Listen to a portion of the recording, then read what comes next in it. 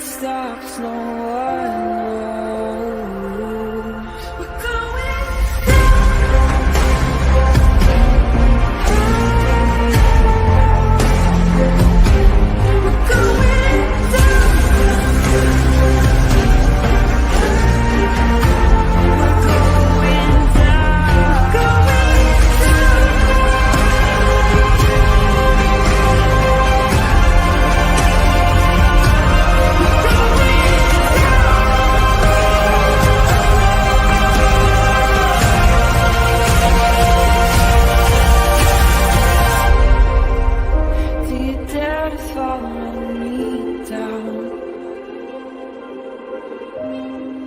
head into the unknown. Na, na, na, na, na, na, na.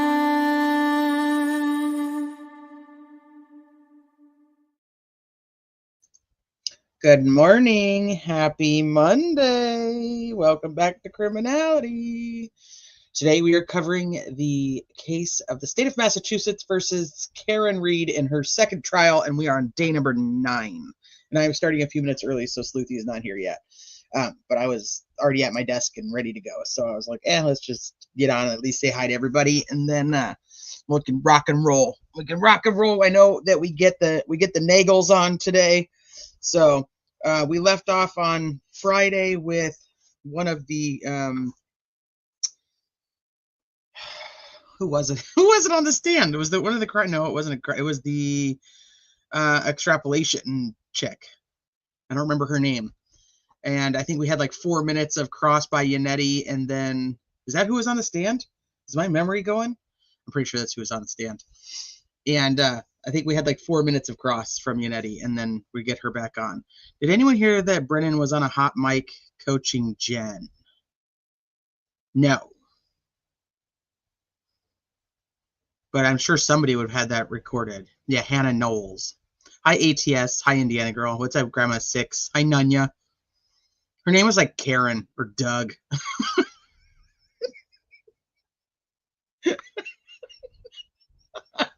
Because those are so closely related. But so if he was on a hot mic, I'm sure that's all over the place, no? I mean, somebody would have heard that. And when Sleuthie gets here, we can ask her, too. Hi, Joanna. Hi, Angie baby. Hi, Sally. What's up, CH? Hey, Shaz. Hey, Carry On. Hey, Hoser Mama. What's up, Post-Punk Mama? Got all the mamas in the house. Hi, Lacey. Hello, hello, Spring. Hi, Hillary. Hannah Knowles. She was the extrapolation chick.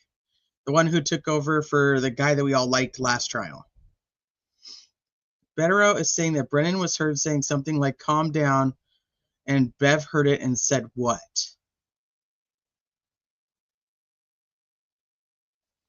Microdots has something? Hold on, I can... he probably put it on Twitter. I'll check his channel real quick, and then I'll check Twitter and see. I haven't heard that, so that doesn't mean that it's not... That's not what happened. Let's check Microdots.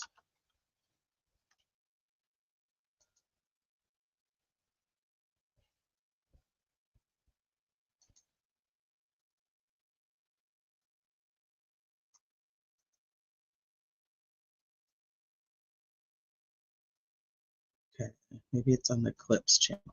Let me look.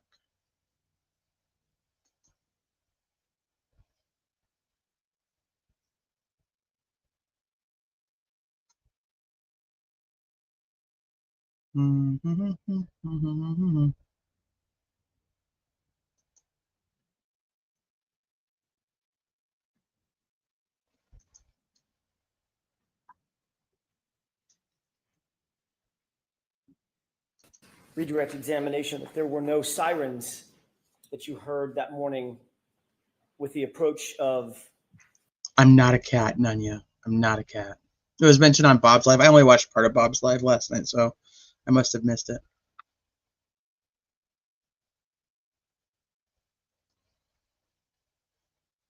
the first responders. Is that right? I don't believe there was. But they did have their lights on. I saw a spotlight, yes, and I do believe they had lights on, yes. Flashing red and blue lights or red lights, some combination thereof, correct?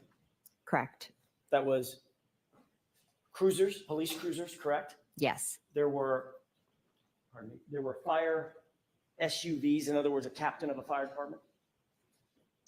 Possibly. There were fire trucks and fire engines. You know the difference? No. Fire engine, big one with a I don't know if this is it or not, but Yes. this is the newest video that Microdots has up on There's an the ambulance, channel. correct? Yes. And all of them had their emergency lights on. Most likely, yes. All of them had their motors running.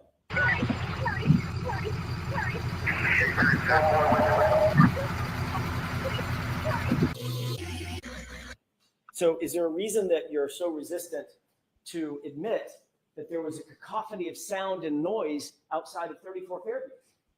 No. Okay, so there was, correct? Outside on the front lawn, yes. Yeah. Side lawn. And there was also some people yelling and screaming at a high pitch, right? Yes. Both Miss Reed, who was yelling and screaming, correct? Correct. And Miss Roberts, who at least at some point told her to shut the fuck up. So, Carrie, you got to get off him, honey. He had been out. Correct? Correct.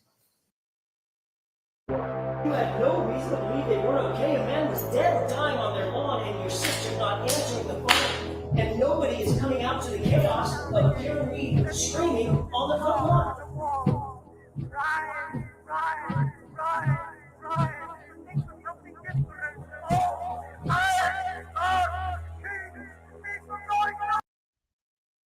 I mean, that's a good video, but that's not what we were looking for. But Microdots always does an amazing job on the videos, so that's not surprising. Maybe it's on Twitter. You guys are asking about my Holman video.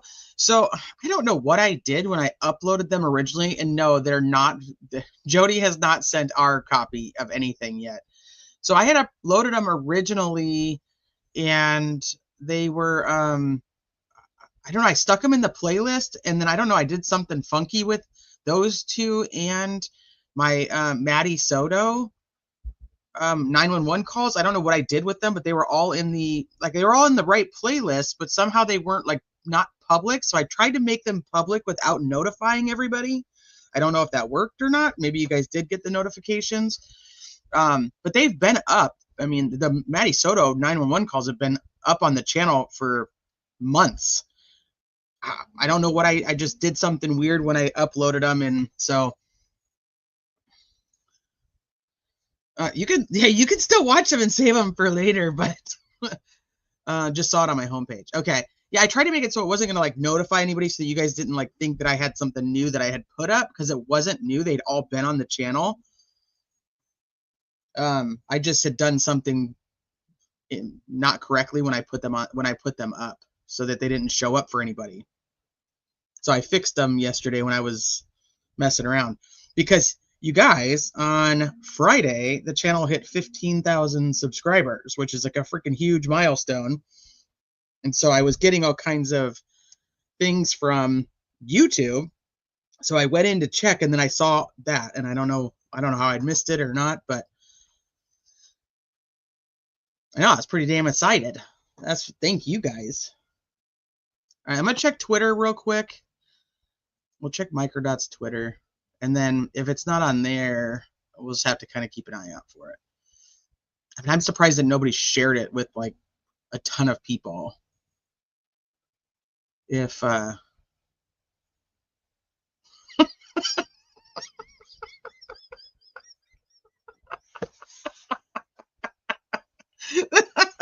this is what I opened Twitter to, you guys. Freaking Hammy. Brad Weber and Gang, the toe discussion. Oh my god, that's hilarious. That's the first thing I see when I open Twitter.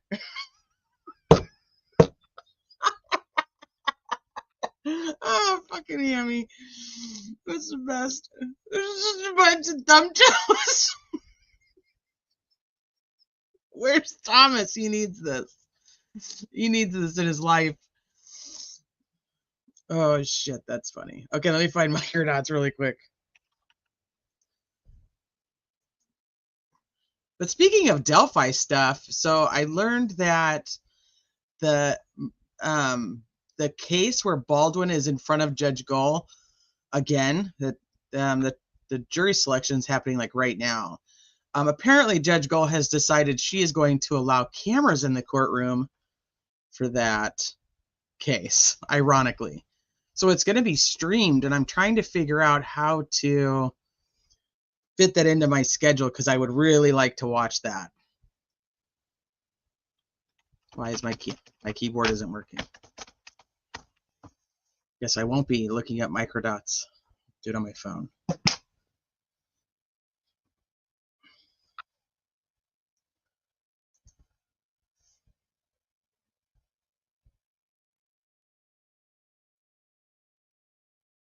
Yeah, now she knows what cameras are.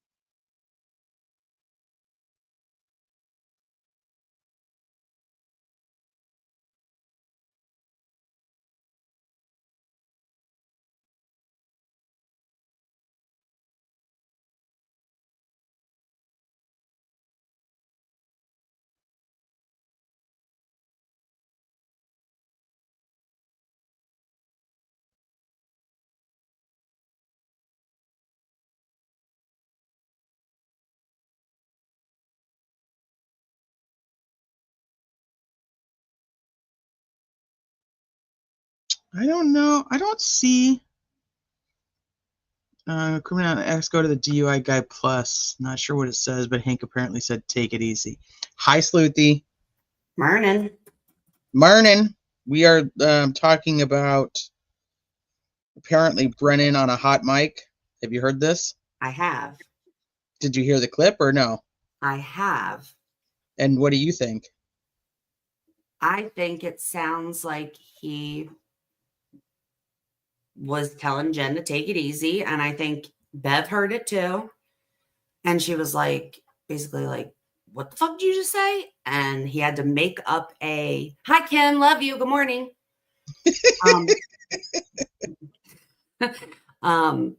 And he had to like make up an objection, which was bullshit. Like it was a bullshit objection. But he had to cover the fact that that had just come out of his face. That's how I take it. Okay, where did you hear this clip at? Oh my, it's all over Twitter. Okay, well, I just got on Twitter and saw Hammy's thumb toes everywhere. So that's where I'm at now. I'm just looking right now, so I don't know. Type in like Brennan. I think I found it. Take it easy. Brennan says to Jen McCabe as she's testifying in court last week. That is 100% coaching of a witness in open court. I have never seen anything like this. And of course, Bev will do nothing to reprimand Brennan's ethical violation because, well, you know. Did anyone else hear Hank literally coach Jen McCabe while she's on the stand? Let me see. I don't. And you recall the time of 12:31:38 now, correct? Correct. This isn't right. That's not right. With times, no, but I do remember that he did call me. Yes. Okay, so there's two phone calls. Easy. Excuse me? I only object. I don't. Oh, fuck yes, it's there. Yeah, exactly. And how I know it like was inadvertent is because when Bev says, what does she say? Like, what? Like, she's like, what? And he like fumbles over himself to create an objection that like he clearly didn't have. Wow. I don't remember the specific times, no, but I do remember that he did call me. Yes. Okay, so there's two phone calls. Easy. Excuse me? I only object. I don't remember the specific times. Can you guys hear it? I do remember that he did call me. Yes. Okay, so there's two phone calls. Easy. Excuse me? I only object. I don't remember the the specific times, no, but I do remember that he did Wowzer. call me, yes. Okay, so there's two. And then she's like, excuse me? And he's like, like, oh, shit. Mm-hmm. That's not good.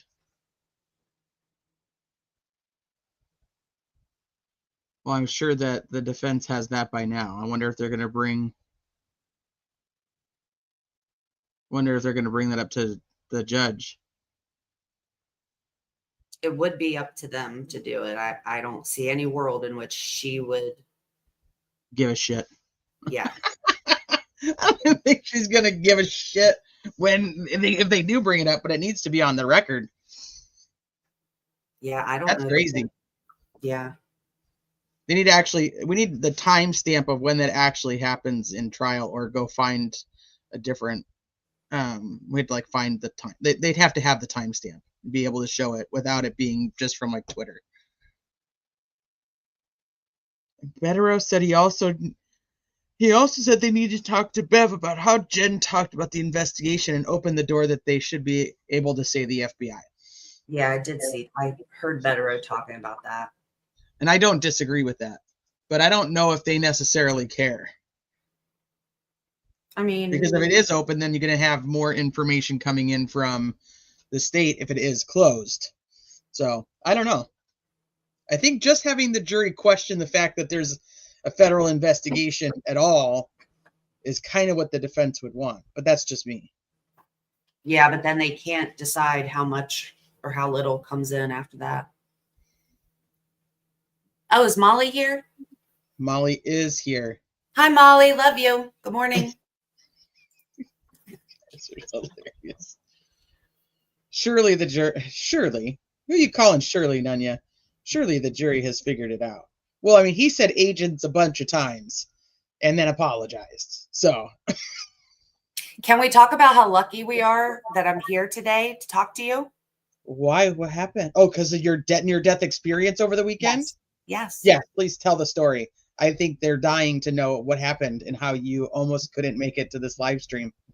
So one thing I have to say, since Molly and Kim are here, is that earlier in the day, in the morning, while we were waiting for this to start, Molly was outside looking at birds. And Kim was like, I wish I was outside looking at birds. And I was like,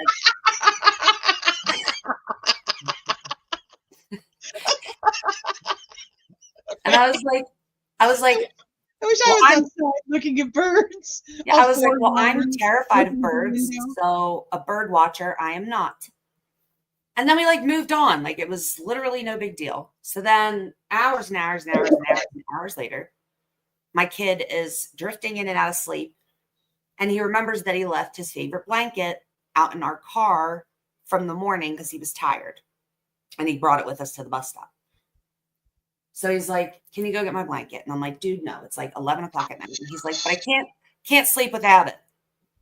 So instead of being like my mother and just saying, you're already falling asleep, just get over it. I was like, okay, I'll go grab your blanket. No, I would have rather been food poisoned. That's just the truth. So I put on my slippers and I go downstairs. I open my front door and in flies a huge fucking, my hands are shaking just talking about this. A huge. Sleuthie almost died, y'all. Just hold on. A huge bird. And I immediately started crying and screaming. And it was like running into the walls. And I was just going to abandon my house. With your son in it? I'm like, it was not a baby. It was huge. Okay. It was a large robin. It was a growed up robin. It was not like baby. Eagle sized. It was enormous. So I moved out.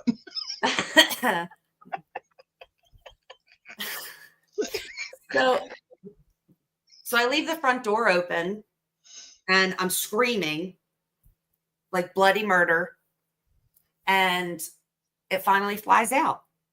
Well, at that point, I'm shaking. I can hardly breathe. I'm having a panic attack. So I have to run upstairs and grab my inhaler. I did 2 puffs of my inhaler. And then I was shaky and I went outside and I was like, where the fuck did that bird come from? Don't they sleep at night? So then I happen to look at my wreath on my front door and there's the nest in my wreath. So I'm like, I fucking hate birds, but I don't want to kill baby birds. I can't see if there's any eggs in there, but I imagine there might be. And I know enough to know that. Can I show the picture? Yeah. I can't, okay. You could show the screenshots of how my mother treats me. Dude, I love your mom so fucking much. Okay, hold on. I'm getting him up. So I try to find a way because I'm like, I can't touch this nest, like to rip it out of there. I've ruined my wreath. My wreath is ruined. I had to throw it in the trash. I'm very, very sad about it. I've had it for years. And I'm like, what do I do? So I pull it down and I'm like standing there, like shaking. No, it was not a bat. It was a bird. And its eggs were in that nest that it had built in my wreath. I could throw up right now. And so she messages me and I'm just dying laughing. She's like, do you not even care that I'm like half dead? Why are you laughing at me? So then I text my mother. So I put the wreath, I hang it on my flag thing. And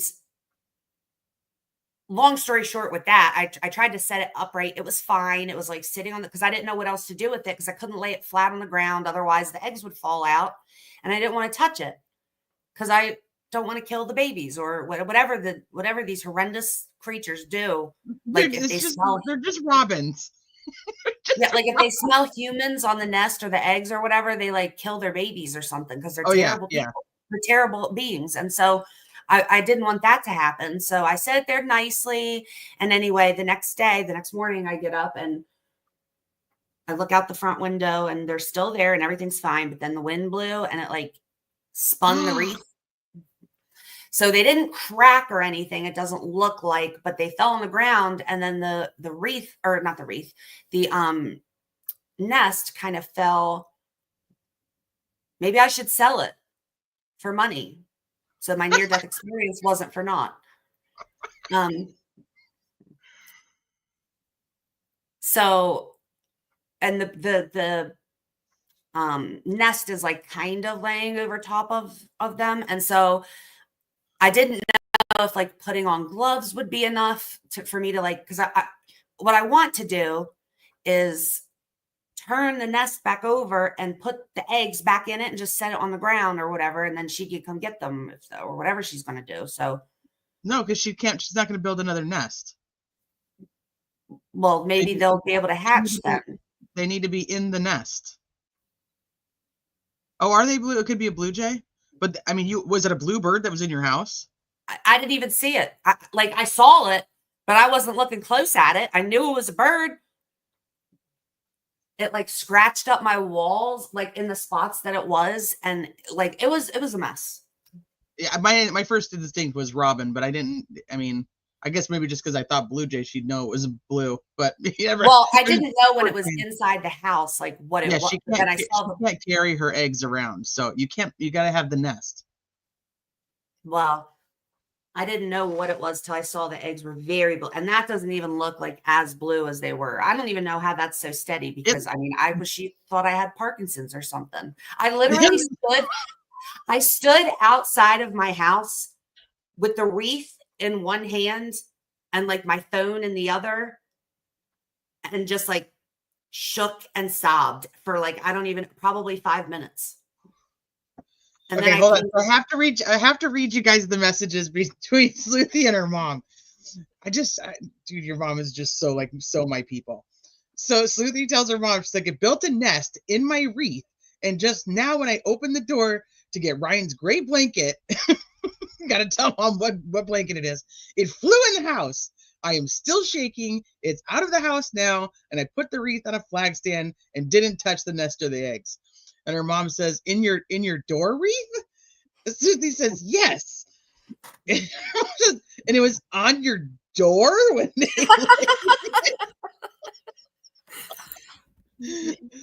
okay. I think I'm fucking crazy. I think this next one is the best one though. My mom knows me. Come on, open. Why isn't it open? There it goes. And Sleuthie says yes. And her mom says, get the fuck out. She thinks I'm so dramatic. Like when I hit a telephone pole going like 50 miles per hour in her minivan, and I rolled the minivan, and I told her that it was because a bee got inside of it. She thought I was lying. Sleuthie says, I just removed the whole wreath and I put it on the flag stand. Yes, there's even mud at the top of my door from her packing it in mud to build it. Like Sleuthie is appalled at the lengths that this would go to get this nest built. It's just her mom's like, how in God's name did you not see them making a nest? Like this is a very long process. So how did you not know they're making a nest on your front door? And then she's like, damn. And Sleuthie's like, well, we saw a bird and they kept flying away like the past couple of days, but I didn't think it was in my wreath. It was a huge bird. So her mom says, wow, did Ryan make fun of you when you were running around with the bird out of the house? I love that her first thought is that your son should start laughing at you for running. Oh, so again, like just so you can know the ending of that, by the time I got his gray blanket to him, he was asleep. Yeah, so she's like so he missed all the bird stuff. It's like he's in bed. He just wanted me to get his blanket. But I just love that. She's like, get the fuck out of here. Like, how did you not know? And then she wants to know if your son makes fun of you for it. I'm like, damn, Mom, you're cold. Keep going. Oh, then I'm trying to pull up right now. It won't load yet. Here it goes. Then she says, Sleuthie says he's in bed. He wanted me to get his blanket. And her mom says, oh, I can just imagine you. And then Mom is fucking making fun of you. And Sleuthie's like, it's not funny. I was crying. And her mom going with the dramatics is like, well, let's thank God you're still alive. Seriously. So it's like, I don't know how people didn't come running. Her mom cannot stop laughing at her. And she's like, I use my inhaler. It's not funny. Like, you contact your mom for moral support. And she's like the first one to talk shit about you. Yeah, exactly. It flew out on its own, Joanna, because if I'd have got the broom, it'd have been a dead bird. And so she goes, so her mom goes, oh my God, have you calmed down? Sleuthie's like, I'm still shaking, but I can at least breathe now. Oh man, your mom, Sleuthie sent me these, and I was just, as soon as I read the first line from her mom, she's like, get the fuck out. I was like, I sent so in my hysteria, I sent because Molly was like, I did not know you were afraid of birds. This was hours and hours and hours earlier. So I sent them these screenshots and I said, if you didn't believe me before, see, my mom knows that I'm scared of birds. That's why the first thing she said was whatever she said, whichever mean one you want to, whatever she's like, I can't imagine, or whatever it was. Where the hell did it go? So I said, well, if you didn't believe me this morning, you'll believe me now. And Molly's response was, I feel like this is all my fault for mentioning the birds this morning and like talking them up. Yes, Molly, it's all your fault. And that made me laugh. So she brought me out of but I did need to take another 2 puffs of my albuterol. Did it poop on your head? Because they say that's good luck. No. Oh shit, man. This is the best conversation ever. Just get the fuck out.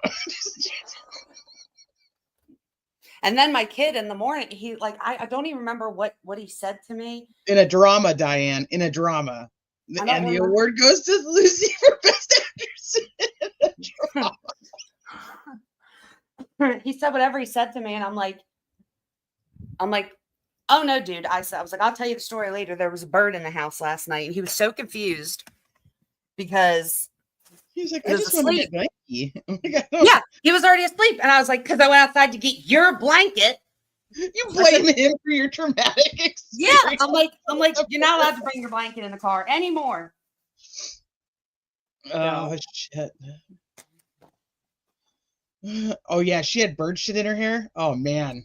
Oh god. I don't even know what the text messages would look like. Her mom would be on the floor. I'd probably just die. Like, had it touched me, or had it touched me, or like grazed me with its wing, or got any, I'm telling you, my heart is like beating so fast, or gotten any closer to me, I would have, and then whatever. I'm like, this whole place is like, there's about it. here. Why are you here? What? Like, there's so many trees and like forest. Like your wreath was perfect. Everybody has a wreath. Like, why my wreath? Aw, post-punk mama.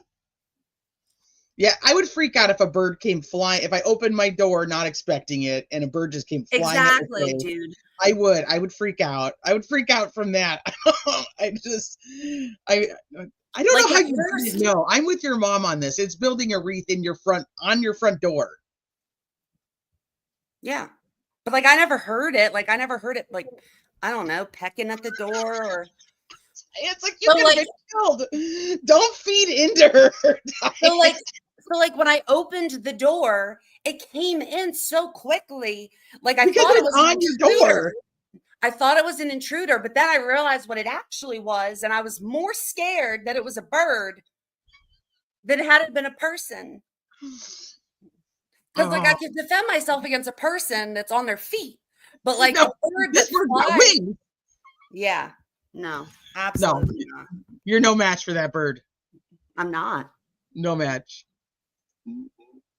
But it's just living on your front door. It was an intruder, Matt. It was an intruder. It was.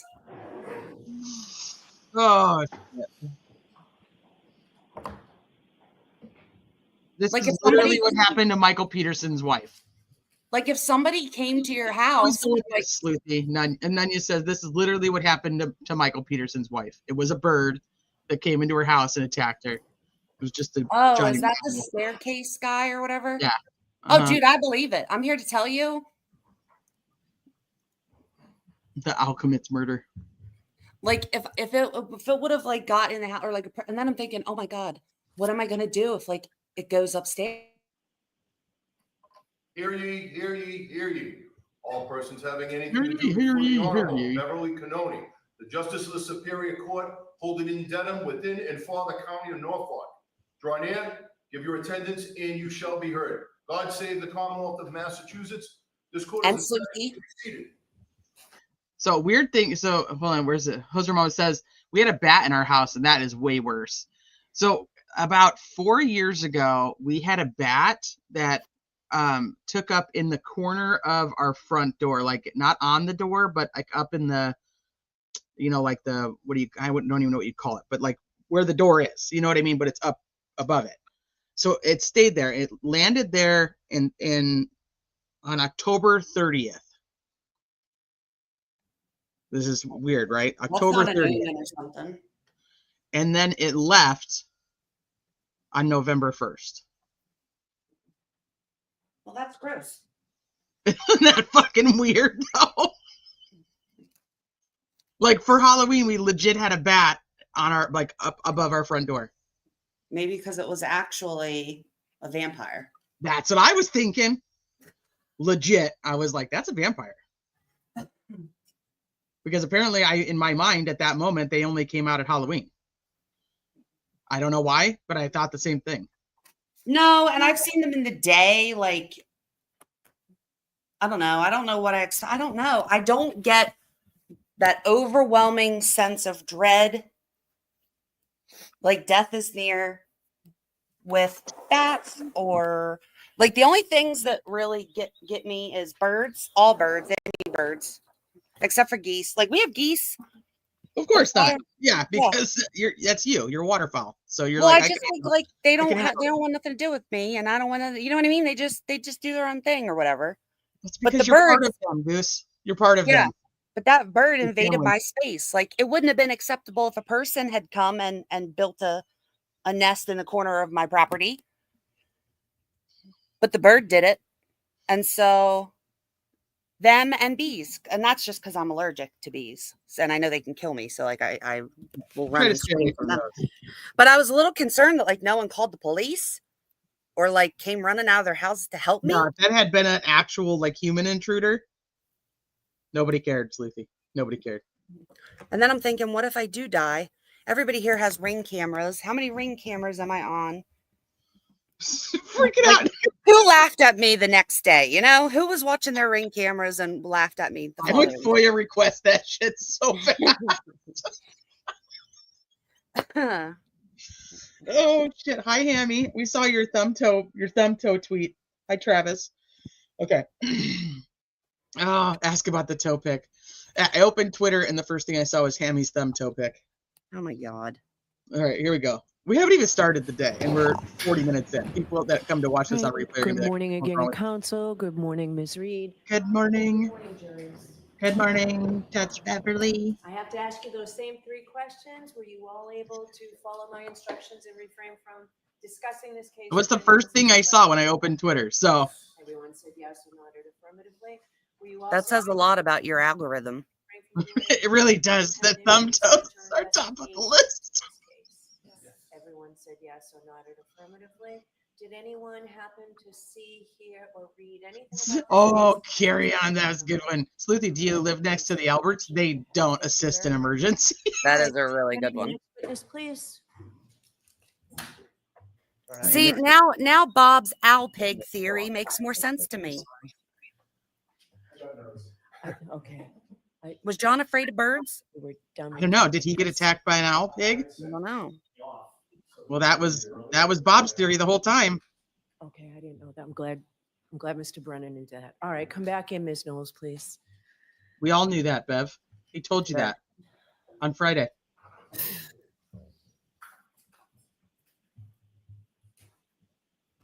I'm convinced she just doesn't listen. Like she doesn't hear anything the defense actually says. She just Well, actually, she's the one who said that Miss Knowles can come back on Monday.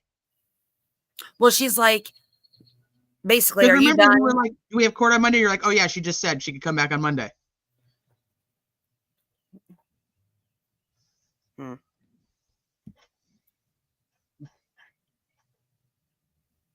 The wounds are consistent with a bird attack.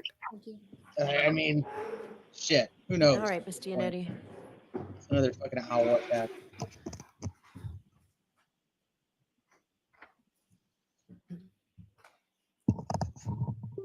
Good morning, Ms. Knowles. Good morning.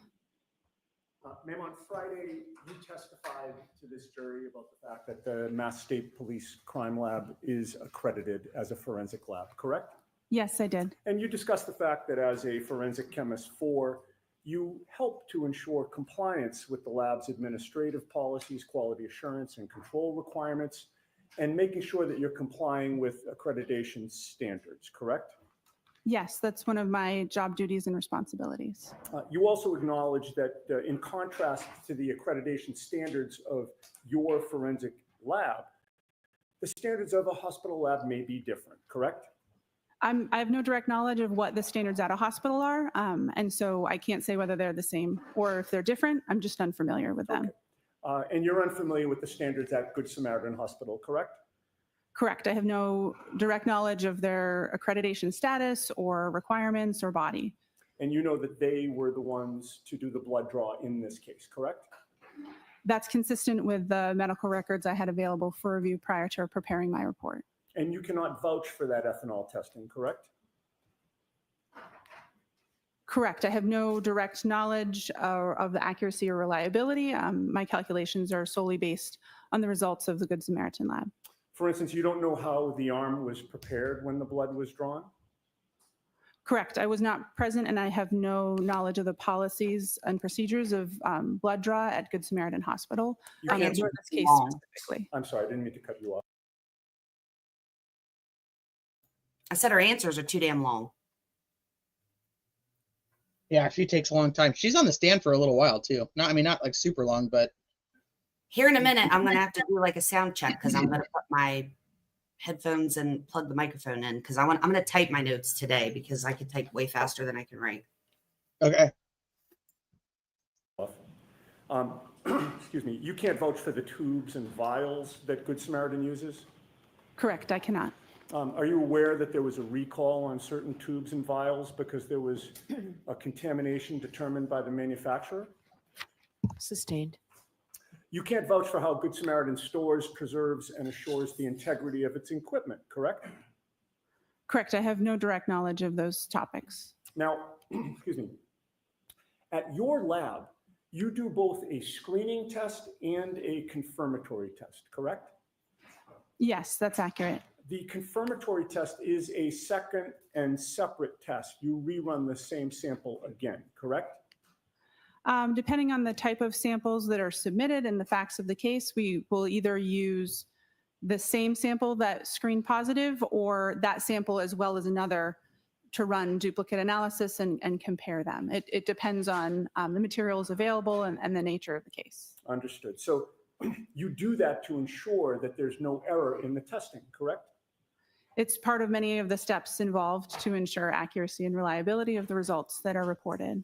And you realize that when you're doing this testing, because you're a forensic lab, you may ultimately be testifying in court. You want to make sure you get it right, correct? Yes. And the confirmatory test acts as a fail-safe against false positives, for example. Correct. The screening and the confirmatory test are typically using different methodologies or different techniques to ensure that a false positive under one technique would not have similar issues with the other, the confirmatory technique. Okay. In this case, your lab did not do any confirmatory testing, correct? My lab did not have samples submitted for this individual to perform testing on. You know of no confirmatory testing that was done by Good Samaritan, correct? I don't know what their policies and procedures are and if the results on the report were the results of confirmatory testing or otherwise. You just have to assume the accuracy of the testing that they did do, correct? I used the results that were reported on the medical records provided to perform calculations. And you cannot testify that the testing done at Good Samaritan meets your accreditation standards, correct? Correct. Now, your lab does whole blood testing, does it not? If whole blood is submitted for a case, then we will test whole blood. If serum or plasma is the only available sample appropriate for testing, then we will proceed with testing on serum or plasma. Whole blood testing leads to more accurate readings of the percentage of alcohol in somebody's blood, correct? Correct. If you would like to know the percentage of alcohol in someone's blood, the best sample to test would be their blood. And you've learned through your training and experience that many hospitals, including Good Samaritan, use a different method of testing than whole blood testing, correct? Yes. Good Samaritan uses serum or plasma testing as opposed to whole blood testing. I'm not familiar with their specific technique or methodology. I haven't undergone training for their methods, but it is my understanding that this type of sample used for their method is serum or plasma. Now, whole blood includes plasma, but it also includes white blood cells, platelets, and red blood cells, correct? Correct. Typically, we describe serum or plasma as the liquid portion of blood, and the other cellular components that you described typically are removed or separated before testing. Plasma has a higher water content than red blood cells, white blood cells, or platelets, right? Yes, it is. Alcohol is highly soluble in water, is it not? Yes. So alcohol has a better affinity with water. Is that fair to say? Yes. That means that alcohol prefers to distribute into the more watery components of blood, correct? Yes, that's accurate. And that also means that alcohol is found in higher concentrations in serum and plasma testing than in whole blood testing, correct? That's correct. That difference in water content is the basis of the serum conversion that I had described on Friday. Okay. So a lab like Good Samaritans, that in this case did serum or plasma testing, will therefore provide results of blood alcohol concentration that are higher than what the true blood alcohol concentrations are, correct? The serum alcohol or plasma alcohol concentrations that they report on their medical records would be higher than the corresponding blood alcohol concentration. That's correct. So to translate the Good Samaritan results into a more accurate reading of blood alcohol content, you need to convert the serum and plasma results to what those results would be in whole blood testing, correct? I'll allow it. Yeah, what are you objecting to? Can you answer it as stated? Yes. The accuracy of the value isn't changed by the reading. It's a different value. It's a serum or plasma alcohol concentration versus an estimated blood alcohol concentration. So if it is helpful or relevant to know what the whole blood analysis would have been if the testing had been performed on whole blood, then that conversion, starting with the serum alcohol or plasma alcohol concentration, is helpful to do. Travis. So Travis says, I've had numerous cases on what is going on right now. A state expert who uses a hospital test result to convert to the BAC number that is used in the statute for drunk driving, 0.08. So Travis, I'm extremely curious then, how does that hold up in most of your cases? In using this hospital, the hospital's blood draw in order to do this, because it's not the same as what they would normally be testing. All right, can you hear me? Yeah, I can hear you. Am I low or loud or? You sound perfect to me, but I'll wait for chat to tell you.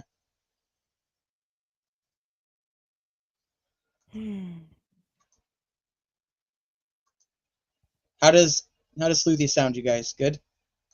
Loud? Low? Perfect. Fine here. I wonder when you play it if they could still hear me.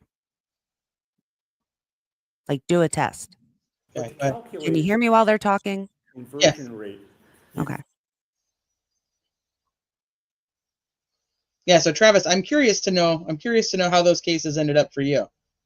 First need to know precisely the amount of water in somebody's blood, correct? The range of serum factors or serum conversion factors that are used in the preparation of my report and the calculations that I performed accounts for total body water variation from individual to individual. The reason I use between 13 and 19% and not just one single value is because I don't know the specific conversion factor that would be appropriate for an individual when I have medical records to review. I think that was a long way of saying yes to my question, right? My question was, always spicy today. Calculate a precise conversion rate for somebody. You'd first need to precisely know the amount of water in that person's blood, correct? Sustained. Ask it differently, Ms. Tino. Is it scientifically possible to predict with accuracy a precise conversion rate for one individual person? Yes. Everybody has a different amount of water in his or her blood, correct? There is a normal variation between individuals. I'm sorry, I'm going to do my best to ask yes or no questions, and then if there's an explanation, Mr. Lally can stand up afterward and have you explain, but So this will go more quickly. No comments. Just go ahead and ask a question. Sure. Shut up. Everybody has a different amount of water in his or her blood, correct? Yes. And there are a number of factors that influence the amount of water in somebody's blood, correct? Yes. What is hematocrit? I don't know. Oh my God. Hematocrit is the percentage of red blood cells in whole blood cells. Do you know that? You have to know that. Sustained. Are you aware that my God. individual hematocrit can vary and that it affects the water content in blood? Yes. Sustained. Oh my God. Would Why is that somebody's sustained? age She be a doesn't know? factor in determining Clearly not. water in their blood? I don't know. Could somebody's Oh my gender God. affect the amount of water in their blood? Yes. Could when somebody had eaten and what somebody had eaten before the blood was drawn affect the amount of water in their blood? Why is she always looking for the answer? Like she's reading a It's book. possible, but I'm not aware of those factors being considered when performing total body water calculations. Would how frequently a person uses the restroom affect the amount of water in their blood? As it would relate to their state of hydration, it's possible, but again, I'm not familiar with performing precise calculations on individuals. It's not a routine part of my job, and it's not in the scope of my expertise. Would medications, some medications, potentially affect the amount of water in somebody's blood? It's possible, yes. And conversion factors vary significantly between individuals, but they can also vary within the same individual over time, can they not? I believe so, yes. And all of the factors that we've discussed that you've adopted can impact the conversion factor that is used, correct? Yes. And there is no one universally agreed upon conversion factor, correct? Correct. There is a range that Right. is agreed upon, but not a singular conversion factor. Right. And the range that you used was 1.13 to 1.19, correct? Yes. You recognize, however, that with all the factors affecting the amount of water in somebody's blood from person to person, and even within one person over time, some people can fall outside the range that you used, correct? Yes. And you recognize that some studies have shown a conversion rate from serum to whole blood can be higher than 1.19, correct? Yes. Are you aware of a study by Rainey, R-A-I-N-E-Y, reporting conversion rates as high as 1.59? Yes.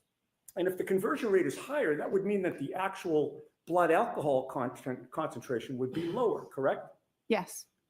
So if you're using a range of conversion factors that does not capture what the conversion factor should be for the individual that you're testing, you can't have confidence in the result, correct? Correct. The range that is utilized is looking at studies of large groups of people to try to capture as accurately as possible most individuals in the population, but it would not cover 100% of scenarios with all the factors that you've described. Okay, and you'd agree that your conversion of serum to whole blood here is imprecise, correct?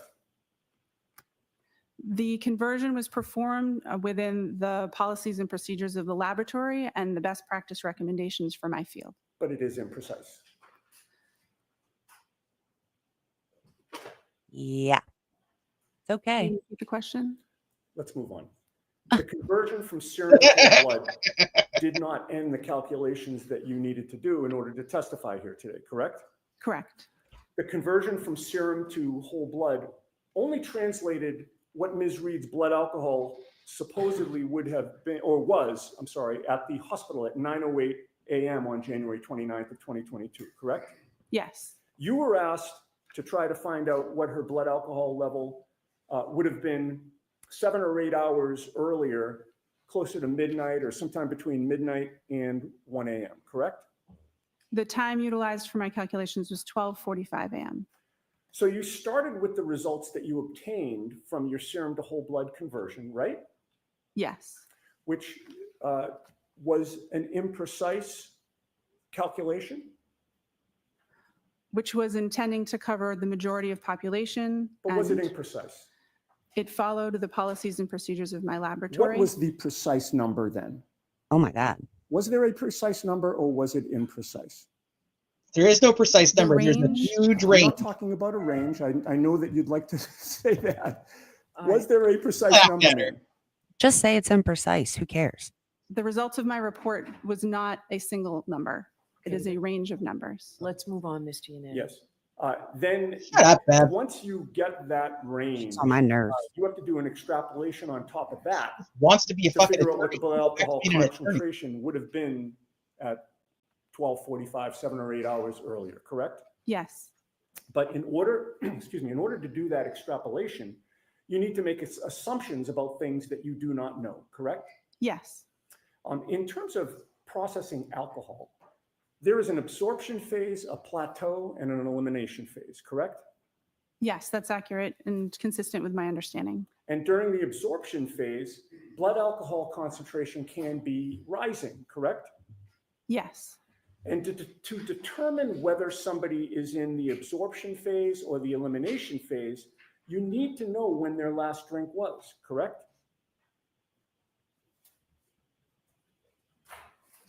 The looking around is killing You're me. performing that type of calculation, or if you're trying to determine if they've reached their maximum, that would be helpful information to have.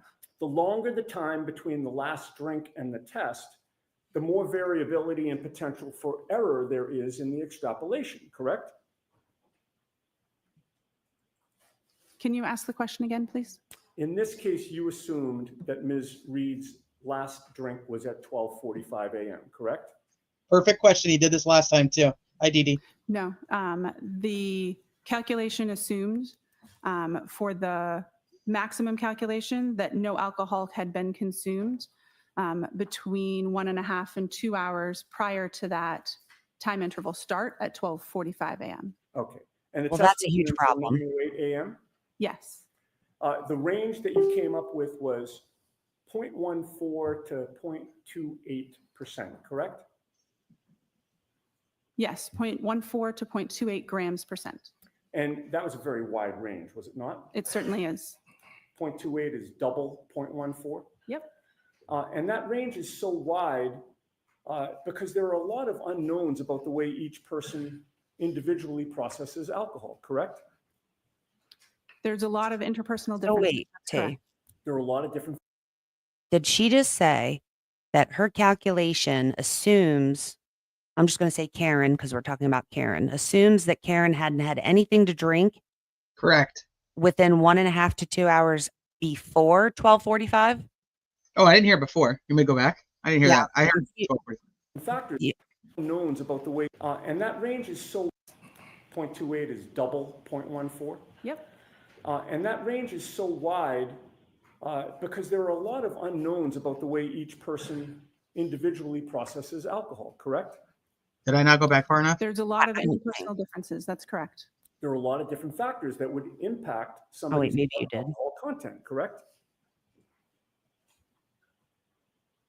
Yes. What somebody had to eat can impact their blood alcohol concentration, correct? The May not have gone back far enough, maybe. contents of their stomach or what they had eaten recently does not impact the rates of elimination that I use for my calculation, but it can factor into the absorption part of the curve and can impact that maximum amount that's reached. Okay. The Okay, I tried body to get- weight can impact. Yes. And to determine whether supposedly would have been, or was, I'm sorry, at the hospital at 9:08 a.m. on January 29th of 2022, correct? Yes. You were asked to try to find out Okay, this what is the good. blood alcohol level would have been 7 or 8 hours earlier, closer to midnight or sometime between midnight and 1 a.m., correct? The time utilized for my calculations was 12:45 a.m. So you started with the results that you obtained from your serum to whole blood conversion, right? Yes. Which was an imprecise calculation, Which was intending to cover the majority of population. but was it and imprecise? it followed the policies and procedures of my What laboratory. was the precise number then? Was there a precise number or was it imprecise? The range, I'm not talking about a range. I know that you'd like to say that. All Was right. there a precise number, ma'am? The results of my report was not a single number. It is a range of numbers. Let's move on, Mr. Yanani. Yes. Then once you get that range, you have to do an extrapolation on top of that to figure out what the blood alcohol concentration would have been at 12:45, 7 or 8 hours earlier, correct? Yes. But in order, excuse me, in order to do that extrapolation, you need to make assumptions about things that you do not know, correct? Yes. In terms of processing alcohol, there is an absorption phase, a plateau, and an elimination phase, correct? Yes, that's accurate and consistent with my understanding. And during the absorption phase, blood alcohol concentration can be rising, correct? Yes. And to determine whether somebody is in the absorption phase or the elimination phase, you need to know when their last drink was, correct?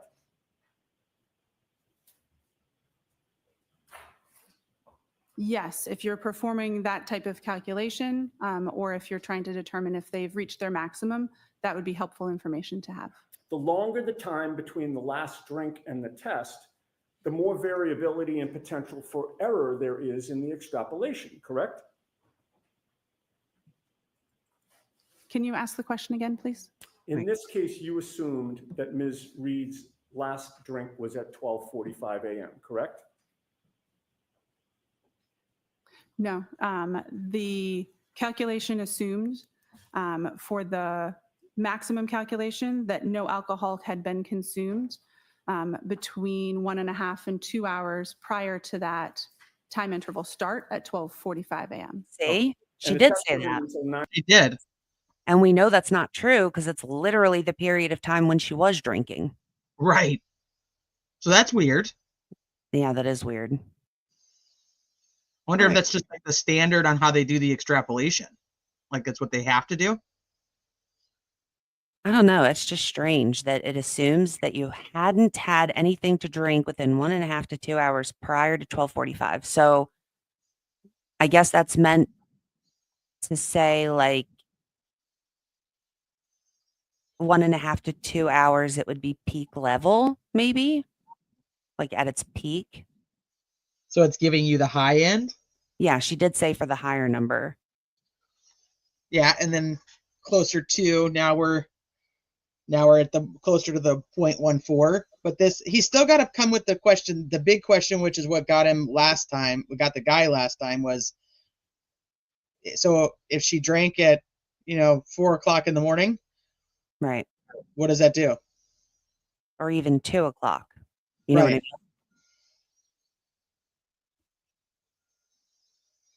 9:08 a.m.? Yes. The range that you came up with was 0.14 to 0.28%, correct? Yes, 0.14 to 0.28 grams percent. And that was a very wide range, was it not? It certainly is. 0.28 is double 0.14. Yep. And that range is so wide because there are a lot of unknowns about the way each person individually processes alcohol, correct? There's a lot of interpersonal differences. That's correct. There are a lot of different factors that would impact somebody's blood alcohol content, correct? Yes. What somebody had to eat can impact their blood alcohol concentration, correct? What part, Travis? Do you know what the part is on the time? 1 hour to 90 minutes. Can you play it again? I don't know how far back. I wonder if he's a little bit behind, if he was asking the same thing that I asked. Yeah, maybe. They weren't just talking about that, so I'm not sure. The contents of their stomach or what they had eaten recently does not impact the rates of elimination that I use for my calculation, but it can factor into the absorption part of the curve and can impact that maximum amount that's reached. Okay. Their body weight can impact their blood alcohol concentration, correct? Correct. Again, it would not necessarily, or it could be included in the rate of elimination range that I use for my calculations. The person's body weight has more to do with, again, the absorption, the maximum concentration, the first parts of the curve, and not the elimination portion that we're discussing when we're doing retrograde extrapolation. And the first word of your answer was correct, right? Yes. A person's metabolic rate can impact their blood alcohol concentration because different people metabolize alcohol at different rates, correct? Yes. In addition, regarding the timing of the last drink, you were not with Ms. Reed on the late evening of January 28th or the early morning of January 29th of 2022, correct? Correct, I was not. You have no personal knowledge of when Ms. Reed had her last drink, correct? Correct. Were you informed that Ms. Reed was upset after 12:45 a.m. when you were doing these calculations? I don't believe so. Did you know, were you informed that she went to John O'Keefe's house in Canton and was the only adult in the house at that time after 12:45? Sister. Are you aware of what type of alcohol John O'Keefe had available in his house at that time? Sister. Were you aware that she was waiting for John O'Keefe to come home, but he never did? Sister. Do you have any personal knowledge of whether Ms. Reed poured herself a drink during the hours of 12:45 a.m. and 6 a.m. on January 29th of 2022?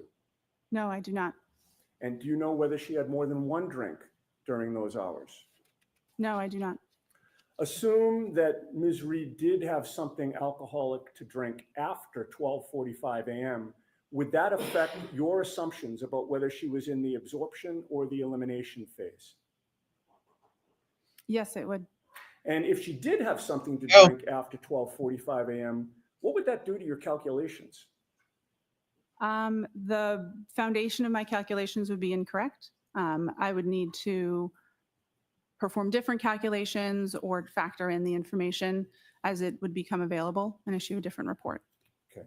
So if your assumption of when she had her last drink was incorrect, you would not have confidence that your conclusions about which you testified Friday and today are accurate, correct?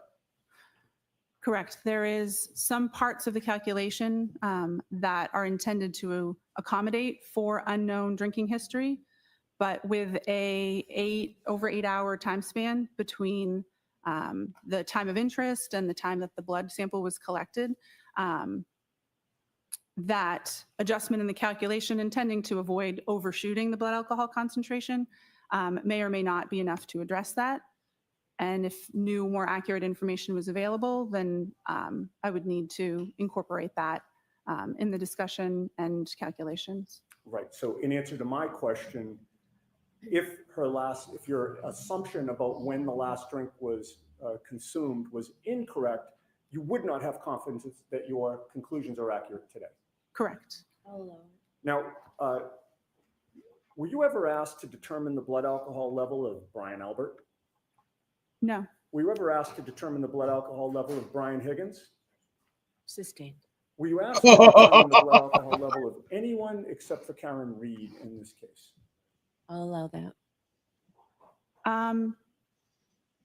To the best of my knowledge, my only involvement with this case in my unit was the request to perform these calculations on this individual. Thank you. All right, Mr. Lally.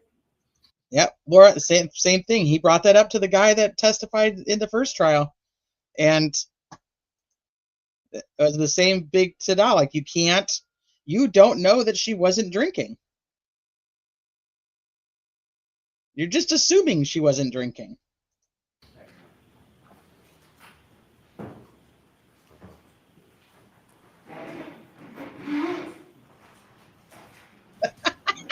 Dante. Morning, Ms. Knowles. Good morning. Now, again, how many serum conversions have you performed over your years at the lab? It's hard to know an exact number, but at least over 100. And the ethanol reading or the alcohol reading within Ms. Reed's medical records that you testified to previously last week, what was that reading again? 93 milligrams per deciliter. And that reading in milligrams per deciliter, is that typical for how you would see alcohol recorded in hospital records? Yes, it is. And specifically hospital records that you would then be asked to perform a serum conversion on? Yes. Now, with respect to your calculations in this case, did you perform these calculations consistent with how you have done in each and every prior instance within your work at the lab?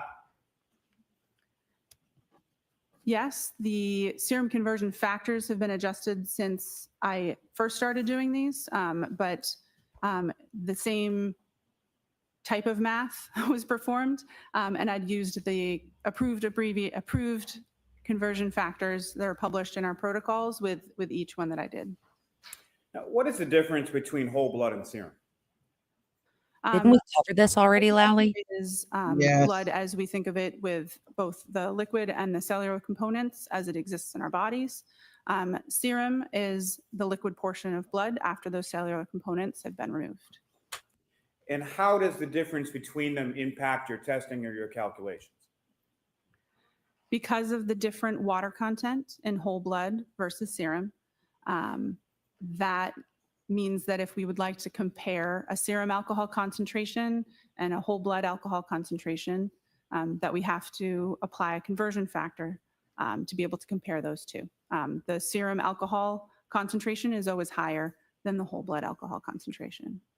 And that difference, is that accounted for within the calculations of the conversion factors that you utilize?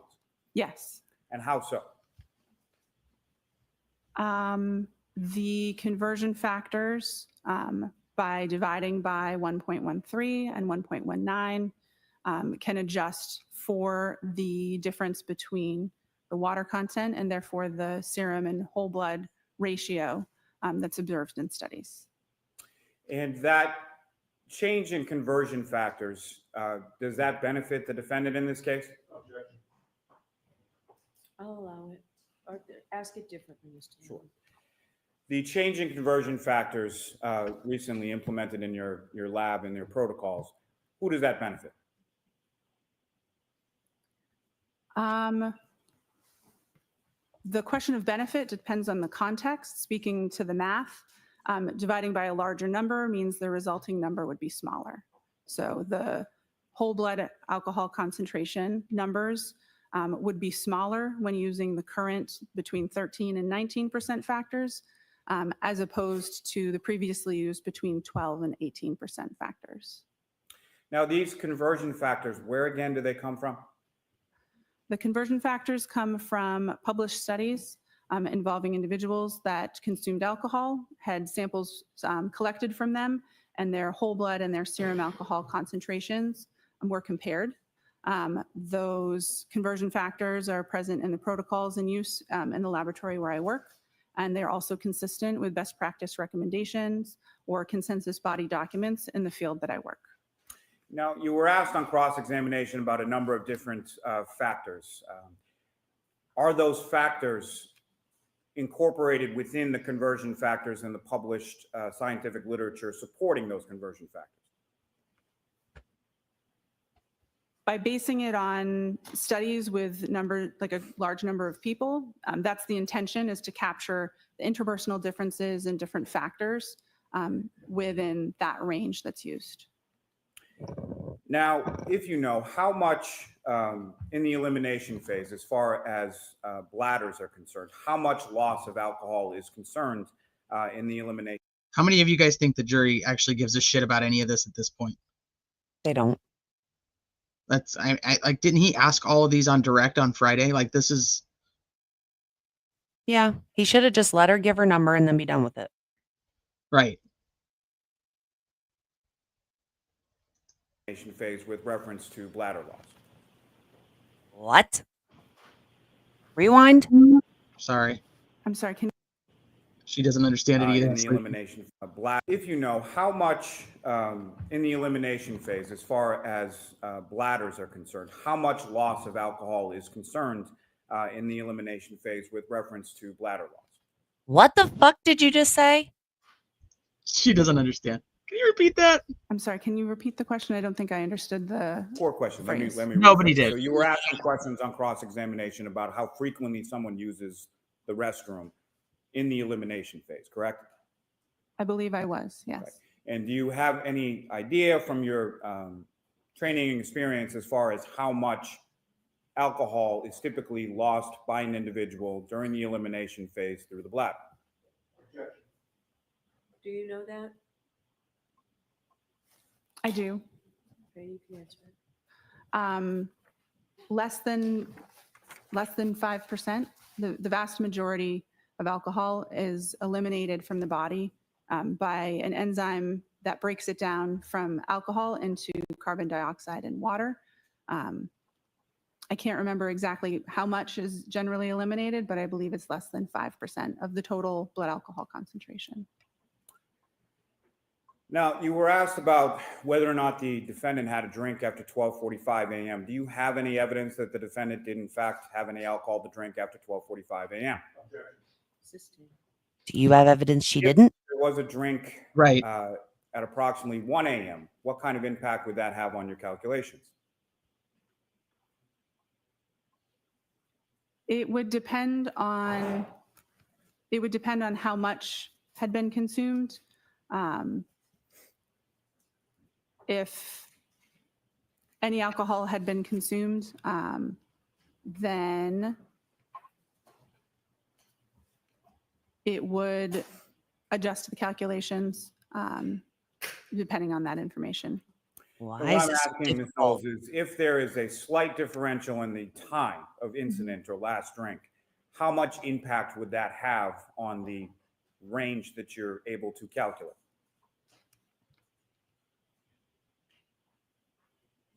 I'm not sure. Oh my God. Now, you testified as far as the range being on the retrograde analysis being between. I almost feel like he's just making her sound more uneducated and that she doesn't know what's going on. And so the jury's going to be like, this lady doesn't have any idea what's actually happening. I agree. Just shut up. Witness. Yeah, just shut up. Lolly, shut up at this point. You're making her sound dumb.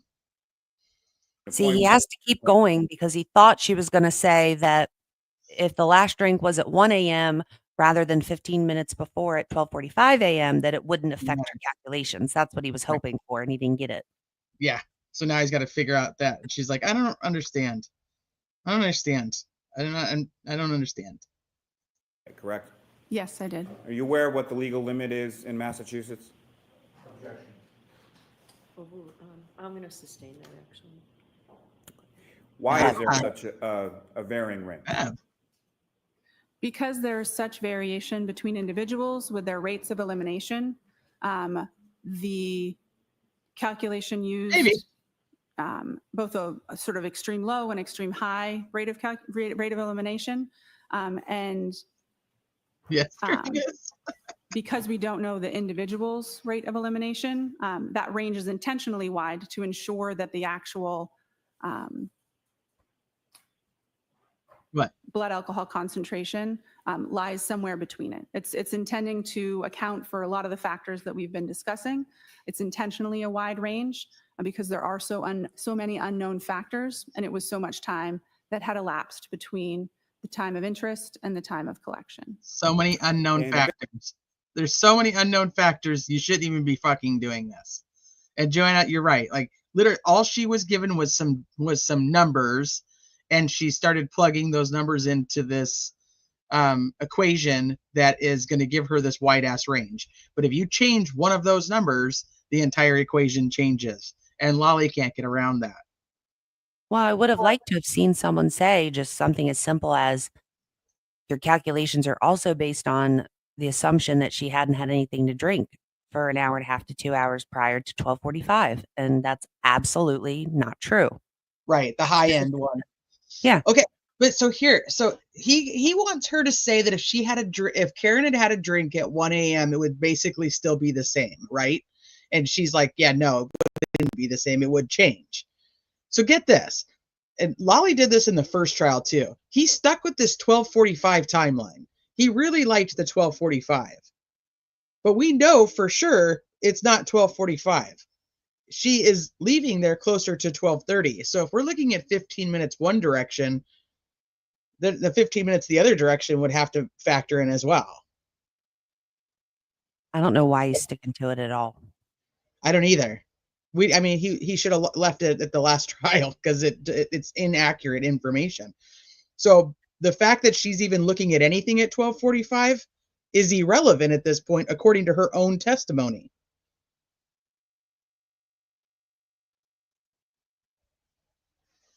Because nothing is happening with John at 12:45 because Karen's not there.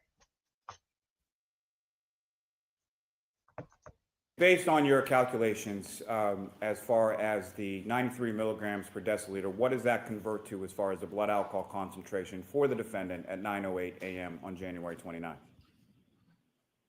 93 milligrams per deciliter in serum alcohol concentration would convert to between 0.078 and 0.082 grams percent.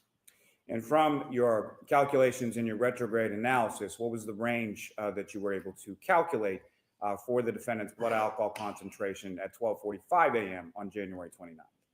Between 0.14 and 0.28 grams percent. And 0.14, 0.28, and every number in between is higher than 0.08. Is that correct? Yes, it is. Nothing further. No further questions. All right, Ms. Knowles, you're all set. Thank you very much. We're all set. All right, call Now we get Ryan. next witness, please. Or Mr. DUI himself, who got a DUI for being over the legal limit while driving with a minor in his vehicle. Cute. Commonwealth calls Ryan Nagel.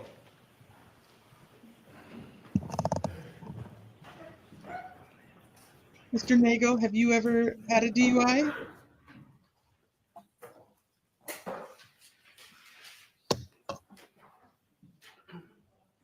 This way.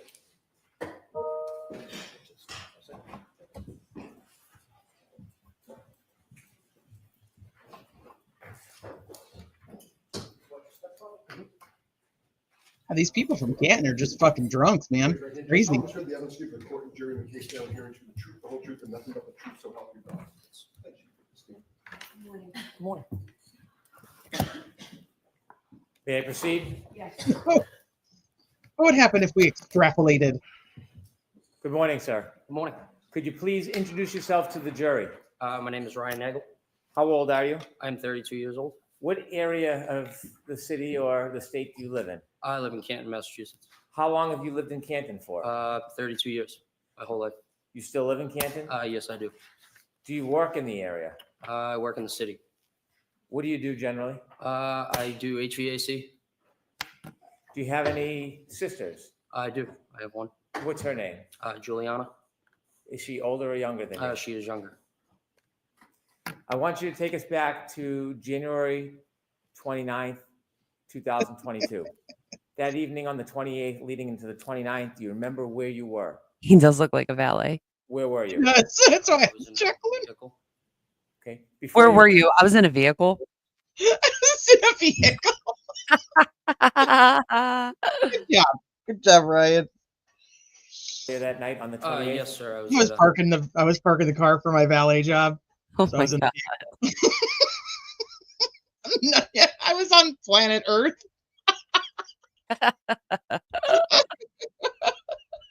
CF McCarthy's. What's CF McCarthy? Hold on, let me back it up. Evening on the 28th, leading into the 29th, do you remember where you were? Yes, I do. Where were you? I was in a vehicle.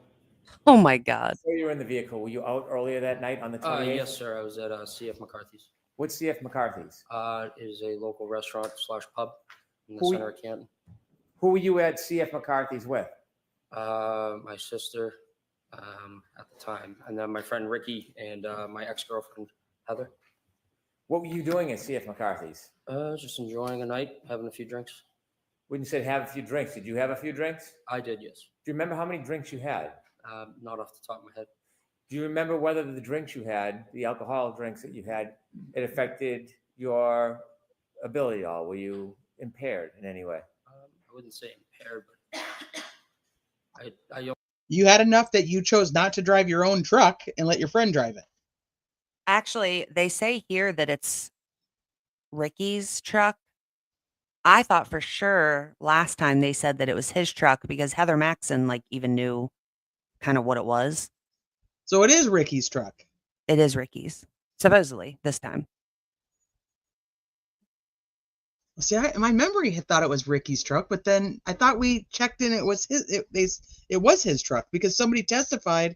I think it was McCabe that testified that was his truck. And I was like, it was his truck? I do vividly remember looking at testimony a couple days ago because you asked this. So I don't know. I didn't go look for like any clips. I just looked at the notes. Yeah. Nanya, he does say my sister at the time. She's not his sister anymore. I think he was just getting nervous because it was his girlfriend from that time. Imagine you break up with someone and then you're stuck like thinking the same thing because you got to fucking testify in a trial that never ends. Yeah. So you're like all your new boyfriends or girlfriends are like, seriously, you're gonna fucking talk to them again? And it's like, well, yeah, we're kind of in this for the long haul. It's just so uncomfortable. And ATS, I hate to tell you, but I say the word slash as well. Restaurant/pub. Yeah. Oh, I do too. What are you supposed to say? I don't know. She said she's never actually heard anybody say the word slash. Really? Yeah, like you don't say it in that. Yeah, I do. Or I would say car/truck or maybe you'd say or. I don't know. No, because the whole slash is and or. You know what I mean? Like it's a restaurant and pub, restaurant or pub.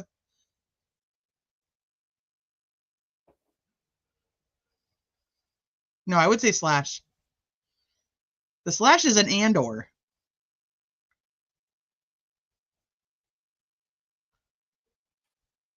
But is a restaurant not a pub? No, because it's just a restaurant. So what's a pub? Like it's like a watering hole. There's an actual like bar, and you could like hang out at the bar and just drink. Restaurants have bars. Not Olive Garden has a bar. Yeah. So you go to the bar at Olive Garden. It's not a pub. The Olive Garden's not a pub. No, because you don't just go there to hang out and drink at the bar. How many times have you ever been like, let's go to Olive Garden and have a beer at the bar? Like, you just don't do that. So CF McCarthy's. There's a bar so that while you're waiting for your table, you can have a drink. A pub has beer nuts. There you go. We're never going to get finished today. You only drink beer. These people are boring. Do you feel like you had any type of effect from the alcohol? I may have. Is he a real good judge of that, though? Do you remember the times that you were at McCarthy? Probably 8, 9 o'clock. What time did you leave? Probably right before midnight. When you left McCarthy's right before midnight, did you have a plan that you were going to do something? No, I did not. Tell us, after you leave McCarthy's, where do you go? I was going to go home, but my sister Julie texted me to be picked up. When you were going to go home, tell us, when you leave McCarthy's, what kind of vehicle were you in? I was in my friend Ricky's Ford pickup truck. Who was driving? Ricky. Was anybody else with you too? My ex-girlfriend, Heather. Heather. You know Heather's last name? Maxon. Was she in the front or the back of the truck? She was in the back seat.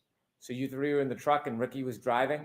Correct, sir. You mentioned you were going to go home. Did you start to head towards your home? Mr. Brennan, slow down a little bit for the court reporter, please. Pardon me. You mentioned you were going to go home. Did you start heading towards your house? Yes. Do you remember what time you got the text from your sister?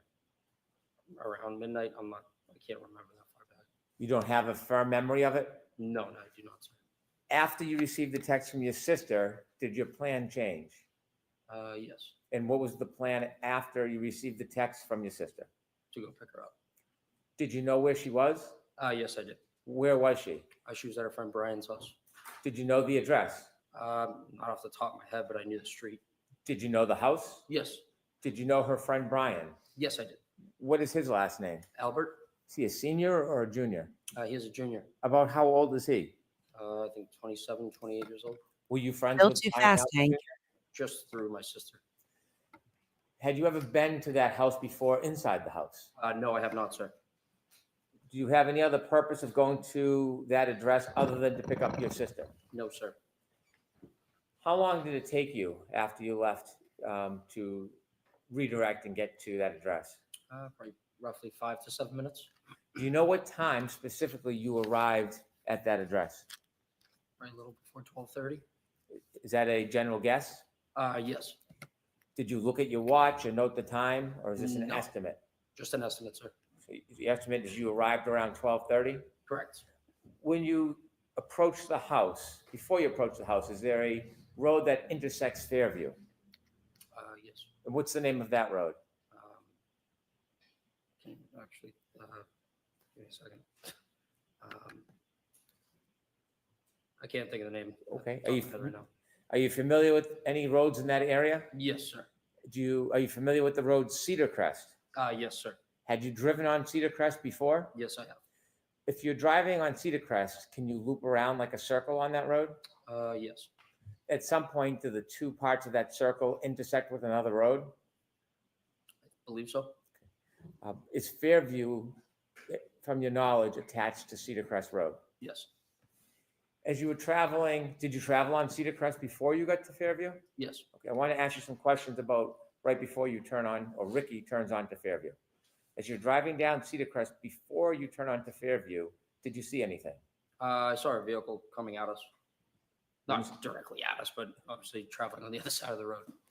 And where was that He's vehicle? being super nervous, like way more nervous this time around than he did last time. Well, Hank's like firing questions at him really fast.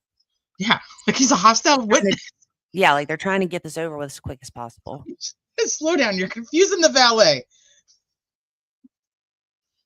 Traveling towards? Us, and then they put their blinker on to take a right. And For them to take a right. that vehicle is going to take a right onto Fairview? Correct, sir. And your vehicle is coming in the opposite direction? Correct. Where was your vehicle going? Taking a left onto Fairview. Did you both meet at that intersection? Yes, roughly around the same time. Who turned onto Fairview first? The other vehicle. How did that happen? I believe Ricky flashed his lights to let them go. Did you see the other vehicle? Yes. Do you remember what kind of vehicle it was? That was a black SUV. When that car turned right onto Fairview, how long after did Ricky turn left onto Fairview? Seconds. When you came to that intersection and met that car, when Ricky blinked his lights, could you see inside that SUV? Say that again? When you came to the intersection at Fairview, and you said that the driver of your truck, Ricky, blinked his lights, could you see anything inside the SUV? I wasn't really looking. After that SUV turned right onto Fairview and Ricky turned left onto Fairview, who was in front of who? The other vehicle was in front of us. Was the other vehicle in front of you the entire time you saw it? Yes, sir. Did you? Was there a white Jeep? Drive and park in front of that vehicle? No, we were behind them. Always behind it? No Jeep. When Ricky pulled up to Fairview, where did he stop? Right in front of the driveway of the Albert's house. You were in the front passenger side of the truck? Correct, sir. If you looked directly outside that window, what would you have seen? The driveway and the house. The other vehicle, did it stop at the driveway? No, it was probably like a car length in front of us. So it was in front of you? Correct, sir. Did you ever see that car stop at the driveway? At the driveway, I don't recall. Did you wait before you got to Fairview, or did Ricky drive directly to Fairview after he took the left? Well, he turned the left onto Fairview. Okay. Did he wait, or did he drive directly to Fairview? He drove directly there. Okay. The car in front of you, did you ever see it move behind you in front of the driveway?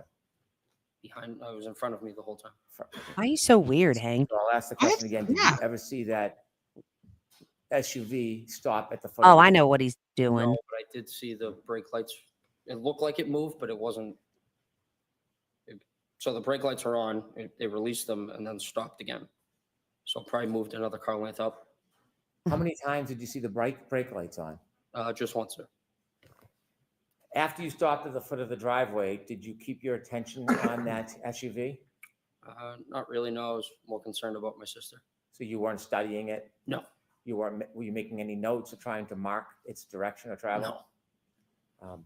But you do know, or do you have any doubt that it was in front of you the entire time? Yes, it was. When you pulled to the driveway, did you go in to see your sister? No. What did you do?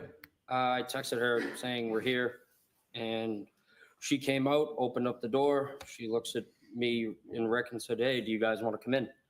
For a drink or whatever." And I looked at him, looked in the back seat, asked Heather. We said, "No, we're all set. We're going to go home."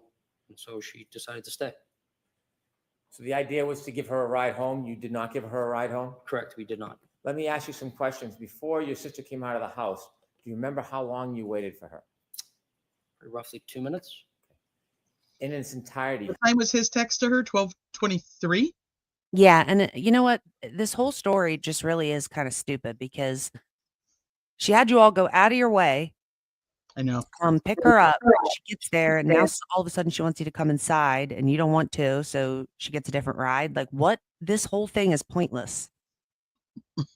It's pointless. I don't think it is.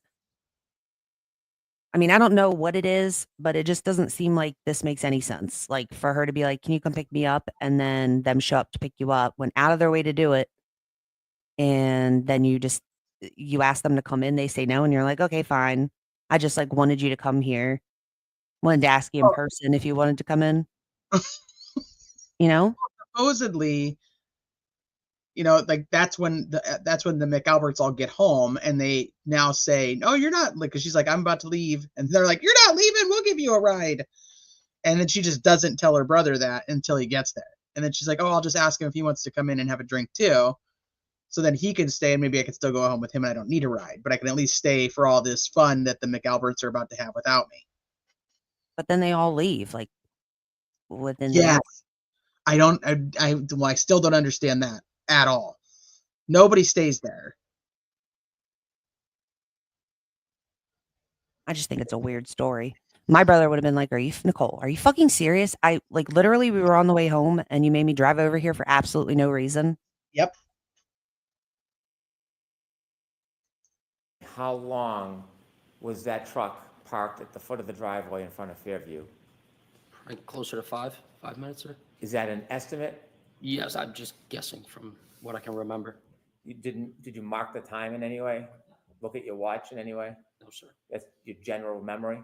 You're just roughly trying to remember. When you looked up at the house, did you see there were more than one door? Yes, there were two doors. Yes. Do you remember what door your sister came out of? She came out of the side door, which is to the left of the garage. Did you watch her? Yes. Where did she walk? From where to where? She walked out of that door down the driveway towards us. When she reached you, how did you have a conversation with her if you were in the truck? I opened the door, my passenger door. Why'd you do that? Were the windows not working? No, because she had to get in the back of the car. Right? Anything else? It was only a 2-door, right? He could have, yeah, he could. Well, but then he would get out, right? And start putting the seat up or whatever. That's what my memory is telling me that he testified to before, was that he was going to get out. Okay. But then she doesn't end up leaving. I don't know. Let me see what he says here. Mm-hmm. So was your attention directed to your sister? Nope, just on my sister. At some point after your sister turned to go inside, did you wait for her or did you leave right away? Or did Ricky leave right away? We waited for her to get back into the house. At any point before your sister went back in the house, did you see any lights, like dome lighting, come on inside that SUV? Yes, I did, sir. Before or after your sister went in the house? Roughly as she was getting in the door. Before you ended your conversation with her, did you see the dome light go on in that SUV? Say that again, sorry. Before your sister left the driveway, Mm-hmm. did you see any dome light on in the SUV? No, I wasn't looking. Your sister began to walk back to the house. What was your direction? What was your attention focused on? Mainly on her. We were pulling away from the driveway and kind of just glancing back. over at Julie to make sure she got in. When your sister went back up the driveway to go in the house, when was the next point you had any chance to see the SUV? When we were passing it. When you were passing the SUV, where was it located in relation to the house, flagpole? Directly in front of the house. Was it anywhere near the flagpole as you drove by? Probably like a car length from that. A car length from the flagpole? Yes, give or take. Is that the middle, right, or left side of the house? That would be towards the left side of the house. As you drove by that SUV, what was your primary focus? My sister, sir. Like watching her get in. You were being attentive to her getting in? Correct, sir. As you watched her get I think in, it's so weird. see anything else in your vision as you were watching your sister go into the I house? saw that there was a woman in the driver's seat of the black SUV in front of me, sitting there with her hands on the steering wheel at 10 and 2. Did you get a good enough look that you would remember who that person was, or was it too brief to It identify the was person? too brief, sir. You saw the person in the SUV with their hands on the wheel. How did you see them inside the car? Their dome light was on. Do you know how a dome light comes on in a vehicle? Yes, sir. Either you press it yourself or if there's a door open. When you had the glance or the glimpse of the woman in that SUV holding the wheel, you said 10 and 2? Correct, sir. Could you describe for us what that means? Just like Oh a my clock, God. just the hands on the clock, like 10 and 2.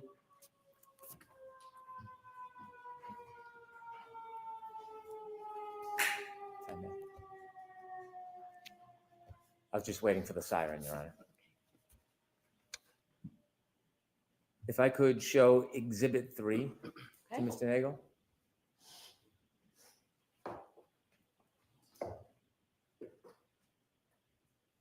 Sir, do you recognize that address?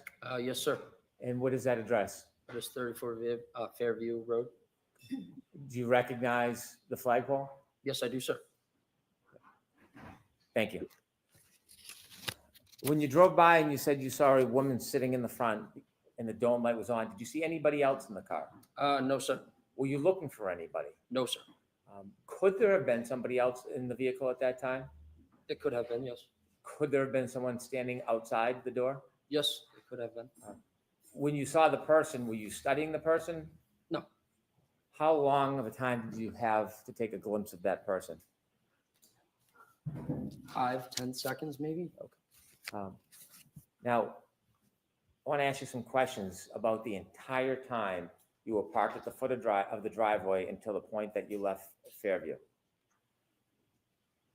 From when you first stopped at the driveway at Fairview until the point that you left and were no longer in front of that property, did you ever see any person get out of that SUV that was in front of you? No, I did not, sir. Did you ever see anybody, any man, ever cross the front yard towards that home? No, I did not, sir. Did you ever see any man ever enter or stand in that front door? No, I did not, sir. Did you ever see anybody walk across the front yard to the side door? I'll allow it. No, I did not, sir. Did you ever see anybody enter that side door other than your sister? No, I did not, sir. As you were parked at the driveway the entire time, that generally 5-minute time, did you ever see anybody get out of the SUV and walk down the street towards the driveway? I'll allow it. No, I did not, sir. Did you ever see anybody walk past your truck and up the driveway? No, I did not, sir. Did you ever see any person other than your sister outside of those vehicles the entire time that you were at Fairview? I'll allow it. This No, is weird because Hank literally went over and over with him about where his attention was. And every time it was on my sister, on my sister, on my sister. Like he might be missing some things, but wouldn't have missed all of this. You know what I mean? Yeah. And so I'm going back through his testimony from the first trial. On redirect, he actually says that as far as he could remember and as far as he could see, Karen Reed was alone in the SUV.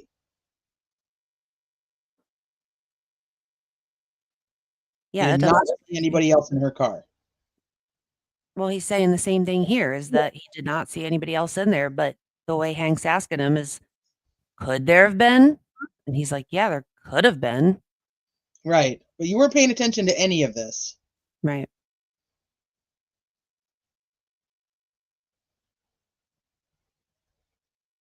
I'm just going through it and see. Saw a woman with long hair, woman looking straight ahead, hands on 10 and 2. Turned the music down in the truck when they talked to Julie. Ricky dropped Heather and him off at his house. Photos of the house, blah, blah, blah. Where the SUV was parked, more snow. Snow, snow, snow. Do you have your timeline up? I just want to verify his text was at 12:23 because that's off my memory, and I just want to make sure I'm right. I do, and I'm pretty sure that's it. Hold on. Okay. Yeah, 12:23. Ryan Nagel texts Julie Nagel here. Okay. But that was always based on Jen's cross from the first trial. But because she had Julie Nagel take the screenshot and send it to her because she was playing detective. Right. But as for Julie and Ryan, like, they don't know, but they know. Like, they don't know, but Jen knows. She was making the timeline. Right. Because, well, her sister was. But, yeah. So he notices that Karen's hands are at 10 and 2 on the steering wheel, but doesn't notice anything about anybody else in the car. And so if he notices that detail, then he notices there's nobody else in the fucking car. I mean, where do you hide a 6'2" man who's over 200 pounds? Like, where would he have been hiding at that you wouldn't have saw him? Right. You know? I mean, I firmly think that when she first pulled up, first of all, on that other side of the property, there's like trees there. Actually, on both sides, there's like trees, like hedges or whatever.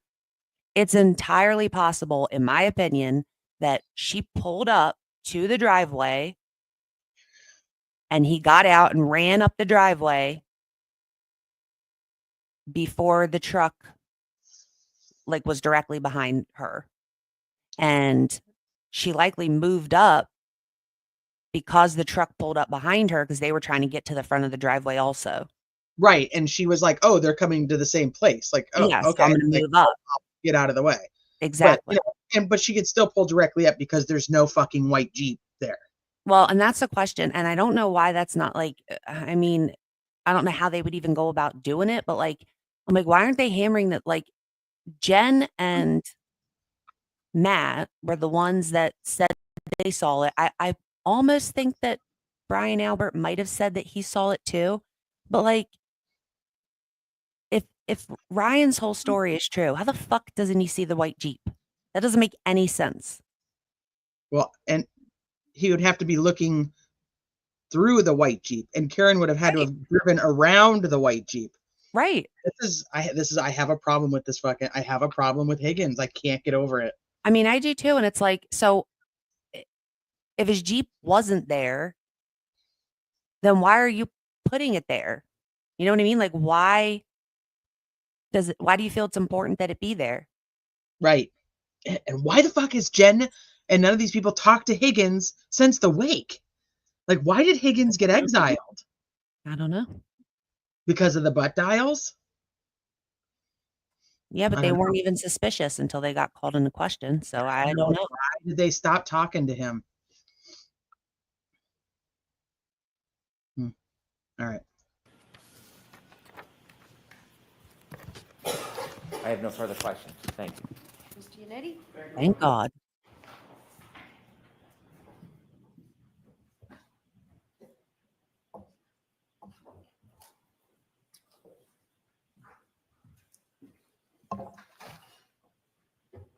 Good morning, sir. Good morning. You testified about having seen a black SUV before the vehicle that you were in entered Fairview Road at around midnight on January 29th of 2022, correct? Correct, sir. Objection. That's not facts and evidence. That's Hank, okay. shut the fuck up. Did you hear what he just said? Is that right? Yes. Okay. You first saw. His objection was that's not a fact and evidence. But also, why is she allowing him over and over again to state the basis of his objections not allowing the defense to do it and denying their request from both sides to be able to do so. She hasn't Ricky's still stopped them a doing it single anyway. time from doing it. No, but I can guarantee if the defense did it, then it'd be a real issue. Absolutely. Basically, every time I've heard him object, he has stated the basis for his objection. If I were the defense, I would just start fucking doing it. And then if she said something, I'd be like, he's literally been doing this for 9 days. Yep.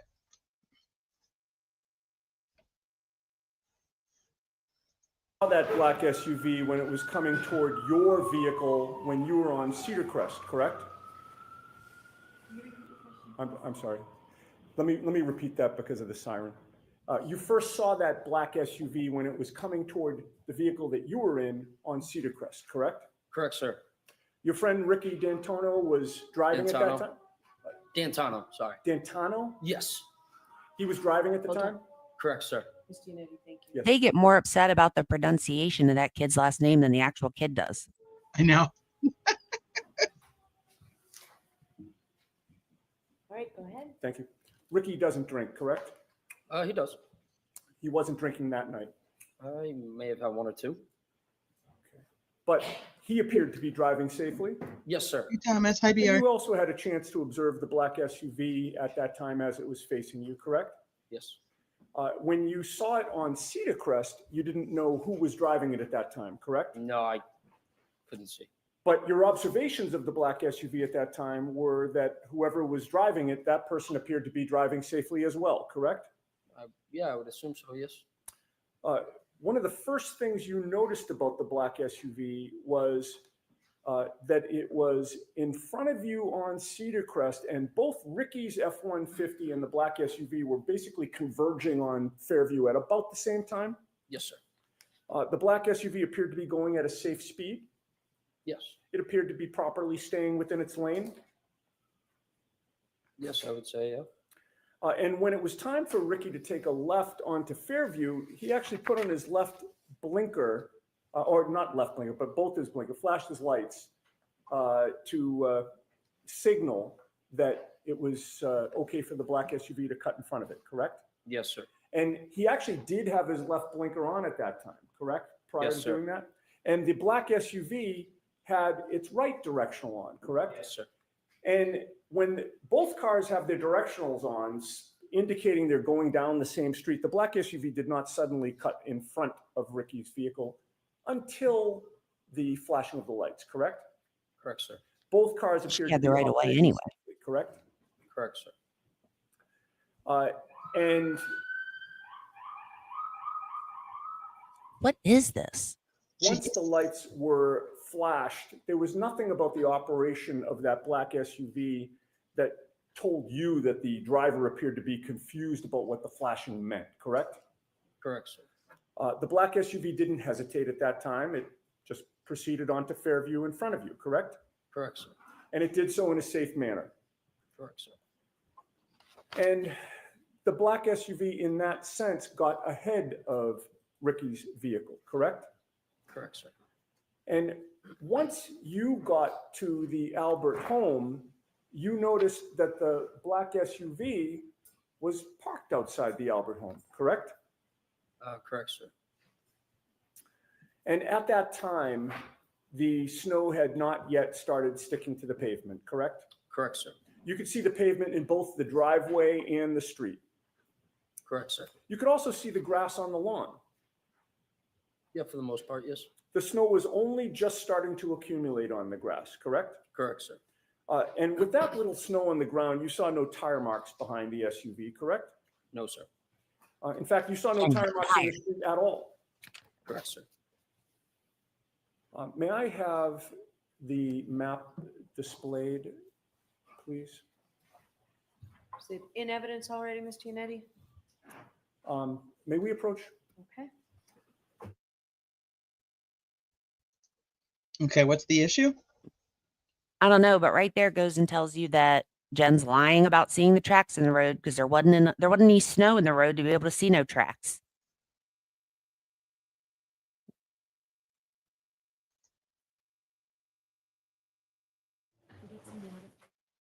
Well, there's the weird thing about Higgins plowing when there was no snow.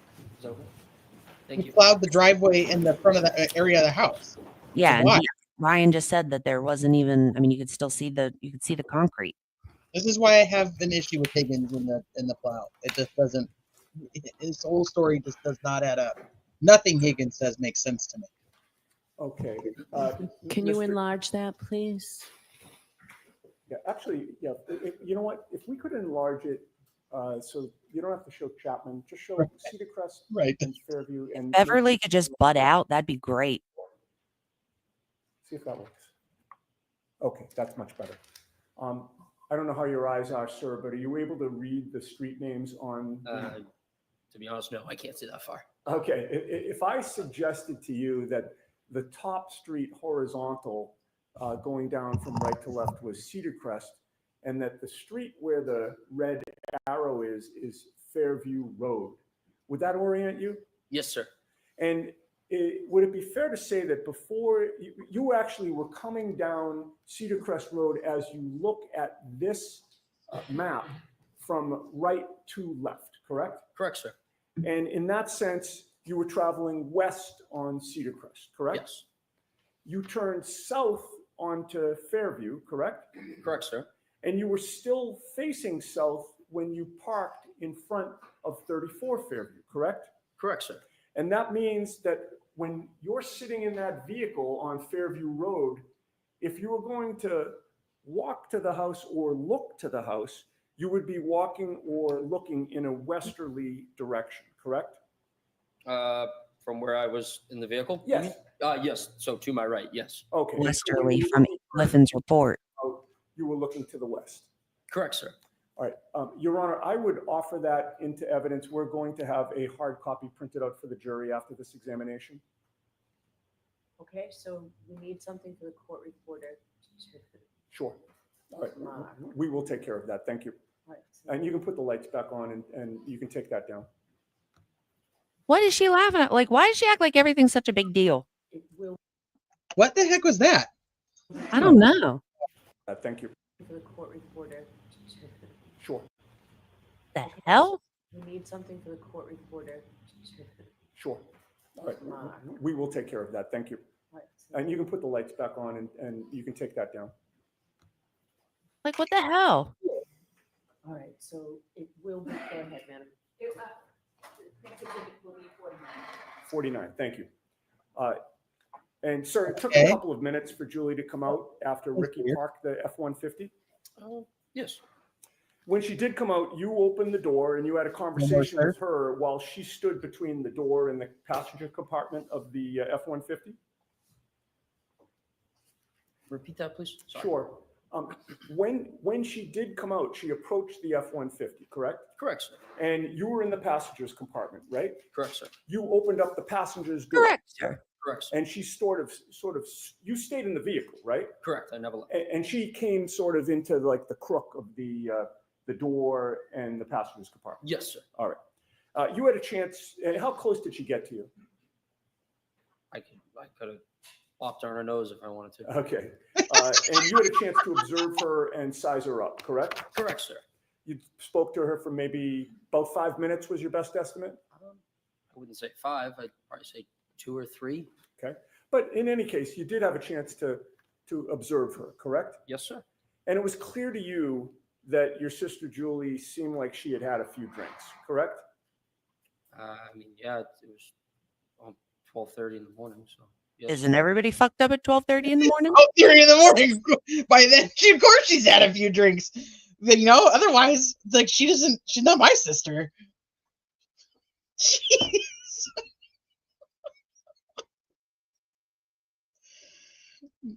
Again, that's crazy. 12:30 in the morning. Of course, she's got to be fucking drunk by then. She's got to be at least a 0.14. And she called you for a ride, right? Yes, she knew that Ricky was driving. Right. And when you arrived there, there was a discussion about whether she'd actually take the ride, right? Correct, sir. If she was just going to come out and take the ride, there would have been no need for the conversation, correct? Correct. But do you recall previously testifying that you were out talking to Julie for over 5 minutes? I would not say over 5 minutes, no. Do you deny that it was about 5 minutes? Objection. I'll allow it. Do you deny it was about 5 minutes? Could have been. Okay, I'm not. fair enough. And you talked with her about whether she wanted to go in the truck and leave with you, correct? Correct, sir. You also talked about whether instead you, Heather, and Ricky would go into the house to join the gathering there. Correct, sir. There was a back and forth that you really thought was unnecessary, correct? I wouldn't say it'd be unnecessary. It's just a common question if you want to come in and have a drink. But you have testified in the past that If Julie people can are be kind of a drinking, pain in the they're ass. trying to give everybody else alcohol. There you go. He just 12:30 said, in the morning. Of course, everybody's drinking. he just said you testified in the past that Julie could be a pain in the ass. So I fully believe that he would testify that it was an unnecessary conversation because, like I said before, my brother would be like, "Are you serious?" Right. Like, You fucking made us drive over here and you're not fucking getting in the car? yeah. Get in the fucking car. We're leaving. Like, you didn't just waste my time. You wasted Ricky's time. Yeah, for sure. Correct? I mean, all siblings can be, yeah. In any case, Julie decides to go back inside and you decide to leave, correct? Correct, sir. Ricky did not speed up the street at that time. No. He just gradually pulled out. Correct, sir. His direction of travel took him right past the black SUV that was now in front of you, correct? Correct, sir. He passed Correct, the black SUV on the left, correct? Correct, sir. And you were in the front passenger seat at that time still, correct? Correct, sir. So you were closest to the black SUV of the people that were in your vehicle as you passed it, correct? Correct, sir. Yes. And you were closest to the driver's side of the black SUV, correct? Correct, sir. You noticed that the interior dome light was on, correct? That is correct, sir. That lit up the whole front compartment of the SUV, did it not? Yes. It lit up the driver's seat and the passenger's seat, correct? All I could see was the driver at the time, sir. Understood. But the light wasn't just shining just on the driver. It wasn't pointed at the driver. I would say they were both lights that go down. Yeah, it wasn't the reading light, it was the dome light. Yes. Okay. Yes. So you can see both seats in the front driver's I compartment. couldn't correct? see past the woman. Well, She's you only only 100 saw pounds. one I only person. saw a woman. Sorry to interrupt you. Yes. No problem. It allowed you to see into that front compartment. Yes. All right. And you saw one person inside the car at that time. Correct, sir. It was a woman with long hair in the driver's seat, correct? Correct, sir. And she looked like. Can you push a button in your car and turn your dome light on? Not my current car. In my Maxima, I did have, it wasn't a button per se, but if you know the lights that that light up like the dashboard and the stuff on the radio, like the buttons and things like that, it had a spinny knob thing that I could turn the brightness of those up or down. And if I put it past the highest brightness, it would turn on my dome light. But like in my car now, my SUV, it does not have anywhere. It has the adjustment for the brightness there, but I can't turn on my dome light like just by pushing a button. Right. But like there is a switch back there that my kid could turn it on. He's done it before. It has its own switch. But this sounds like because he testified earlier with Brennan, like that you could either, because Brennan's question was something along the lines of like, do you know why the dome light would come on? And he's like, yeah, you either can push the button or it's like your door's open.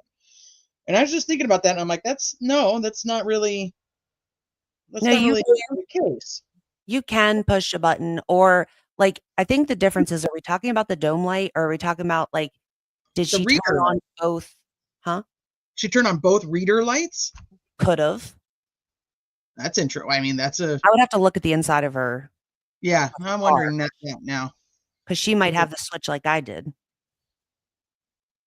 Because Well, sometimes like, like the reading light's not enough. My headlights are like where like I can have my auto headlights. I can also turn them to manual headlights. I can flip that entire switch. It would light up my entire dash and turn my dome light on. I guess if I did that. But I mean, I would just typically, like, if I'm looking at something in my car real quick, I just hit the button, but it only turns on my driver's side. It doesn't, I'd have to hit both buttons to turn on both. You know what I mean? Like, I'd have to hit Yeah. both. And I'm too blind for that. Like if I'm trying to look at or for something inside my car, I'm not turning on the reader light because I can't see shit. It's like, it's really dim for, I mean, I guess they use it to do maps, which we obviously don't use anymore, but like I would turn the bright light on so I can actually see. All right, so it seems like they're all kind of different. Like, so ATS saying, like, I can turn it on or off with a button, or set it to come on when the door is open, or set it not to come on when the door opens. I can look up her model. Yeah. She was alone. Yes. You didn't see anybody else in the SUV? No, I did not, sir. You certainly didn't see a 6'1" man in the SUV in the passenger seat, correct? Correct, sir. In fact, you saw that the passenger seat was empty. Correct. Oh. Wait. Didn't he just tell Brennan that he couldn't tell? Couldn't see past her? Yeah. So he just, so for my notes, he just now said passenger seat was empty. Mm-hmm. Okay.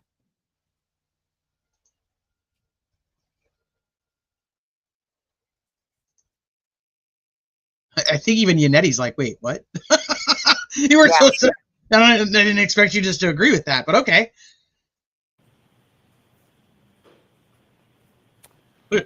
The woman in the passenger seat Nope. was staring straight ahead, correct? No. Not in the passenger seat. She I'm was sorry, in the and driver's seat. thank you for catching that. The woman in the driver's seat was staring straight ahead. That is correct, sir. You didn't see her lips moving as if she were talking, correct? I wasn't looking for that. But Just you happened did- to see a woman figure with her hands like this. Okay. Facing straight. Correct, sir. You had no music on in Ricky's truck at that time, correct? No, sir. Ricky had turned the music down when Julie came out so that you could actually speak to her, correct? That is correct, sir. And when you got close to that SUV while you were passing it, you didn't hear any arguing there, correct? Correct. You didn't hear any yelling, correct? No, I did not. You didn't hear any screaming? No, I did not. You heard no noises within that SUV at all? No, I did not, sir.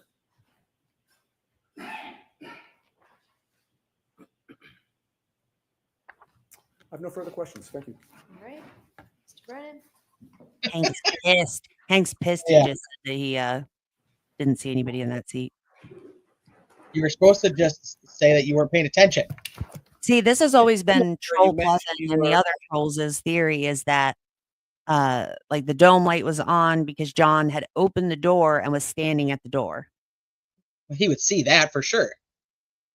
Right. Well, they say no because it just so happened that the second that they pulled off and no longer had a view of the passenger side of the car on the outside, that's when John decided to get out. And they could see Karen could see that the passenger seat was empty, but couldn't see a man standing there. That's the stupidest shit I've ever heard. Yeah.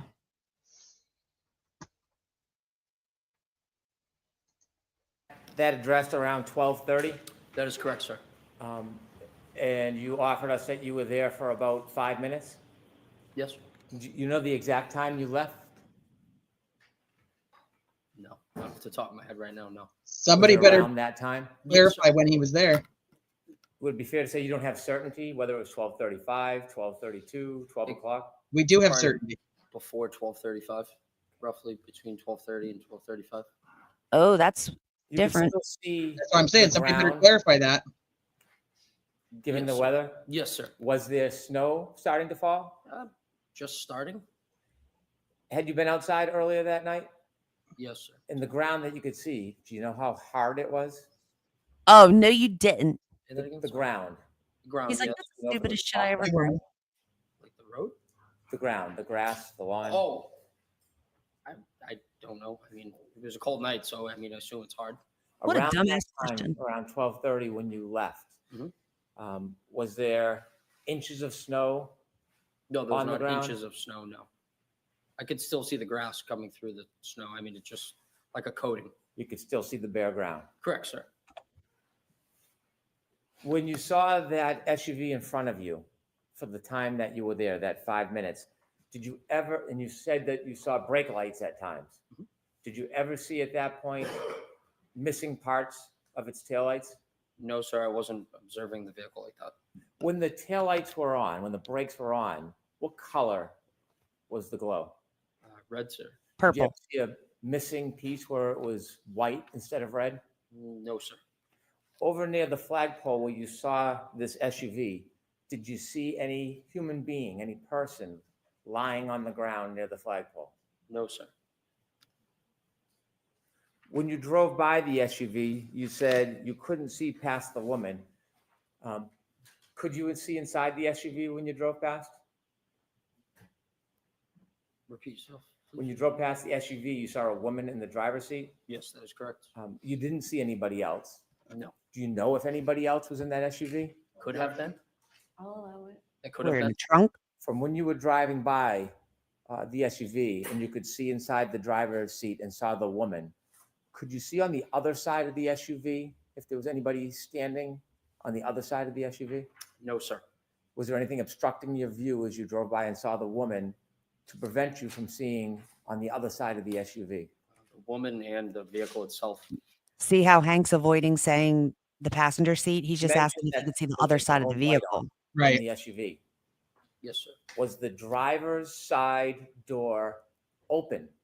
No, when you sir. drove by? No, sir, it was closed. Can I have Exhibit 16, please?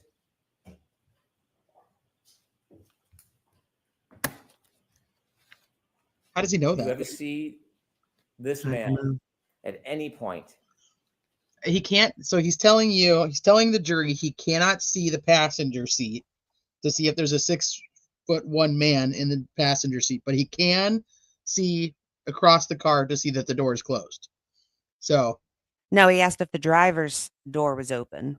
that was the passenger door. I'm pretty sure he just said drivers. Oh, well, let me go back then. So they couldn't say Karen had the door open or Yes, whatever. No, sir. And you could see inside the driver's seat and saw the woman. Could you see on the other side of the SUV if there was anybody standing on the other side of the SUV? No, sir. Was there anything obstructing your view as you drove by and saw the woman to prevent you from seeing on the other side of the SUV? The woman and the vehicle itself. You mentioned that there was a dome light on in the SUV. Yes, sir. Was the driver's side driver's. door open No, when you sir. drove by? No, sir, it was closed. Can I have Exhibit 16, please? Also, it doesn't have to be all the way open for the dome light to be on. Right. Did you ever see? But that This also, I mean, that kind of goes, if the driver's door is closed, that makes sense because that means that if the passenger door is open, John could be getting out. Right. Well, that's what Hank's getting at, is that he was getting out at that exact time. So they couldn't see him on the other side. And he didn't do it while they were behind him when they But would have been lighting up the area. But he'd still see him in the car. He's not wearing dark clothes. Plus the light is on in there. That's what I'm saying. Hank is going with Plevin's theory that at the exact moment they pulled away to where they couldn't see the passenger side of the vehicle anymore, John decided to get out. And so then when they drove by, they couldn't see him in the passenger seat. Hmm.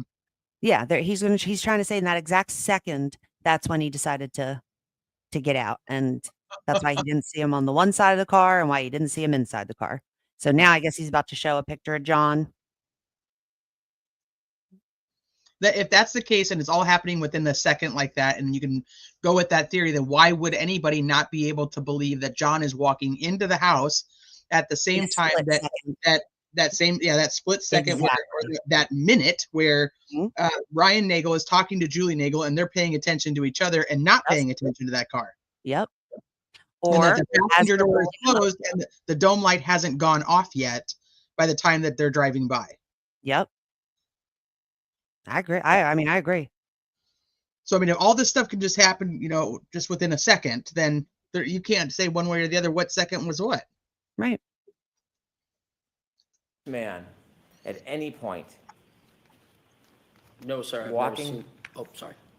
Walking He's a across good the looking guy. yard going to a door or entering the house the entire time. Yeah, but this is kind of ridiculous because he couldn't even say it was Karen that he saw inside the SUV. So, No, like, it's just to show him John is dark-haired ridiculous. woman. Yeah, dark-haired woman in the car. Yeah. You do. Oh, I'm sorry. Sorry about that. That's okay. Sorry. Could you That's take okay. that down, please? And after you left, you never went back that night, did you? No, sir. Thank you. Just briefly, And he'll never pick up Julie from another person's house ever again. on those issues, sir, you just testified on cross-examination before Mr. Brennan stood up again that you saw that the passenger's seat was empty. Do you remember that? Yes. All right. You're not changing that testimony? No, correct? I'm not changing that. No. Thank you. Thank you. That's it. All right, you are all set, Mr. Nagel. Thank you very much. Bye. He's like, can I never come back here again, please? Like, I am so tired of this. Your next witness, Mr. Brennan. He's probably given his sister so much shit over the years too. Of just like, all I did was go to pick you up and you didn't even get in the fucking truck, and now I'm stuck in this fucking hellhole of court for the rest of my life. Yep. Thanks a lot. Absolutely no reason. Yep. Hi, Snappy. Yeah, for no reason, I'm stuck here forever. He's probably like, Julie, you're lucky they're not trying to pin this on me. Right. Because you made me show up at that time. Thank you, Your Honor. Commonwealth calls Heather Maxon. Maxon? He literally just said this to you, sir. Yeah, Maxon. How the fuck do you not, like, take the time to learn your witness's name?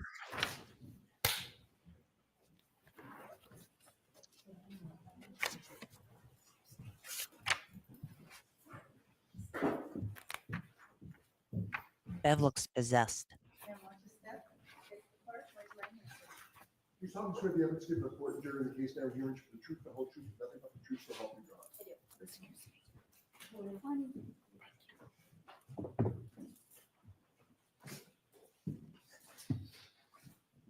Whenever you're ready. Thank you, Your Honor. Good morning, ma'am. Good morning. Could you please introduce yourself to the jury? Hi, I'm Heather Maxon, Maxon. How old are you? I'm 31. This is Ryan Nagel's ex-girlfriend who was in the back seat of Ricky's truck when they went to go pick up Julie. Live in the area? I do. How long have you lived in the area for? My whole life. Do you know a person by the name of Ryan Nagel? Yes. And how do you know him? I dated him a few years back.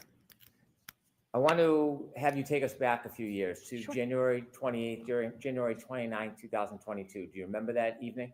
Yep. Where were you earlier that evening on January 28th, 2022? We were at Ryan's parents' house, just hanging out. Whose parents? Ryan's. Right. Were you with anybody else besides Ryan and his parents? Eventually, we met up with friends Where? at local restaurants. Did you end up at one restaurant or bar in particular at the end of the night?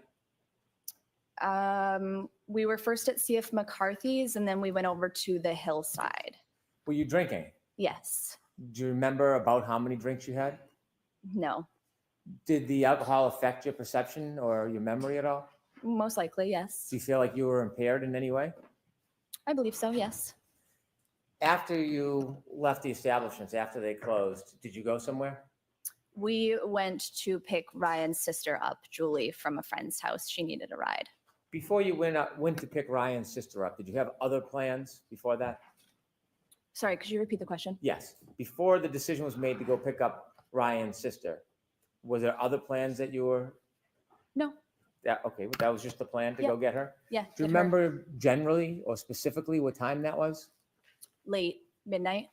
Okay. Do you remember the time exactly? No. Is there any marker in your mind that would help you remember exactly what time it was? Not necessarily, no. So is that a generalization or a guess? Yes. Okay. When you went to pick up Ryan's sister, do you know where you were going? No, Were you driving? I was not. Who was driving? Our friend Ricky Where were you sitting? in the back seat. And what kind of vehicle was it? It was a truck. Are you familiar with the area? Not necessarily, no. Do you remember at some point taking a turn onto the road Yes. that had the house where you were going to arrive? Yes. How do you remember that? Just a visual bystander, and I'm aware of my surroundings, I'd say. Did anything happen that made you remember the turn before you got onto that road? There was another vehicle also on the road coming from the opposite direction, and we had let that other vehicle turn onto the road before us. Describe in a little detail what happened at that intersection. So I don't recall the name of the street that we were on before we took the left onto the street that the house was located, but the car coming from the opposite direction was taking a right onto the same street. So we had somewhat yielded to the car coming from the opposite direction to have let them take a turn onto the street before us. Did you see if the driver of either vehicle gave any indication to the other vehicle who should go first? I don't necessarily recall, but I'm assuming maybe I don't want you to assume. That's okay if you don't recall. Sure. Who turned first onto the road, Ricky or the other car? The other vehicle. The other vehicle, do you know what type of vehicle it was? It was a big, like a SUV, a bigger car. The SUV turned before you? Yes. Before or when the SUV turned, did you get to see inside the vehicle? I did see inside the vehicle, yes. Could you describe to the jury what you remember seeing? I saw a male and a female inside the car. Where was the female? Female was driving and the male was in the passenger seat. Was the male in the front passenger seat? Yes. Were you able to recognize either the female driving or the male in the front passenger seat? Recognize? Yes. I'm not sure if I understand the Did question. you know who they were? No. Strangers? Yeah. When they turned and then Ricky turned after them, how far ahead of Ricky were they? Maybe 100 feet. Could you see them the entire time? No. When you drove to Fairview, how long did it take after the turn? A couple minutes. It took a couple minutes to get from Cedar Crest to Fairview? Oh, That's maybe. okay. Yeah, I'm not sure. Okay. When you arrived at Fairview, where did Ricky stop? Outside the house on the street. Do you remember where on the street in relation to the driveway? No. The other vehicle, the SUV, was it in front of you or behind you when you stopped? It was in front of us. When it was in front of you, did you notice anything about the vehicle? No. Did you notice anything about its lights? No. Did you see whether the interior light, the dome light, was on or off? I did as we were leaving. Before you left? No. Did you ever see that dome light come on? No. Did you notice anything about the brake lights? No. Did you notice anything about the vehicle's tail lights, whether they were intact or broken? Nope. When you arrived at that address, do you know the street address? I do not. Okay. When you arrived at that address, what happened next? I believe Ryan had reached out to Julie saying, we're here, time to go. And so she had come outside and we had a short conversation and she decided that she was actually going to stay at the house. She had invited us in, but I had said that I didn't want to go inside. I just wanted to go back to the house. From the time you first arrived at that address and until the time you left, did you ever see anybody get out of the SUV that was in front of the truck? I did not. Did you ever see anybody travel across the front yard to the doorway from that SUV? Nope. Did anybody ever walk by on the street, walk by the truck in front of you or behind your truck and walk on the driveway? No. Well, No. besides Julie, sorry. So Julie is the only person that you saw in the driveway that night? Yes. And then you left? Yes, When you left, did you drive by the SUV? we did. When you drove by, what were you looking at? My surroundings. Okay. What did you see? I saw the female that I saw beforehand, also still in the car, Where did you see her? in the driver's side. Was there at that point any lights on inside the car? There was, yes. Which The light? dome lights, Was the driver's side door open? not to my knowledge. Did you see anybody else inside the SUV? I did not. Was there anybody else inside the SUV? You didn't see anybody inside the car? Besides the driver, no. Okay, next question. Do you know whether there was anybody else inside the SUV at that time other than the driver? No. Did you look in and study the interior of the SUV? No. How long did you look inside the SUV for when you passed? It was just passing, so I don't know, a couple seconds. Did you see if there was anybody or a man standing outside the door of the SUV? I did not. Outside the door? No, Did you see anybody lying on the front lawn? no. Thank you. I have no further questions.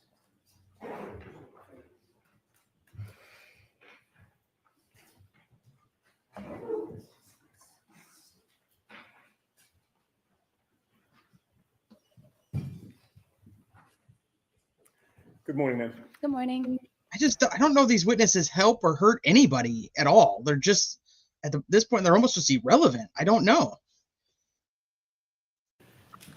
Before Ricky turned onto Fairview Road, you saw the SUV in front of Ricky's truck, facing it, taking a right-hand turn in front of you, correct? Correct. And at that point, you had an unobstructed good look at the driver and the front passenger, correct? Correct. And you could see that there was a female driving and a male in the front passenger seat at that time. At that time, yes. Now, ultimately, Ricky's car took a left after the other SUV took a right, correct? Correct. And eventually, when you reached the house where Julie was, you saw that that SUV was in front of that house, parked now further down ahead of you, correct? Correct. And it took Julie a couple of minutes to come out of the house? I'd say so, yeah. Do you recall whether there was any conversation at that time between you, Ricky, and Ryan? Possibly. I don't recall or remember what, but most Okay. likely, yes. And you don't remember whether you were participating in a conversation or what was discussed? Not necessarily, no. You had your cell phone with you that night? I did. Like many of us, is your cell phone something that you tend to check when you're bored or there's a break in a conversation or you're not actively engaged in a discussion?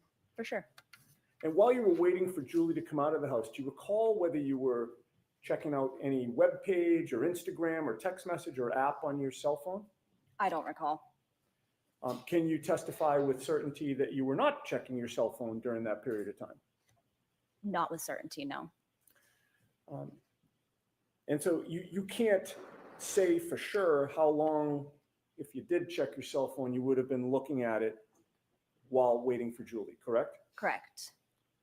And no one's asked you for your phone so that they can analyze what you were doing during that period of time outside 34 Fairview, correct? Correct. All right. Well, you testified that you didn't see anybody get out of the SUV or approach the house, correct? Correct. Correct. Hi, who dis? This is Heather Maxon. She is Ryan Nagel's ex-girlfriend.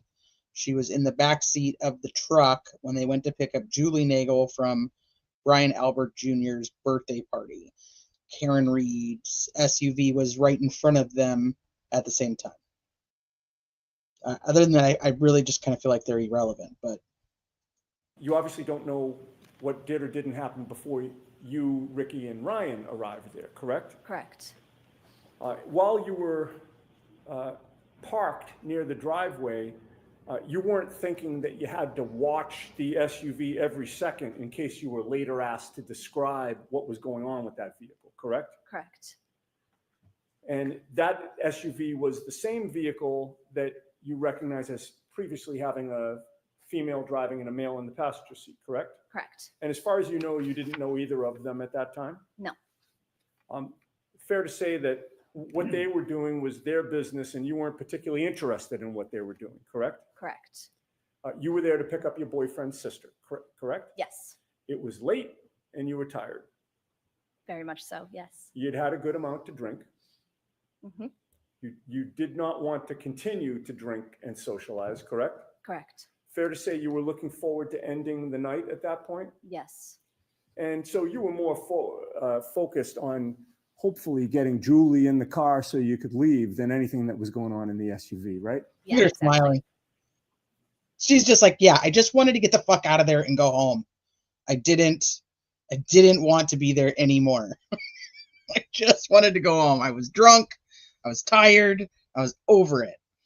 Was Brian Albert Jr. a POI? Well, not really in the scheme of everything, but more in the cover-up of things. He was considered to have knowledge and just, you know, sticking with the family. But the big POIs were Brian Albert Sr., Brian Higgins, and Colin Albert, which is Chris Albert's son. Those were the three main ones. Everybody else is more about the cover up or just keeping their mouth shut in that theory of events.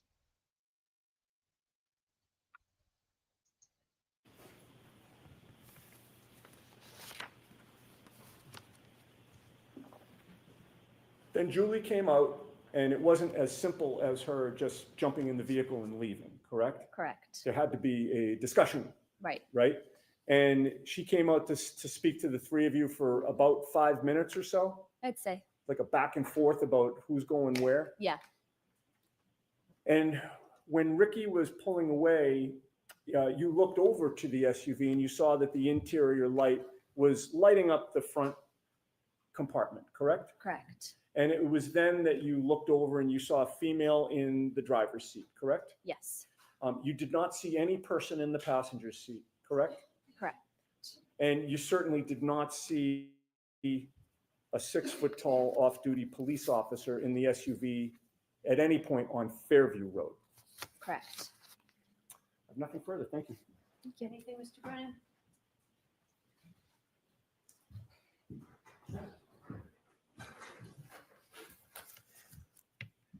When Ricky was speaking to Julie and you were in the back cabin of the truck, what direction were you facing?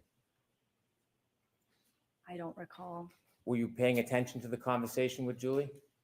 I was probably in and out of the conversation, yes. Were you facing the direction of the house in the SUV, or were you facing the opposite direction? I don't think I was facing the opposite.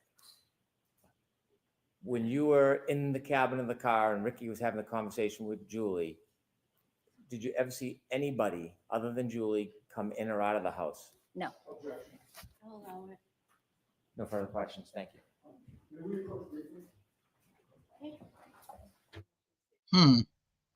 I think so too, Sleuthie. I think she was like, the fuck, you just wasted my fucking time and I could have been home.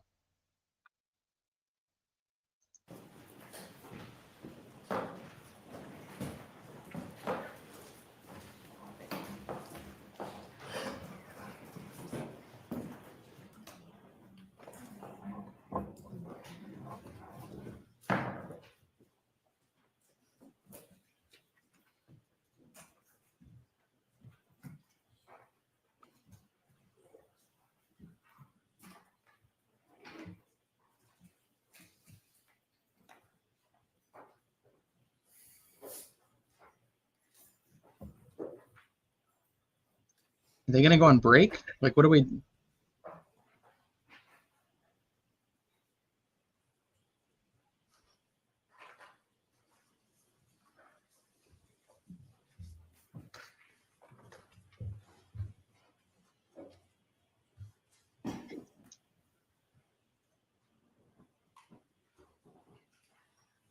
What is going on?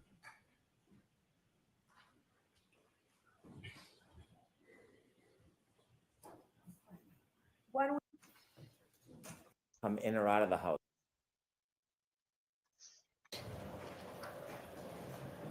Mr. Brennan, your next witness. Sorry, Chris. This is Sarah Levenson.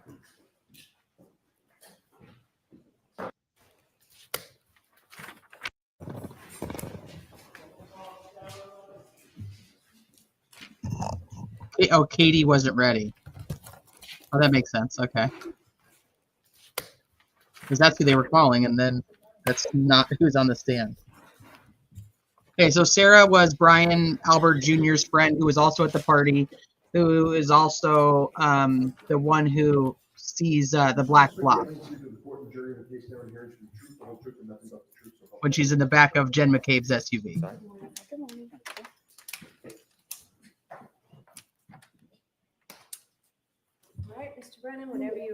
Thank you, Your Honor.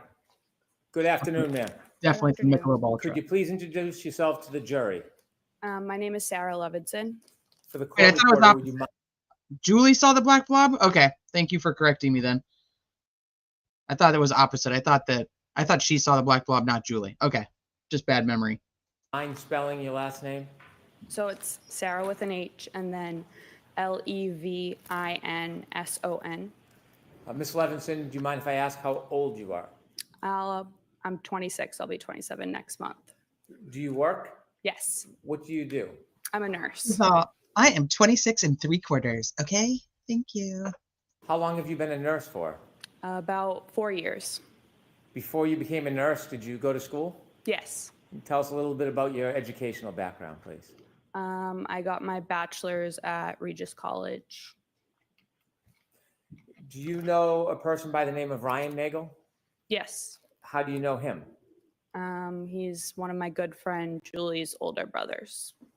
You mentioned Julie. What's Julie's name? Juliana Nagel. Are you friends with Julie Nagel? Yes. To this day? Yes. Were you with Miss Nagel back on January 28, 2022? Yes. I want you to take us back to that day, the earlier evening hours of January 28, 2022, maybe around 5 or 6 p.m. Did you have a plan that day? Yes, we as in myself and Julie were going to Brian Albert Jr.'s house to celebrate his birthday, which was the next day. Who was Brian Albert Jr. to you at that time? One of my good friends. How long had you known Brian Albert Jr. for? At that point, probably 8 or 9 years, I would say. Did you attend school with him? Yes, high school. Is that when you met Brian Albert Jr. in high school? Yes. Who was going to Brian Albert Jr.'s house with you? He's like, I met him in high school. I've known him since high school. And then he's like, so did you meet Brian Albert Jr. in high school? No fucking shit, Brennan. Literally what she just said. He doesn't listen. Just myself and Julie. Did you have a general plan for that evening other than to visit your friend and celebrate his birthday? It was kind of up in the air if we were going to stay there or go somewhere.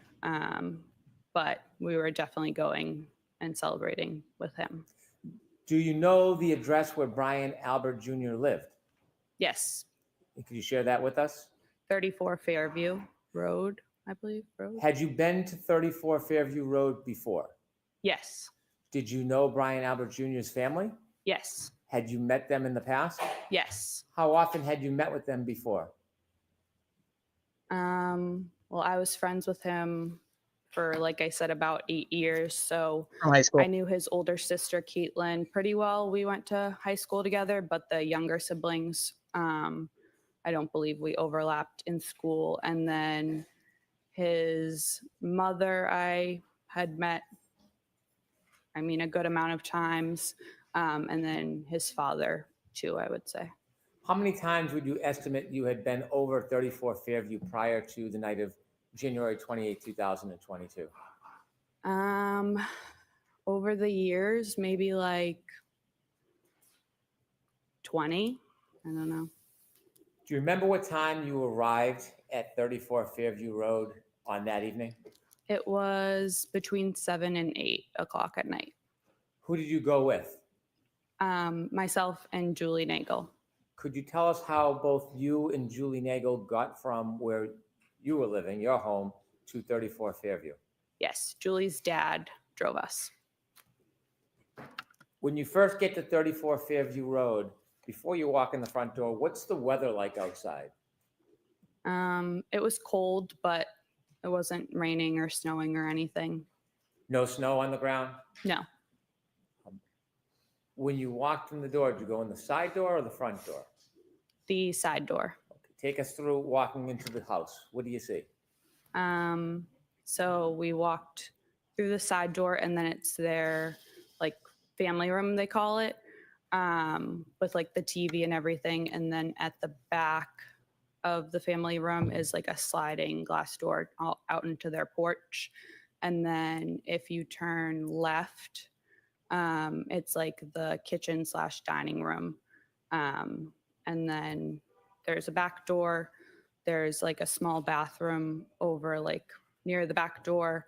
And then if you walk straight through, it's the front door, the stairs, the door to the basement. And then they called it like the library is like their formal living room. If you walked in the front door, would the stairs leading to the next floor upstairs be right in front of you? Yes. If you were going to go downstairs, would you walk around that staircase to the back side of it? I don't believe the back, but the side. Okay. You mentioned you walked in the side door near the garage. When you walk in the side door, you're in a living room, did you say? Yeah, their family room, they call it. Yeah. Can you walk into the garage from the family room, or do you need to go back outside to get into the garage?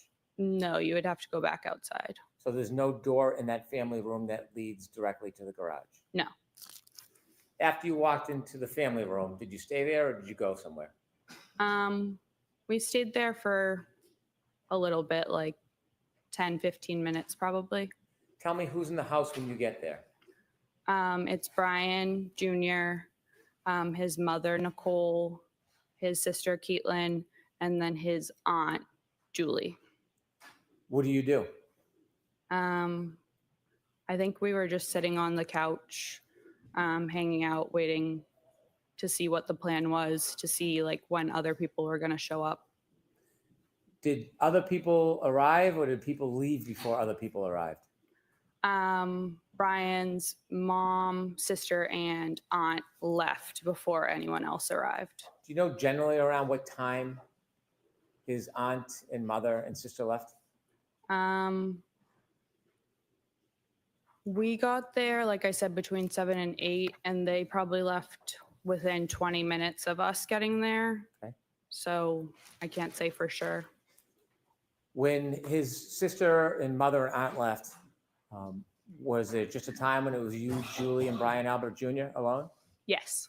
Were you doing anything other than watching TV? Were you eating, drinking?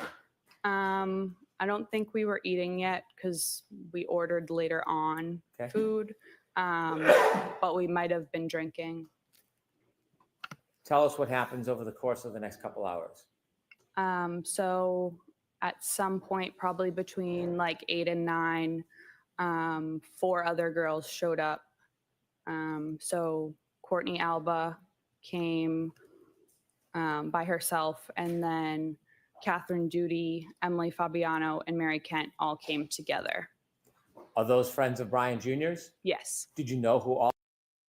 Mav, you know if they're drinking milk, it has to be white milk. There is no other milk any longer. It's just white milk. White milk. All of them were? Yes. Were you friendly with them? Some of them, yes. We were all friendly, but not friends. If that makes sense. So what's the atmosphere like when the visitors come? Celebratory, light, joyful. It was fine. Were people drinking alcohol? Yes. Okay, and at some point, did you order food? Yes. And did anybody else come at that point? Any other friends or family? No. Did one of Brian Jr.'s cousins come at some point? Yes. Is that later? Yes. So over the course of the next couple hours, eating and drinking, anything significant happen? No. Any arguments, any tension, any problems? No. Was it a positive night? Yes. At some point, did anybody else come to the house? Later on, yes. Okay, about what time? Around midnight. Joyful. So before midnight, it's a group of young people having a party? Yes. Any trouble? No. Did the friends of Brian Albert Jr., the 4 women, did they leave before midnight? Yes. What time did they leave? Between, I would say, 11 and 11:30. Did they arrive and leave as a group, or did they arrive and leave separately? The 3 girls that I mentioned that came together, Catherine, Emily, and Mary, all left together. And then Courtney left, I believe, before them separately. I want you to tell us generally where were you spending most of your time that night, the eating and the drinking and the party? In the kitchen/dining room area. Is there a table in the kitchen? Yes. Were you sitting at a seat at that table? At that point, we were more around the island, but later on, yes, I had a seat at the kitchen table. If you're in the kitchen seated at the table, can you see outside? Not really. If I looked through the windows above the sink of the kitchen, I guess I could if it was light out. And then the windows to the front of the house had a little half curtain, I don't know what it's called, thing on it. So I could see above that, but not. If you were to walk to the windows in the living room area, what area was it, did you say, the half window through? The dining room. If you were to walk to those windows, could you see outside? Yes. Would you be able to see the driveway? Yes. Flagpole? Yes. Street? Yes. The door, do you remember the front door, if it was solid or glass? They have a storm door that's glass and then a solid regular door. If you opened up the solid door and looked, could you see through the glass door to the front yard? Yes. At any point, did you have a chance to look outside that night? No. If you're in the living room, the kitchen, can you see where the basement access is? Yes. Can you see the backyard door? Yes. You mentioned that the visitors, the young woman that came to see Brian Jr. left. After they left, did somebody else come to or arrive at Fairview? After they left, yes. And who was that? It was Brian's father. His name is also Brian. Mr. Higgins. Brian's mother came back, his sister Caitlin, and then his aunt Jennifer and his uncle Matt. If I can just step back just a little time before the adult group showed up. Yes. Did any other of Brian Jr.'s cousins come to Fairview? Yes. And who was that? Colin, but he showed up before the girls left. He showed up before the group of young women left? Yes. How long did you see him stay for? Probably half an hour, 45 minutes. Did you get a chance to speak to him? Yes. Did the mood change at all in the house? No. When the adults came to the house, do you know about what time that was? Around midnight. You mentioned that you saw Brian Albert. Is that Brian Albert Jr.'s father? Correct. And his mother's name? Nicole. You also mentioned a person by the name of Brian Higgins. Did you know him from before that night? No. Did you meet him that night? Yes. Are you now familiar with who he is and what he looks like from that night? Yes. There was somebody else you said, Brian Jr.'s aunt and uncle? Yes, and then his sister. His aunt and uncle, what are their names? Jennifer and Matt McCabe. Did you know Mrs. McCabe from before that night? Somewhat. Had you ever socialized with her? I don't believe so. I knew who she was. I don't know if she knew my name, but I think she knew I was Brian's friend. Had you seen her before? Yes. Was that in relation to spending time with Brian Jr.? Yes, I believe so. Had you ever seen her or spent time with her outside of Brian Jr.'s presence? No. How about her husband, Matt McCabe? Did you know No. who he was? I knew who he was, but I don't believe I had ever met him in person before, no. Anybody else, any other adults come with that group? No. Do you remember who came into Fairview first as far as the adult group? Yes. Who?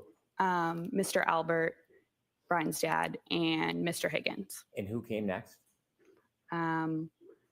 Next, I think they all kind of walked in together. Caitlin, Nicole, Jennifer, and Matt. Other than you, Julie, and Brian Albert Jr., had the young group left at that point? Yes. After that group arrived, what happens? Tell us what's happening inside the house. So it then was Brian Jr.'s actual birthday. So again, we were celebrating. Caitlin, his sister, was playing music on one of the speakers. And we were all pretty much sitting or standing around the kitchen table, talking, socializing. Do you remember what was being played for music? Like 70s, 80s type of music. I don't want to overstate it, but Were you drinking? I don't believe I was anymore at that point. No. Did you feel impaired at all? No. As the night grew on, was there any problems in the house? No. Any argument? No. Any fighting? No. Anything exciting or controversy in any way? No. Did you have a plan that you were going to leave with Julie? Yes. What was the plan? She said that her oldest brother, Ryan, would pick us up and drive us home when he was done wherever he was. Did you see at any point before you ultimately left Fairview, did you see your sister leave the did you see Julie Nagel leave the house? Yes. Did you actually see her go and leave? Yes.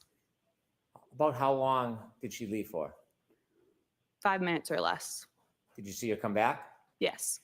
After she went out of the house and came back in, did the plan change about a ride home with her brother? Yes. What was the new plan? So a little bit before she went out to talk to Ryan, we were talking, myself, her, and then Jen, were talking about how we were leaving and Julie's older brother was going to come pick us up. And we were the only ones that weren't like related to the Alberts there. So like Brian's friends left. So Jen was like, oh, like, don't leave just yet, because like we were celebrating Brian's birthday. If you want, myself and Matt can drive you home a little bit later. So we agreed to that. And then Jen said, feel free to invite Ryan inside because he was already on his way. So Julie went out to tell Ryan, like, hey, we're not coming with you. But you weren't outside for the conversation, so you just heard this secondhand from Julie. Yeah. So from what you saw, Julie went in and out? Yes. For about 5 minutes? Yes. Why did you decide to stay? Did you want to stay? Yeah, I didn't mind.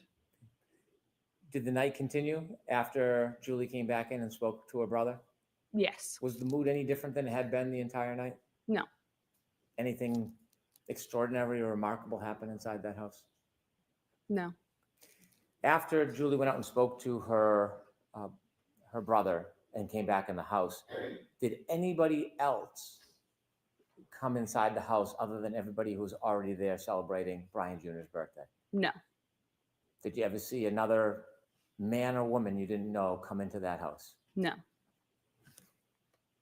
At some point, there was a decision that you would leave, I suppose? Yes. What time do you think you left generally? Between 1:30 and 2 in the morning. Do you have a specific time? Did you look at your watch? Did you know a certain time you left? No, I believe it was closer to 1:30 because I believe I was home by 2, but I can't say for sure.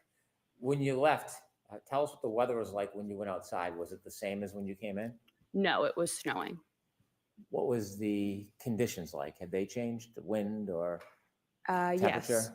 Yeah, it was colder. How much snow was on the ground at that point when you left? Like,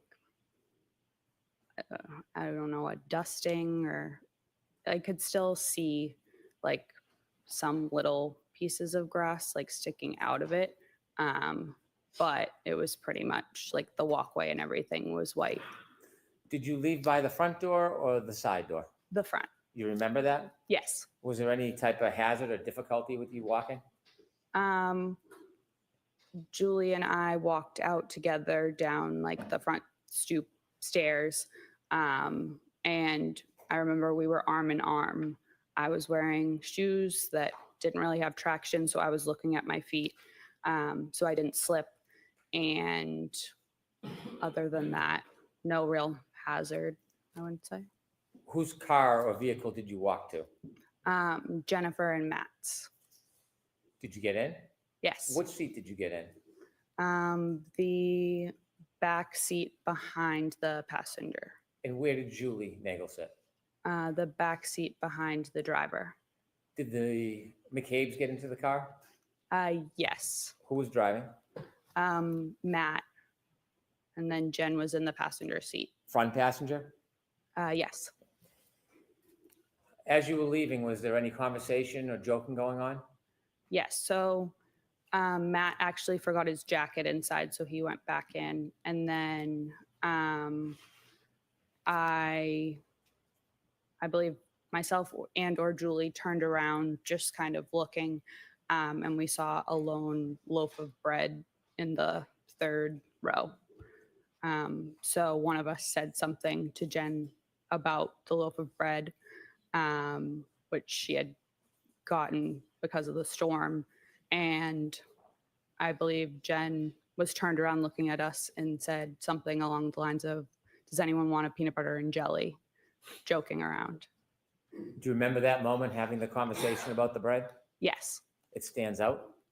Yes. As you drove out of Fairview, you were in, the McCabe vehicle was in the driveway? Yes. Did it back out or go out forward? No, backed out. When it backed out and began to drive away, what side of the vehicle was closest to Fairview? You mean the house? Yes. Was it the, Okay. I'm sorry, was the passenger side of the McCabe vehicle closest to 34 Fairview, the house, or was it the driver's side? The passenger. When you drove, did you drive towards the flagpole? Yes. And during those moments when you were, or Mr. McCabe was driving towards the flagpole, was that the time you were having conversations about the bread, or was that a different time? That was a different time. What was happening as you were driving past that area in front of the house? I believe maybe I was on my phone, and then Julie said something. Did you ever look out the window near the front yard, near the flagpole area? Not like at the front yard, but a little ways up the street. Yes. Next to 34 Fairview up the street is 32 Fairview? I believe so, yes. When you looked out the window, the first time you looked out the window, what were you facing in relation to 32, 34 Fairview? What could you see? There's like a little bit of woods in between the two houses. So it was the trees. Did you notice anything that stood out? No. Ultimately, did you get home that night? Yes. Thank you. I have no further questions. Mm-hmm. No, she's like still sitting at 34 Fairview.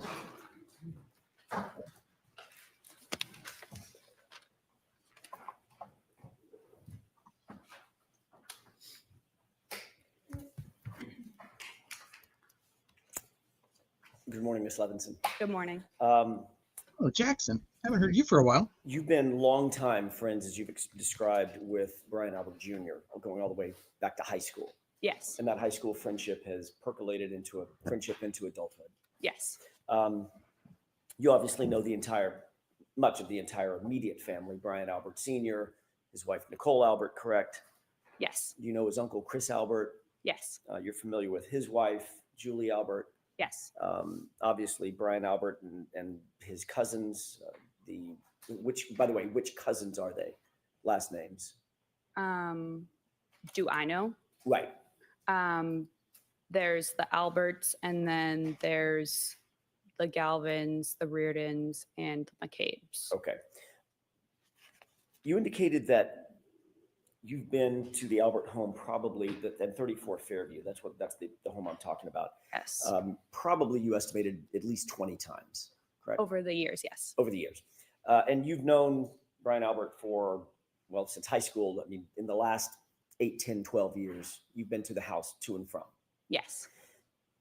You've never met, or you had never met, going into January 29th, 2022. You had never met their dog, had you? Their dog? Their dog. I'm not completely sure. Didn't you testify? You don't know if the 20 times you went to their house, you ever knew who Chloe was? I mean, that's weird to me. About a year ago in another proceeding that although you had been to the Albert home many times, you had never actually met the dog? If that's what it says I said, then yes. Is that because the dog was not really good with strangers? Objection. Sustained. Do you know why you hadn't met Chloe? By the way, did you know the dog's name was Chloe? Yes. Okay. Do you know why you hadn't met Chloe in all those trips to 34 Fairview? No. Just wasn't out and about among the folks that were in the house when you were there. Yes.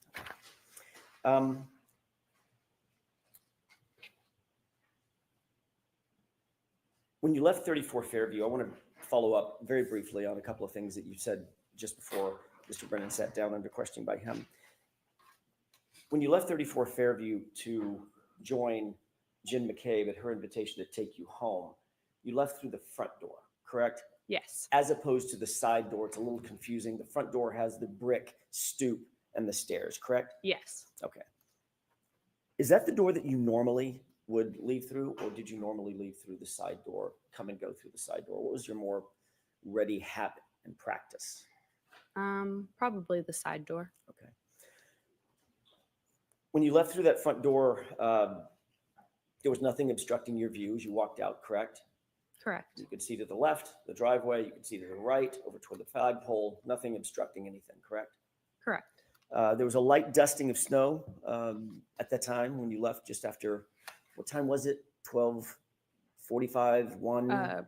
Probably 1:30, 1:30. 1:45. Yeah. Got it. So you leave at 1:30. There's still just a light dusting of snow on the ground. Yes. The yard is flat. Yes. You could see all the way out to the flagpole. Yes. You didn't notice anything unusual at that time when you looked out toward the flagpole walking out of that front door?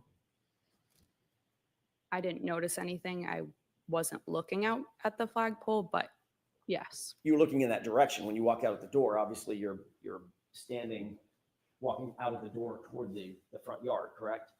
Correct. But as I stated, I was looking down at my shoes in front of me. Okay.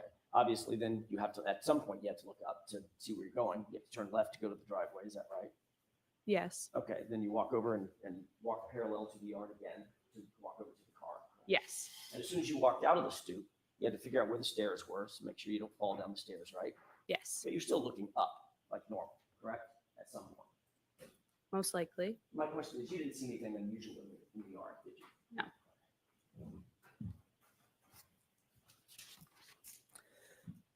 The front yard was at least relatively, I know it was dark out, Ms. Levenson, it was relatively lit by the interior windows as well as lights on the outside of the house? Yes.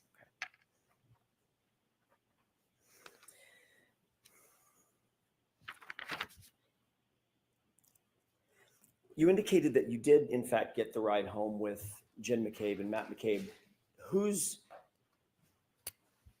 brought up giving you a ride home? Was it Jen? Yes. Okay.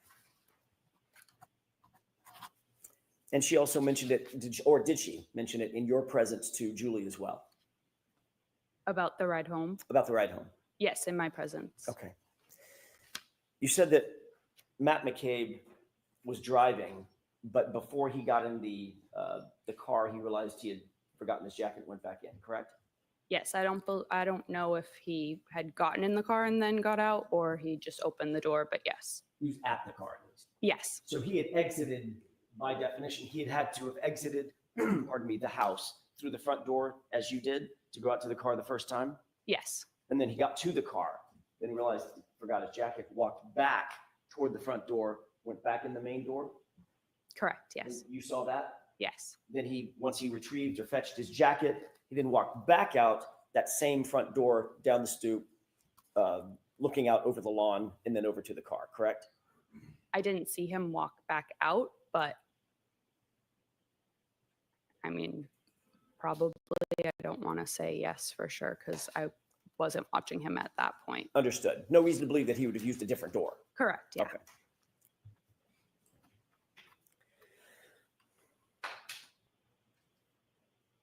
Your Honor, may I have just a moment? Okay.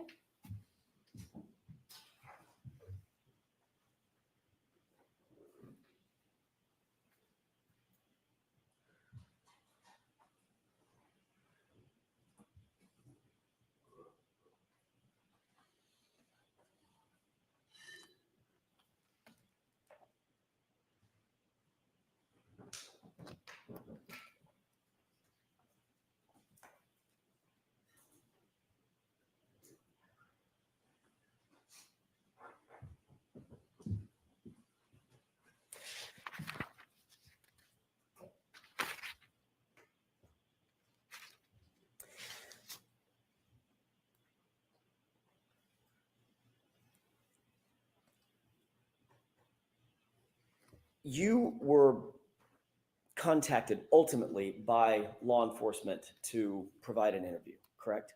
Yes. That was not until October of 2022. Is that right? Yes. A couple of quick questions about that.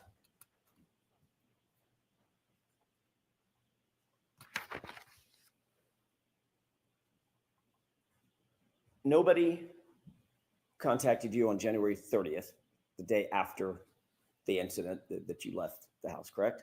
No. And when I say nobody, I mean from law enforcement. Nobody contacted you the next week, No. the next month. No. It was 9 months later. Yes. When you were finally approached, who was it that conducted the interview?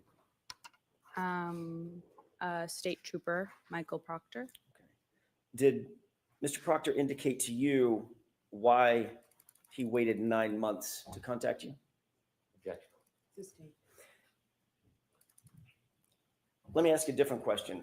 Were you confused about the fact that you weren't contacted? Objection. May we approach? Pretty sure that was already her statement. She didn't know why nobody bothered to talk to her.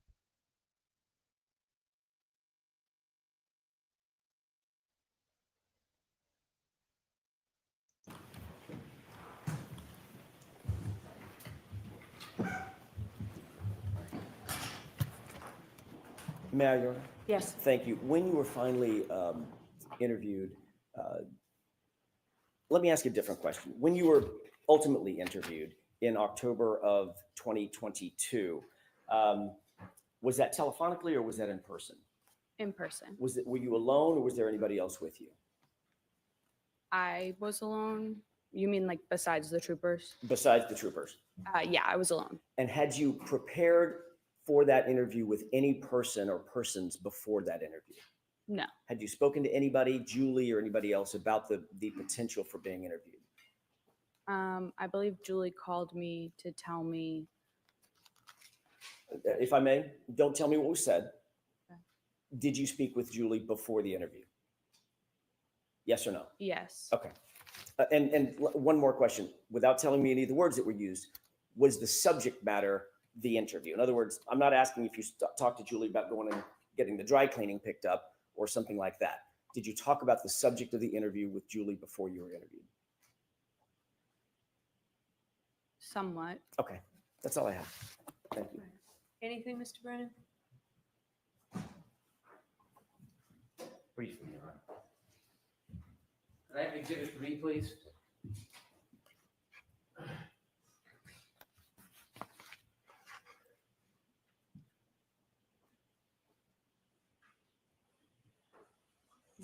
Do you see the windows on that house? Yes. Do you recognize that house as 34 Fairview? Yes. You were asked whether there was light coming out of the house illuminating. Do you remember that? When I was asked that? Yes. Yes. Was the lights inside the house, from your memory, illuminating the ground near the flagpole and that fire hydrant? No. When you came out of the house and went to the car, were you looking at or studying the flagpole area or the bushes or the fire hydrant in that area? No. Do you have any reason to be looking over there and studying anything? No. Thank you.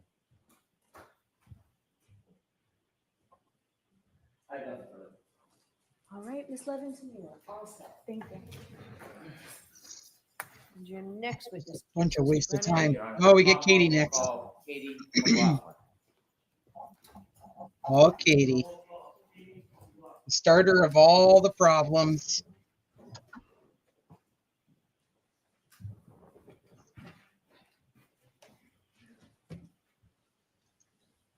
I don't know, but I agree with you. I don't know, her hair annoys me, so.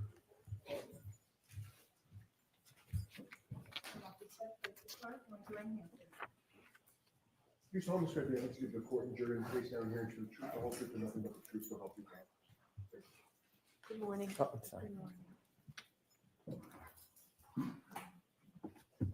Whenever you're ready, Mr. Brennan. Thank you. Ma'am, could you please introduce yourself to the jury? My name is Katie McLaughlin. I'm 29 years old. I work for the town of Canton as a firefighter paramedic. Did you study to become a paramedic firefighter? Yes. Why did you become interested in becoming a paramedic firefighter? I enjoy helping people. I have some family members who work in the healthcare field, and I just always thought it was interesting, and I wanted to do something meaningful with my life. Did you have to have any special training or education to become a firefighter and paramedic? Yes, you do about 2 years of Go get the schooling. job whenever you It's want to. divided in You don't have to do anything. between You just walk in there and say, I want this job. didactic portion and then a clinical portion in the hospital and wow. ambulance. So it takes about 2 years to finish. Does anything that has to do with your schooling or your education that made you want to be an EMT, paramedic, whatever, affect your hearing and your ability to know where you were standing when you hear somebody say, I hit him, I hit him, I hit him? Or does it All this stop is you from relevant. fucking gossiping when you climb in the back and then change everything that everybody else supposedly heard because you're now telling them what you heard? I thought for sure she was going to give the Timmy answer and say, to save lives. Save lives. I wanted So to save weird. lives. This bitch is wearing the same exact outfit, isn't she, from last year? Legit, the exact same outfit. Jesus. Yeah, that's exactly what they're trying to say. She was a reliable and good person. I think that was also, don't get me wrong, like, do paramedics and stuff and nurses and do they like that particular occupation because they want to save lives? Sure. But they know that people are going to die too. But so I think the whole to save lives thing is, sympathy is not the word I'm looking for, but basically what you said, that they're reliable and good. They wouldn't lie about people. They want to help people, not harm them. You know what I mean? Your profession doesn't make you a good person. Your morals Absolutely and not. your integrity make you a good person. I don't care what fucking job you have.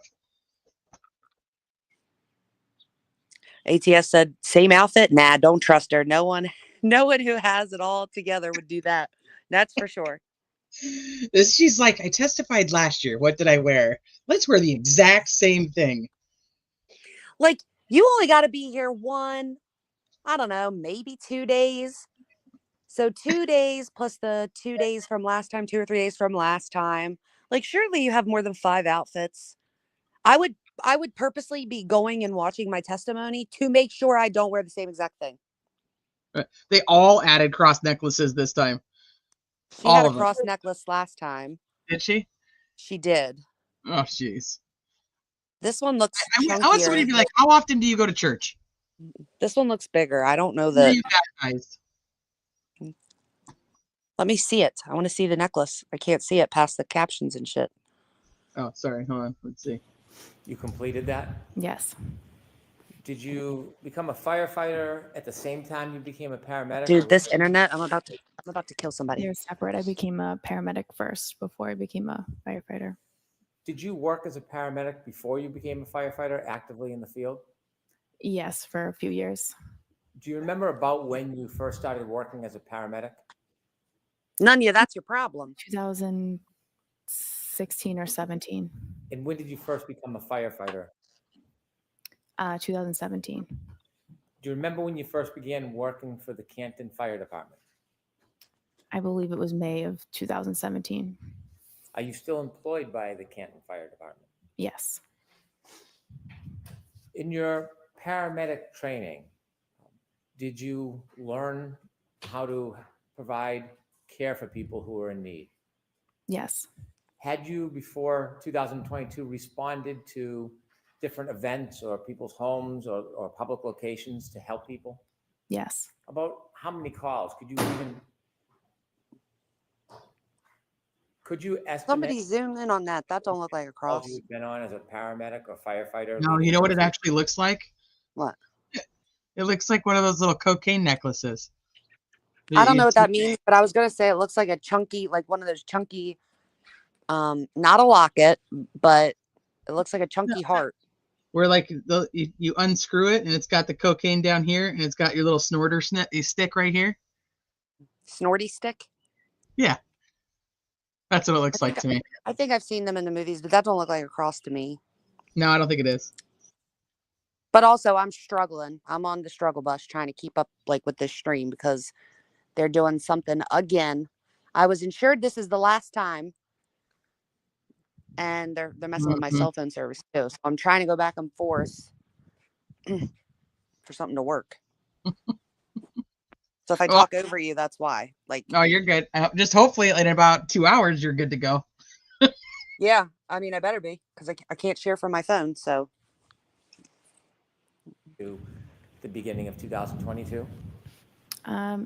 Probably hundreds. I want to ask you some background as a paramedic firefighter, your role. Teresa. As a paramedic. Yes. I just want to make sure I'm remembering right. In this particular situation, she did not do anything paramedic-y, did she? No.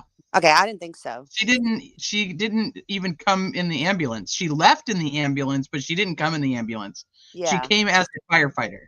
Okay, because I thought that was the case because, well, and to be honest, I kind of got the impression the first time that she was more like a shadow. Well, they had her doing the asking all the questions like about what did they say? Hold on. Okay, hold on. So she arrived at the scene in the engine. She left the ambulance. Karen was very upset, moving around a lot. She was told to get info from Karen about the victim. Karen moved around a lot, so she followed her until they came to a stop. Yeah, so basically what you would have someone you're like mentoring. That's what I thought she was. Yeah, she's clearly just taking the statement from Karen. Okay. To get more background info on him.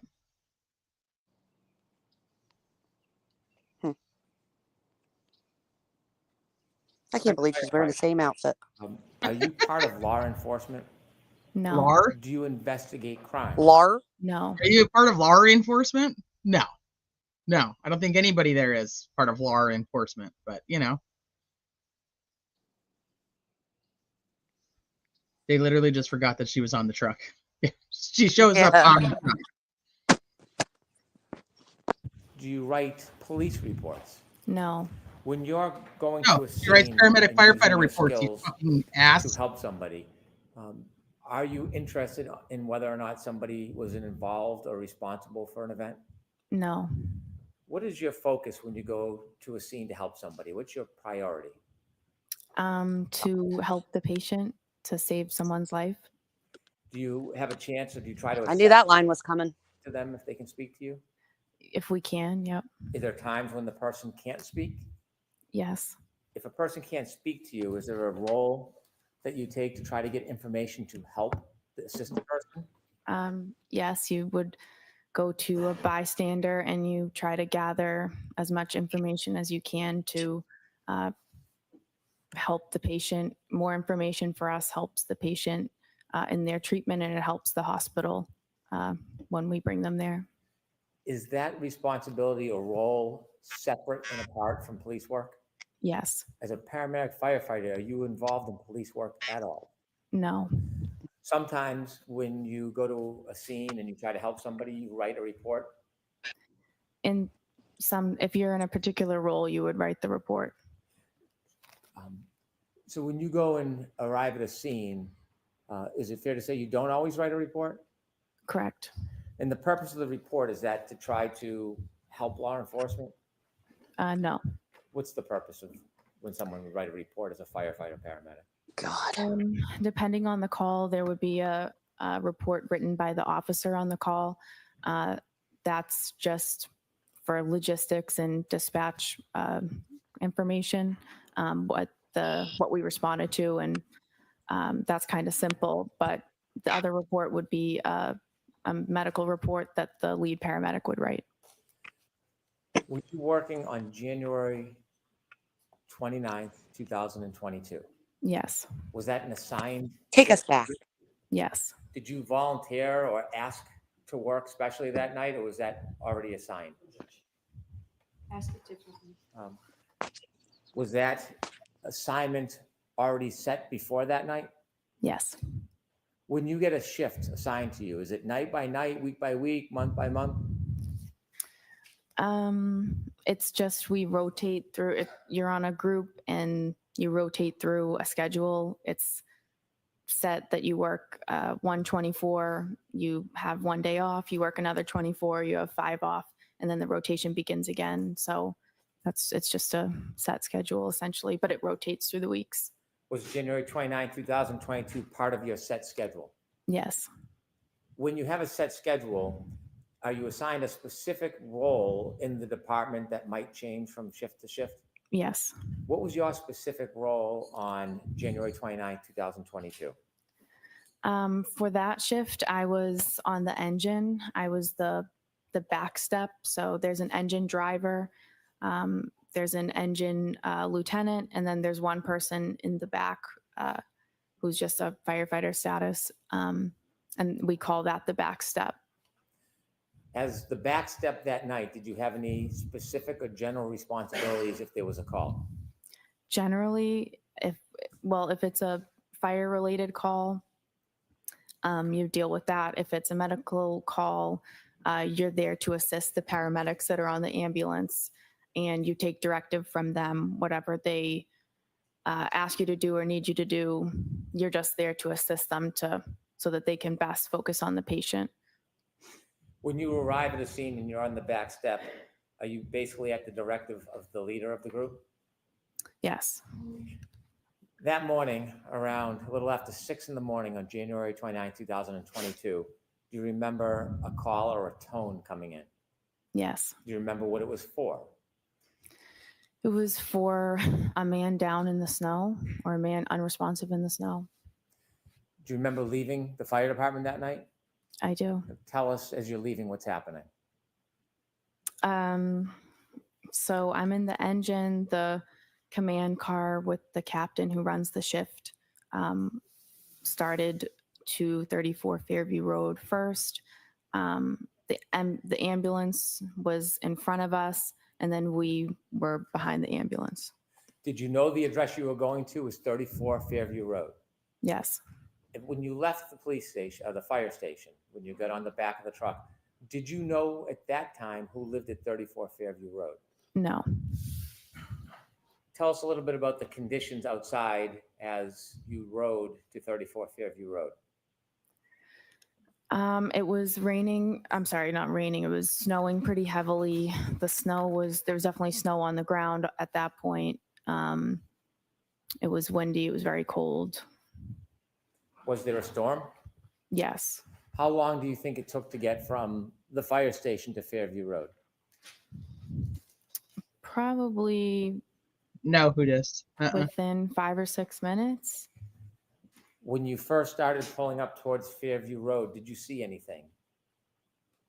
Police Susie. cruisers and a civilian vehicle. And then we pulled up all kind of in front of that. How many police cruisers did you see as you pulled up to Fairview Road? I remember seeing one. There was an ambulance in front of you? Yes. Did the police cruiser have their lights on? Yes. Not just their headlights, did they have the lights that are often referred to as blue lights or overhead lights? Yes. Did you hear any sirens? No. How about the ambulance? Did the ambulance have emergency lights? Yes. Did you hear any sirens? No. The fire truck, does the fire truck have emergency lights? Yes. Do you remember if those were activated? Yep. Does the fire engine have a siren? Yes. Was the siren activated? No. Why not? We only use the sirens to kind of clear cars out of the road. So there's no need to use a siren when there's no cars on the road. So we're not just doing it in the middle of the morning to wake everybody up. It's just unnecessary. When you first arrived at Fairview Road and you saw the emergency vehicles, did you see any people? Yes. While you were still in the fire truck or after you got out of the fire truck? Probably after I got out. After you got out of the fire truck. You know what?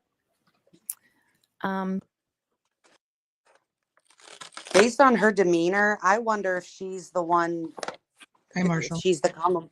Huh? I was saying hi to Marshall in chat. You're good. Keep going. I wonder if she's the Commonwealth witness that didn't want to cooperate. Because the way she's talking is like she literally would rather be anywhere doing anything than this. I was wondering, like, if they've told all the witnesses to like tone down and just talk like melancholy and slow, because like it seems to be a general thing that they're all kind of doing. Yeah, I mean, but she just seems, I don't know, annoyed that she's here. Like, how do we not know who the witness was that didn't want to cooperate? Why didn't they just say it? Yeah, I don't know. It's weird. Yeah, she's being weird though.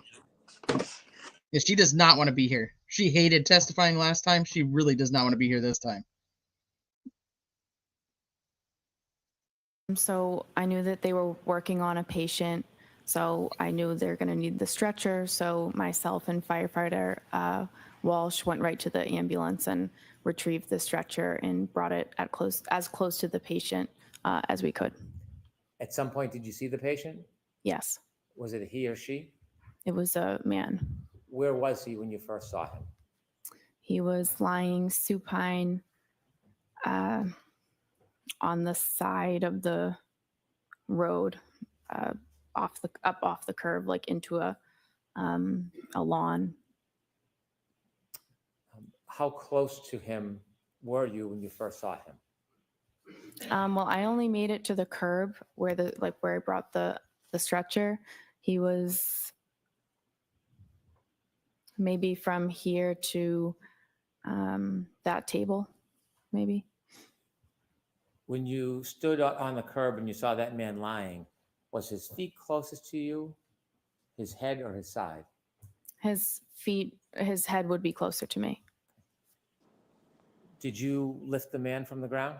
No. Did some of your colleagues? Yes. After you brought the stretcher or the bed to the side of the road, did you remain there on the side of the road? They lifted him on the backboard, they put him on the stretcher, and then they pretty much immediately started moving to bring him in the back of the ambulance. Around the area where you first saw this man lying supine on the ground, was there anything other than ground? Were there any objects in that I'm area? sorry? Was there any objects near him?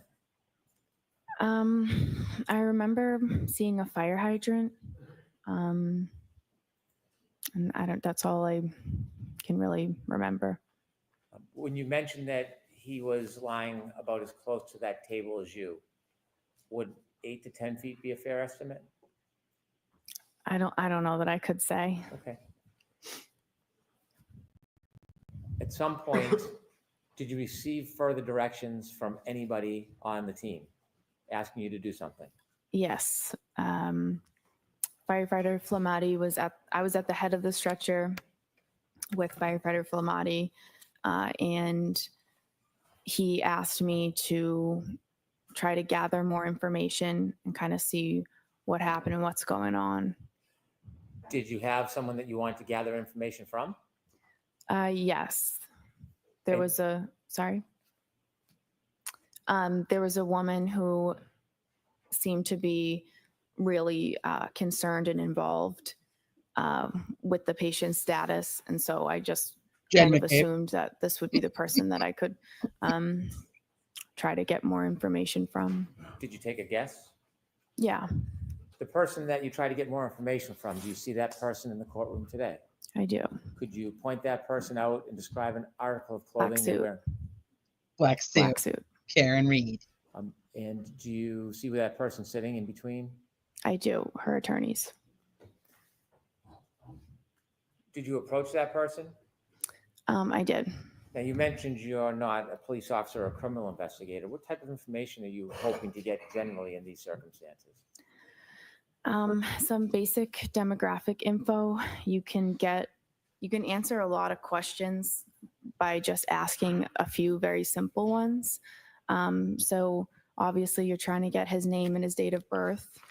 And then you ask questions if the patient has a medical history, if the patient takes daily medications, if the patient has any allergies. And that's all things that can help to sort of maybe explain why this person is in the position that he's in. For example, if someone says, reported that he had a heart condition or a seizure disorder or he was a diabetic, that would help us sort of, that's relevant information for us for his treatment and to pass on to the hospital. Did you have a chance to speak with the person that you had pointed out? I did. When you spoke to that person, did you get a chance to ask any of those questions you would typically ask? I did. When you spoke to the person, what did they tell you?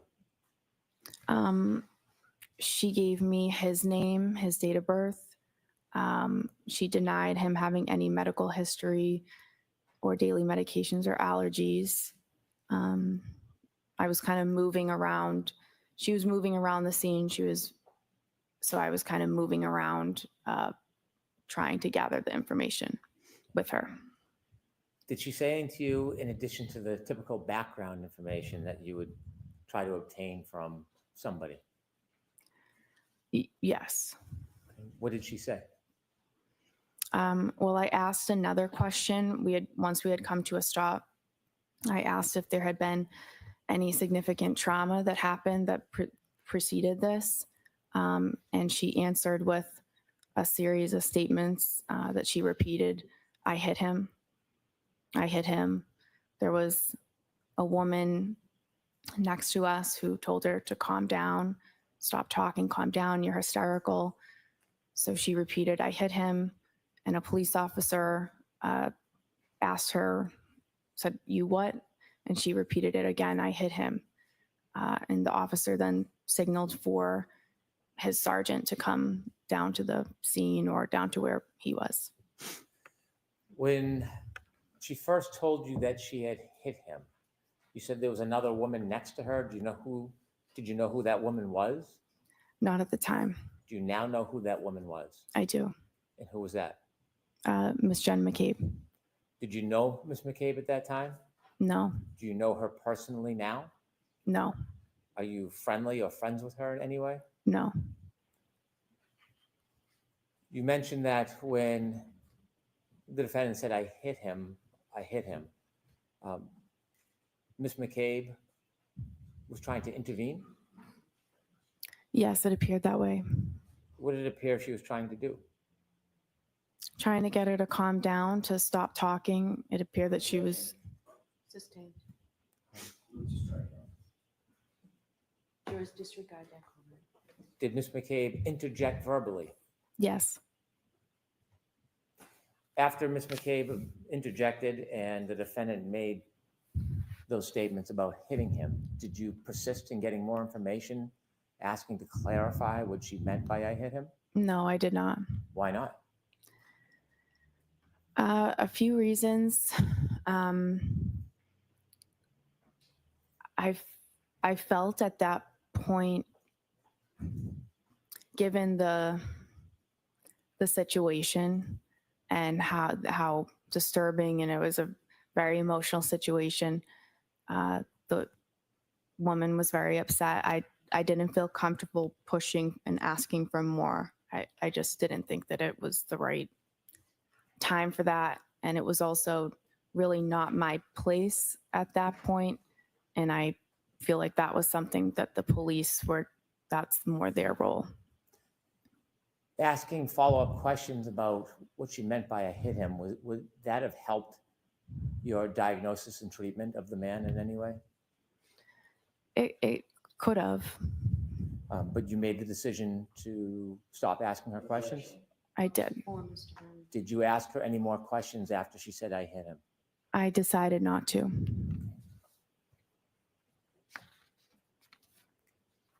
At some point after you spoke to the defendant, did you go back to the ambulance and tell anybody, any of your colleagues? I did. And why would you do that? That's the whole point of me trying to get more information, is that I get the information and I bring it back to the people who are treating the patient. So.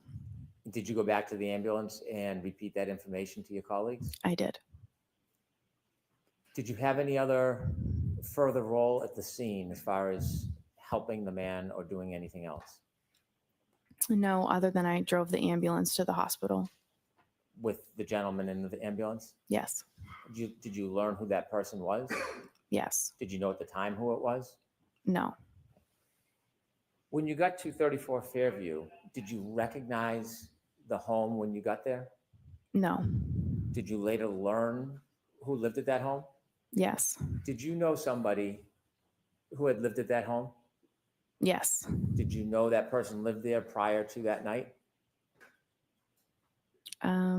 I learned that she lived there. Okay. And that person that you knew lived there, what is their name? Caitlin Albert. How did you know Caitlin Albert? We went to high school together. We're in the same grade. We have mutual friends, and growing up, we had different friend groups, but those groups would often get together in bigger groups and hang out. I see her in group settings. I socialize with her occasionally. I don't have a personal relationship with her. I wouldn't consider her to be a friend of mine, but I do see her occasionally because of social events. I don't have a one-on-one. I don't have a close personal relationship with her. Was she a friend on social media back at the time? Yeah. Since this event, have you been on any outings or trips with friends of hers or in a group setting where she was present? I don't remember ever seeing her since then. Had you ever talked to her about your role that night? Never. Did the fact that somebody you knew lived in that house that have anything to do with your treatment and care that morning? Not at all. When you saw the man in the back of the ambulance, did you make note whether he was missing any clothing items? He was missing a shoe, a sneaker. I'd like, with the court's permission, to play Exhibit 4, part of it. Okay. Ms. Gilman, if you can start at 6:13:45.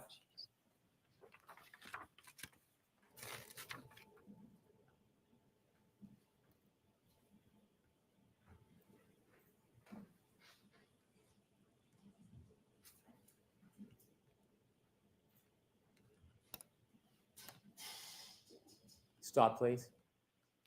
Do you recognize whether or not you're in that video, ma'am? Yes. What color jacket are you wearing? I'm in the red and yellow jacket. Okay, continue, please.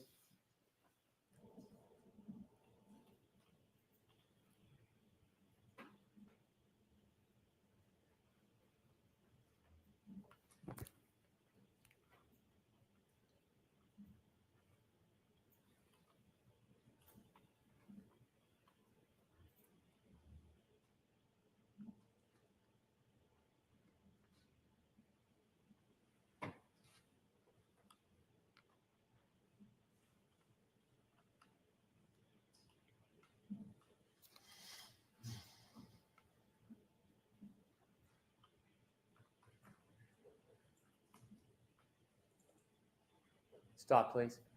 There are two yellow jackets, one on the left, one in the middle of the screen. Do you know which one is you?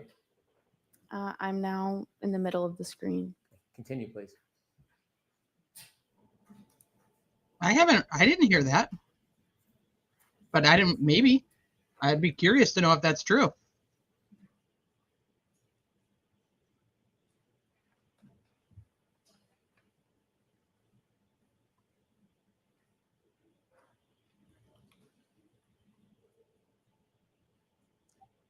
Stop, please. Do you know who that is on the left of the screen near the flagpole? Which one? To the left. If you could play a few more seconds, Ms. Gilman. Let's Carrie over here with the blankets again. 2 officers and a civilian woman. Okay. How about on the left? Do you know who that is? Oh, no. That time is 6:15:12. If you could continue, please.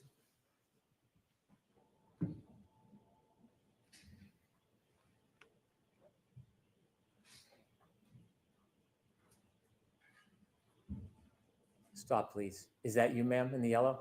Yes. Okay, continue, please.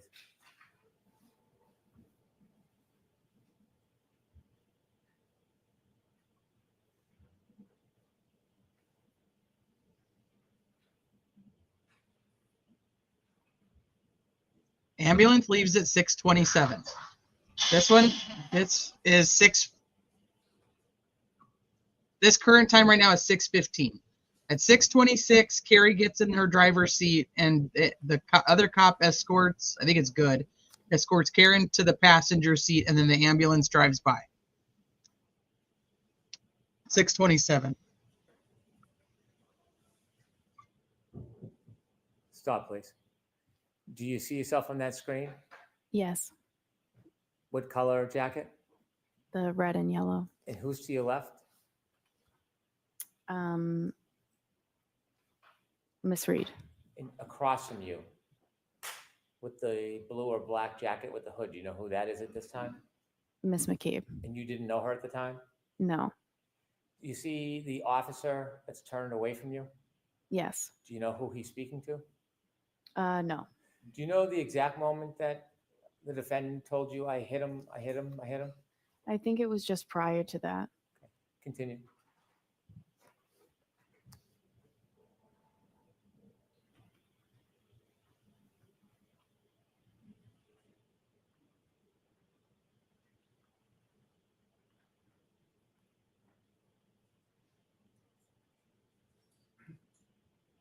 Stop, please. Okay, thank you. I have no further questions. Okay, Mr. Jackson.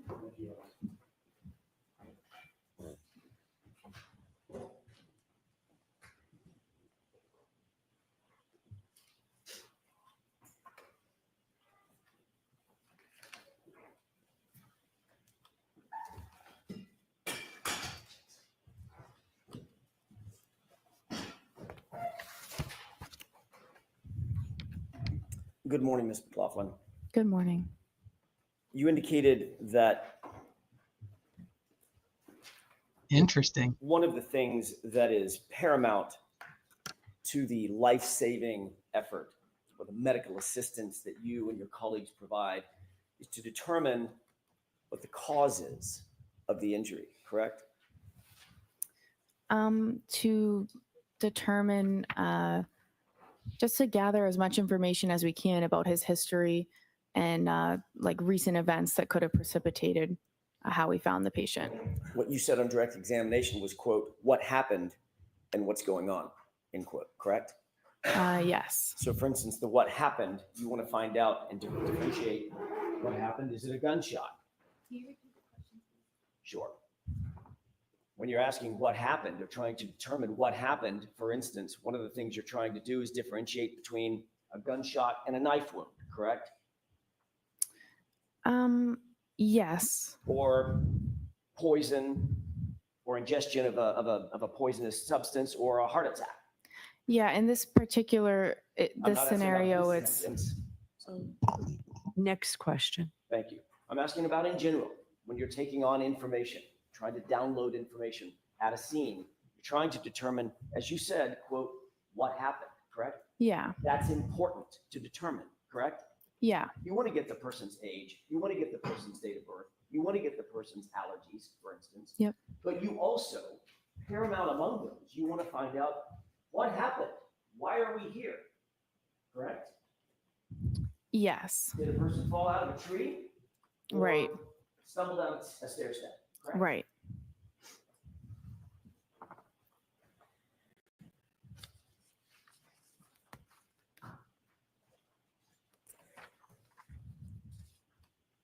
In doing so, it's important to relay that information to others as well.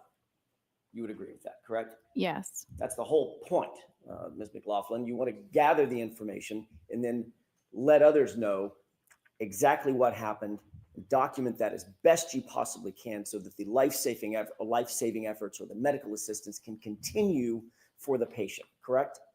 Yeah, you have to share the information that you got with the people who are providing care. And one of the ways you do that is by writing it down, correct? No. That's not one of the. Who did you wait, speak with? She's saying that's not one of the ways you do that. She never has done that ever. She's never written something down to communicate it to a coworker.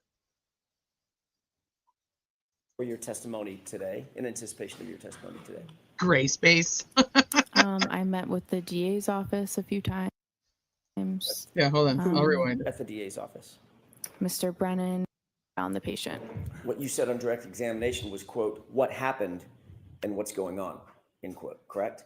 Yes. So for instance, the what happened, you want to find out and differentiate what happened. Is it a gunshot? Sure. When you're asking what happened or trying to determine what happened, for instance, one of the things you're trying to do is differentiate between a gunshot and a knife wound, correct?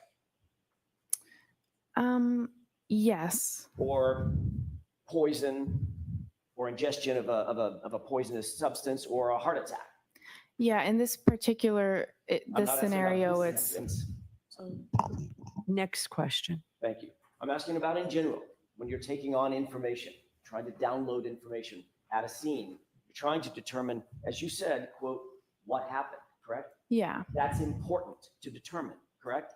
yeah, You want to get the person's age, you want to get the person's date of birth, you want to get the person's allergies, for instance. Yep. But you also, paramount among those, you want to find out what happened. Why are we here? Correct? yes, Did a person fall out of a tree? Or right, stumble down a stair step? Correct? right.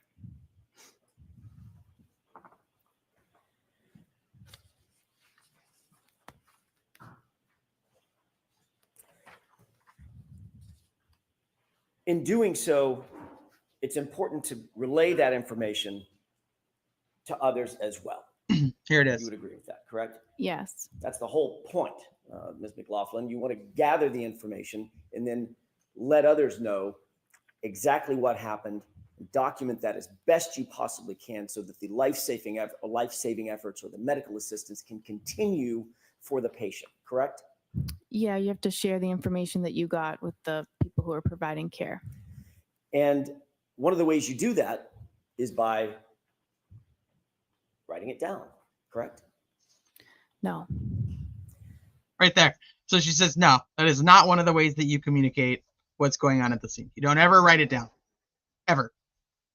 It's not one of the ways. Can I ask you, who did you speak with before your testimony today, in anticipation of your testimony today? I met with the DA's office a few times. Who at the DA's office? Mr. Brennan, a witness advocate, and there were different troopers there at different meetings. What did you and Mr. Brennan discuss at these? Well, let me ask you, first of all, foundationally, how many meetings were there? 3. 3. When were they? One in maybe January was just a meeting. One a few weeks ago, we reviewed the testimony from the last proceeding. And then yesterday, briefly to say that I'm getting called and I'm going today, and if I had any questions. Let's talk about the one a couple of weeks ago. Where was that meeting held? At the DA's office. And you said you reviewed testimony with whom? I watched the testimony from the first trial.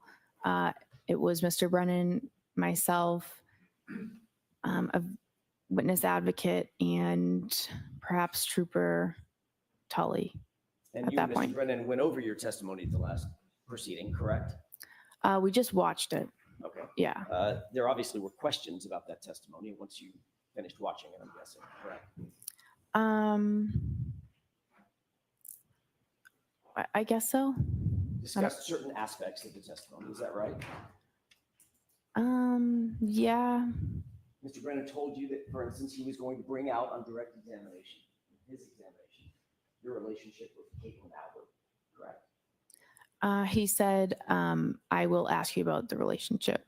And that was in anticipation of me asking about that relationship, correct? Sustained. Did Mr. Brennan tell you that he wanted to make sure that he brought out that information so that it wasn't brought out on cross-examination by me? Objection. Sustained. What did Mr. Brennan say about the reason he wanted to bring out the relationship with Caitlin Albert on the examination? There was no reason that he gave.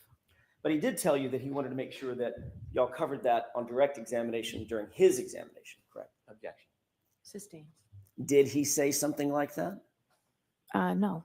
Did you say something like that? I would like this information brought out so it's not brought out on cross-examination. No. At the last hearing when you testified about a year ago, that wasn't brought out on direct examination, was it? Objection. Sustained. Maybe approach. Okay. He does not want to let this go because they're trying to get, this is exactly what the problem is with having this retrial, is that now she's prepared to know that her relationship with Caitlin is an issue. Very briefly, your testimony about a year ago. Often we were talking about very briefly your testimony about a year ago. In your testimony a year ago, you did not disclose in your initial conversation the fact of your relationship with Miss Albert, did you? I object. I move for an instruction. So the objection sustained. Next question. Who was it that asked the question about Miss Albert a year ago? Objection. Sustained. Did you tell anyone, Trooper Proctor, any investigator, anybody from the DA's office last year about your relationship with Caitlin Albert? Objection. I'll allow that. Yeah, you should allow that. No, only when there started to be a lot of Ooh, what are you gonna say? harassment and things, that insinuations and stuff that started coming out online. I had said maybe once to them that I was concerned I was being harassed. My question, Ms. McLaughlin, was before the information was disclosed, which was during the first proceeding. Objection. Let's hear the question. Before that information was disclosed during the first proceeding, in any of your interviews, Michael Proctor or anybody else from the DA's office, did you disclose, from the Massachusetts State Police or anybody from the DA's office, did you disclose, did you volunteer that you had a relationship before the first proceeding?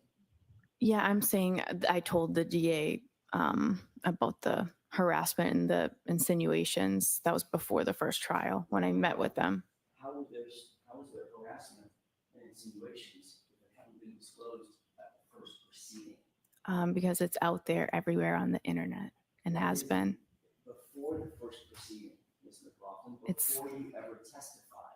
That's my question. Do you understand my question? It's been going on since before the first proceeding. If you hadn't testified at the first proceeding, at which point it was revealed, how could you have ever suffered any harassment for it? It wasn't disclosed yet, Ms. McLaughlin. You understand? I don't think you understand what I'm saying. Who did you tell at the DA's office? The relationship that I had with Caitlin Albert had been out there. It had been published and proliferated on the internet. So that was before the first proceeding. And who did you tell at the DA's office about this before the first proceeding? I don't remember who it was or the meeting, but Was it Mr. Lally? it could have been. Do you have a memory of that? Not specifically. I don't remember who it was. Was it Ms. McLaughlin? Like I said, I don't That- remember not you, specifically. obviously, Miss Laura McLaughlin, no relationship. Like I said, not specifically.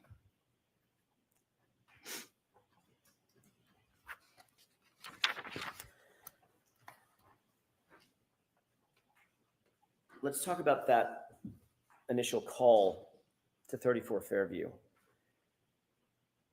You responded to the call of an unresponsive male in the snow.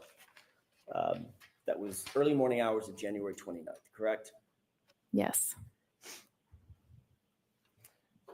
Once you were there, Mr. O'Keefe had been placed on a gurney and moved to the ambulance. You were instructed to go get information about the victim. Yes.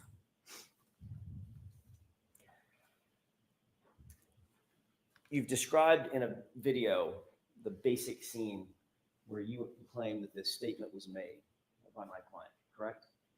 Yes. That was a situation in which You're standing there. Ms. Reed is standing there. Ms. McCabe is standing across from you. Okay, that was the courtroom feed, not mine. That was weird. Miss Reed was on the right, Miss McCabe was on the left, and then there was a officer kind of diagonal across from me. Yes. Thank you.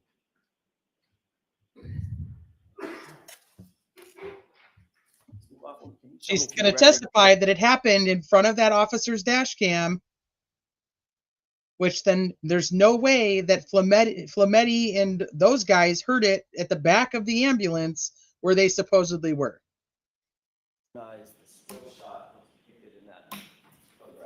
Go back to the mic, Jackson. I recognize me in it, yes. And when is that approximately, does that approximate what you're describing? Is that time in which you're standing there, I'm guessing in the yellow jacket, Miss Reed's to your right, Miss McCabe's to your left, and there's an officer standing directly across from you? Yes. Is this the time that you indicate that that statement was made? Around this time. I'd like to have that marked as next in order, Your Honor. Any objections, Mr. Brennan? None, thank you. May I retrieve? Yeah. 50?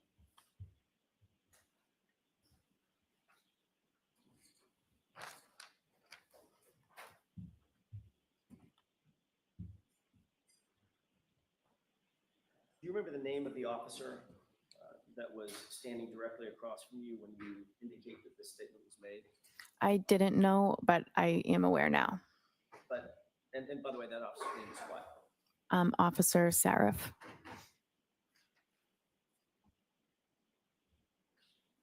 You're describing a situation in which you're standing there, Miss Reed is next to you, within earshot is a uniformed police officer, and she said, I hit him, correct? Correct. Then he said, what? Is that right? So it's, I hit him. Miss McCabe interjected, and then she said, I hit him. And then the officer said, you what? And then she said, I hit him. And he said, go get Goody down here. Okay, so is that 3 times or 4 times that you indicate she said I hit him? 4 times. 100%. He never heard it. And you, according to you, you indicate that at the time that Ms. Reed made these statements, she was hysterical and somewhat out of control. Is that right? She was upset. I would say hysterical. Yeah. Did you describe her last year as obviously upset, overly frantic, and almost hysterical? Yeah, I believe it. I remember that. Okay. If we could play Exhibit 4. Okay. Starting at 9, court commission, starting at 9:15, about 9:46.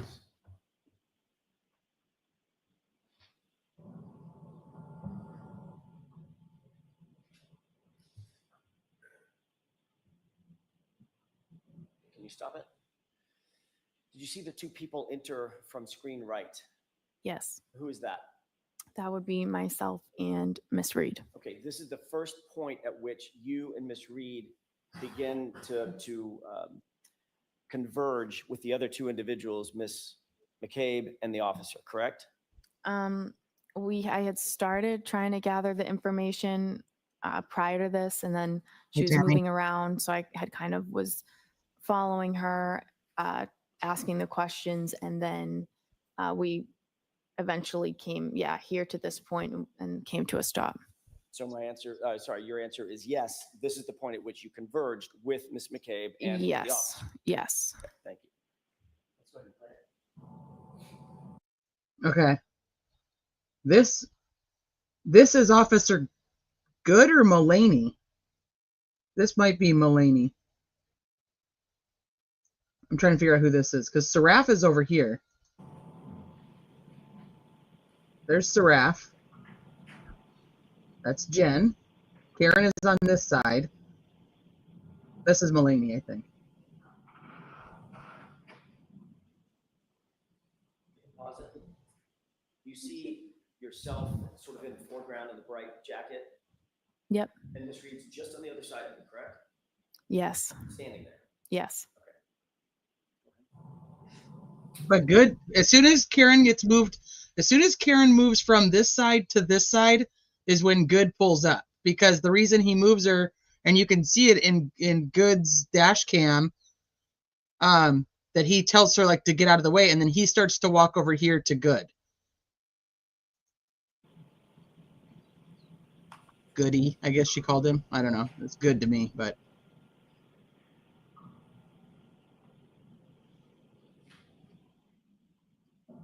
Yeah, Mulaney just went back to his car, and he's parked over here. And Carrie's over here just cleaning off her car. Friend's dying, just got to clean that car off.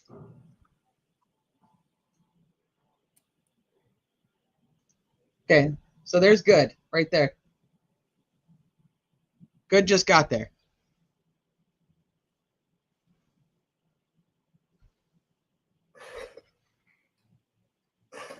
So why would he say get Good down here if Good's already here? Because that's according to her what he says is like Seraph hears it and he's like, get Goody down here. Well, Goody's right there. The ambulance isn't gone yet. It's only 6:16. The ambulance doesn't leave for about another 9 minutes. Okay. Okay, we have thoughts on. Ms. McLaughlin, during that video, that's the time in which you say, or you claimed last year that Ms. Reed was, in your words, obviously upset, overly frantic, and almost hysterical, correct? Yes. Did she look almost hysterical in that video? She was, well, in that video, that could not explain what that scene was like. Did she look overly frantic in that video? She was frantic throughout the whole scene. I think that was me describing the entire scene. I see. Yeah. So she did not look overly frantic in that video. She was upset for sure. Was she overly frantic and almost hysterical in that video? Just now. I don't know that you could really see from that video. Did you see anything that appeared to be overly frantic and almost hysterical? Like I said, that video is not really you can't hear anything, so it's hard to. Was she running around? She had been. I didn't ask you if she had been. Yeah. There are a lot of things that happened. When she's standing there with you. She said, yeah. Yeah. No, she had just stopped running around. Was she gesticulating? I don't know. Do you know what that means? I don't. Was she using her arms and going crazy? With her hands and arms and running in circles? She had been, but like I said. Yeah, but I think. I'm asking you about what happened before you got there. I'm asking you what happened when. I'm sorry. Question and answer, please. Thank you. I'm not asking you what happened before we got to that video. Right? I'm asking you about the video in which you described her previously as being overly frantic and almost hysterical. Did she look like she was just gesticulating and moving her arms and spinning in circles? Not in that video. Okay, thank you.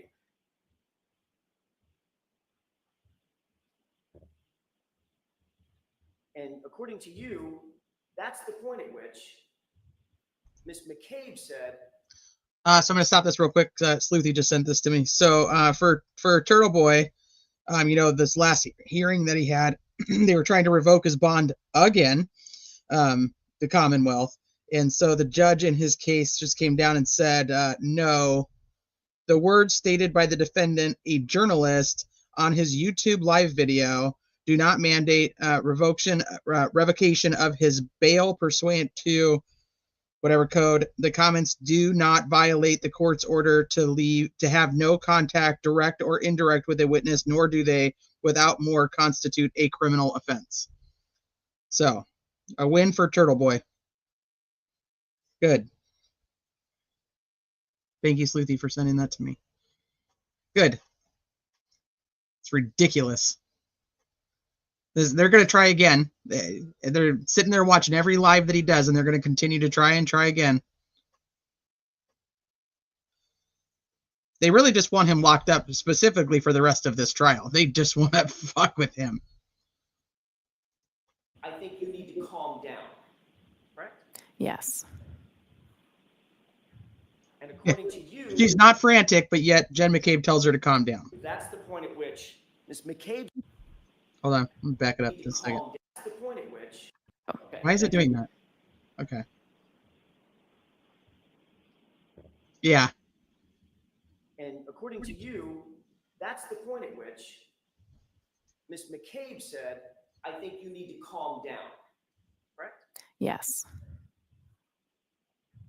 And according to you, that's the point at which Ms. McCabe said, you're hysterical, correct? Yes.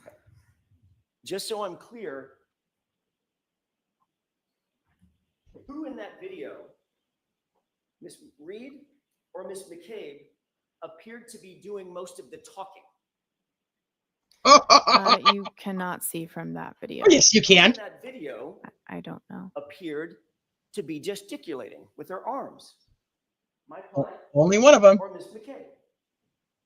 I think Miss McCabe was doing that, saying you need to calm down.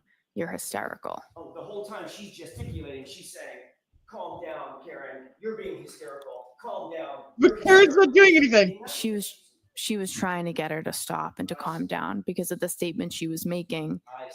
And she was trying to get her to stop, Seraph calm never heard. down. Where Seraph said, go get good, yet good's already there. Katie drove the ambulance because the 3 paramedics that were in the ambulance on the way there, all 3 were going to be working on John. So Katie drove the ambulance, but she didn't drive it there. She drove it to the hospital. I wish I could see Jackson too. I know. So Jen's over here just freaking out and throwing her arms all over, telling Karen to calm down. But yet Jen's the one that's more vocal and throwing her arms around. That makes sense, Katie. Makes sense. Probably 40, 50 seconds or so. Maybe it's a minute. That's when you're saying now, Ms. McCabe was gesticulating and saying, calm down, Karen. You need to stop making statements. Calm down. Right? That's what she was doing. Yes. Okay. Well, you'll agree that Ms. Reed was standing relatively quietly to your right, not saying much of anything. No, what she had just said, she had seemed upset when she said that. And what she said was obviously Miss McCabe was trying to convince her that that was not, you need to calm down. Stop saying that. Right in front of a police officer who never said he heard her say it. Objection. Sustained. Not allowed to ask that. Don't make me gesticulate wildly about you. 18 inches, 2 feet from Officer Seraph, correct? I don't know exactly. Well, give me an idea. I mean, 2 feet, 3 feet, whatever. He was standing near me. And he was standing even closer to my client, wasn't he? Yes.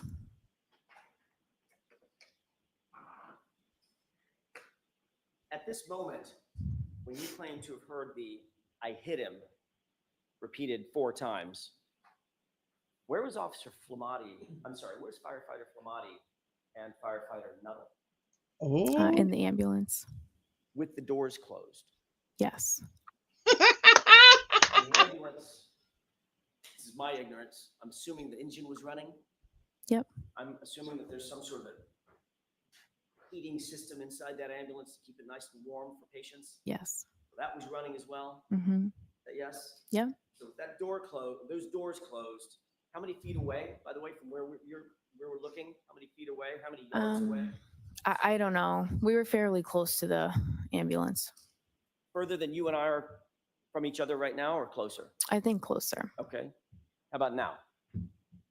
I'm not sure. The ambulance was behind us. I'm not sure how close we were. Right. At least a few yards. Sure. Okay. And those doors are pretty thick, secure metal doors that lock.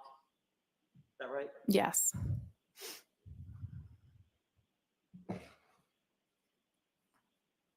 Obviously, when you saw them, I mean, I know you don't know what was happening inside the ambulance, but when you saw them firefighter Nuttall and firefighter Flamati were engaged in life-saving measures with Mr. O'Keefe, one doing the bag, one doing chest compressions as they entered into the ambulance, which you did see, correct? Yes. When those doors closed, would you presume, from your experience, that those life-saving measures and their focus was on John O'Keefe, that continued?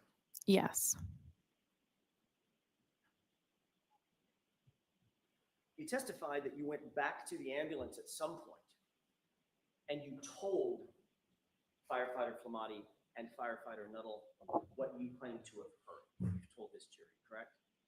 I went back to the ambulance after that and I told them what was said and gave them the demographic information that I got. Okay. So in other words, firefighter Flamati and firefighter Nuttall heard it from you. You didn't say it to somebody else and they reported it to those two. They heard it directly from you, correct? I went back and I said, I gave the demographics and I said, she's saying I hit him. Right. So in other words, they heard that from you. I gave them. Objection. Is that yes or no? Objection. She answered the question. Next question.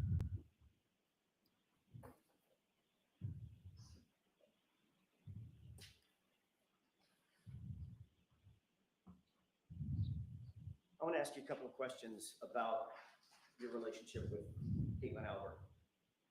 You were asked at a hearing about a year ago, back in May of last year, May 3rd, as a matter of fact, 2024, about that relationship. Do you remember what your answer was? No, not specifically. You remember saying in response to the question, who's Caitlin Albert? Asked by me. I don't remember specifically what I said. Did you say, I went to high school with someone named Caitlin Albert? Have the page number in line, please. He sure did. So Jackson's saying last year in trial, when I was talking to you, I asked you how you knew Caitlin Albert, and you said, I went to high school with somebody named Caitlin Albert. Like that's, you just kind of blew it off. Yeah, you heard it from you. May 3rd transcript, 10-24, lines 2 and 3.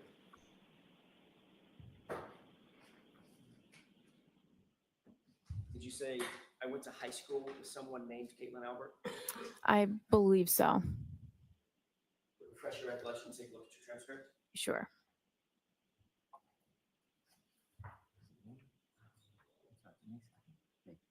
No, May 4th. May 2nd. Let me look. I have May 3. Okay, thank you. Brennan. Thank you. May I approach? Yes. Let me wait for you to No, get no.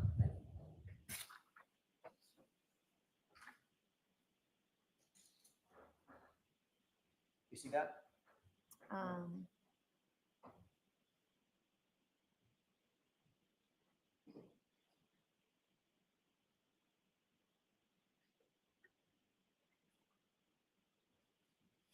Yeah. May I? Yes.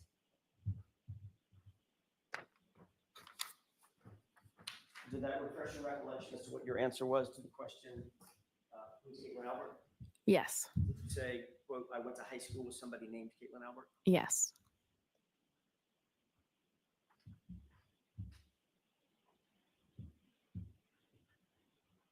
Mr. McLaughlin, that was not a full and accurate statement of your relationship with Caitlin Albert, correct? I object.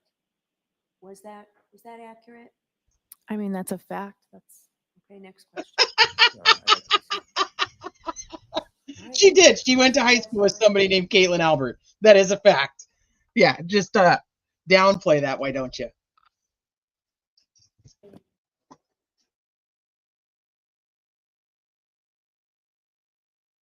Are we sidebar? Okay, hold on. I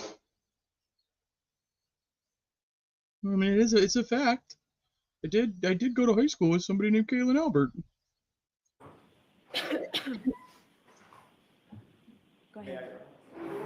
In answer to that question, the open-ended question, who's Caitlin Albert, you didn't offer up in that first initial response. You didn't offer up. You didn't say we're friends, did you? We're not. You didn't say that we are in the same friend group, did you? No. You didn't say we've been friends since high school. No. You said I went to high school with someone named Caitlin Yes. Almost as if you just saw her name in a yearbook. No, I don't agree with that. That's not true, is it? I mean, that wouldn't be true, correct? Because you did know Caitlin Albert. That is true. And you asked me if I knew her, and I said yes. And you asked me if I'm friends with her, and I said I wouldn't say friends. You wouldn't say friends. Right. Even as you sit here today, you would not say that you're friends with Caitlin Albert. No. You wouldn't say that you've been friends for years. We've known each other for years. That wasn't my question. We've known each other for years, but We're friends on we're not- Facebook. We are not close friends. We don't have a relationship, just her one-on-one. It's just group settings. You grew up in the same town, That was, correct? I thought that was going to go a totally different way right there when she was going with group settings. We did. Went to the same middle school together. Correct. Went to the same high school together. Yes. You socialized with her. Yes. You've taken day trips with her and others. Yes. You've taken beach trips with her and others. Yes. You've taken 4th of July weekend getaways with her and others. I don't remember that, but One of your best friends named Michaela actually lived with Caitlin Albert at college, didn't she? Oh, that's right. She went to go visit her in college. Yes. And you visited your best friend at that residence where she lived with Caitlin Albert on more than one occasion, didn't you? yeah, occasionally I would go to visit the friends that I had there. You would even spend the night in the apartment with them, correct? Maybe a handful of times, yes. You've taken photographs with Caitlin Albert, correct? I'm in pictures with her, yes. You've been to baby showers with Caitlin Albert over the years. Ooh. I have attended a baby shower with her, Had yes. celebrations with her over the years, correct? Yeah, we socialize, like I said, group settings, social events. I will see her. So you knew who she was and you tried to downplay your knowledge of who she was intentionally in front of a jury in another hearing. Let's just get to it. You knew exactly who she was. You knew exactly who he was asking you about. And you try to be like, oh, I went to high school with somebody named Caitlin. Bullshit.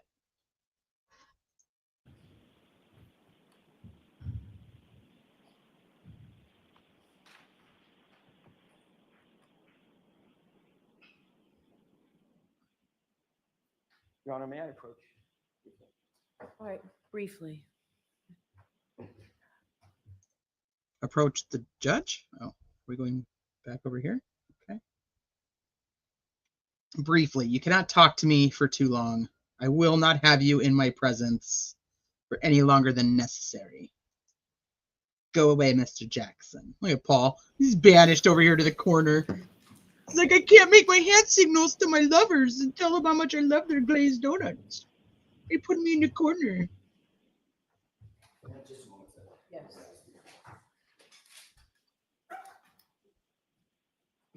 They're both on the same track team. Or cross country was one of them, yeah. Uh-huh.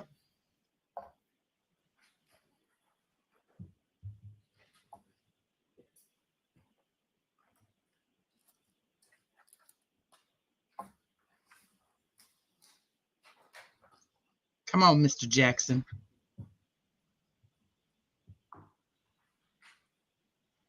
What are you going to show her? He's on probation.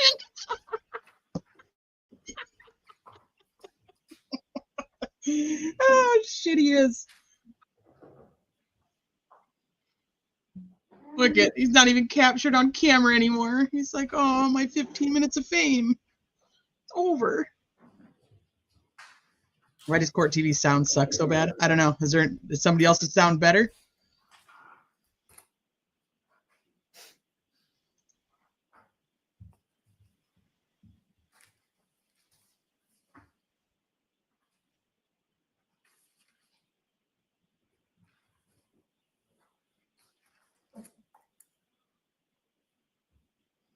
May I approach briefly? Yes.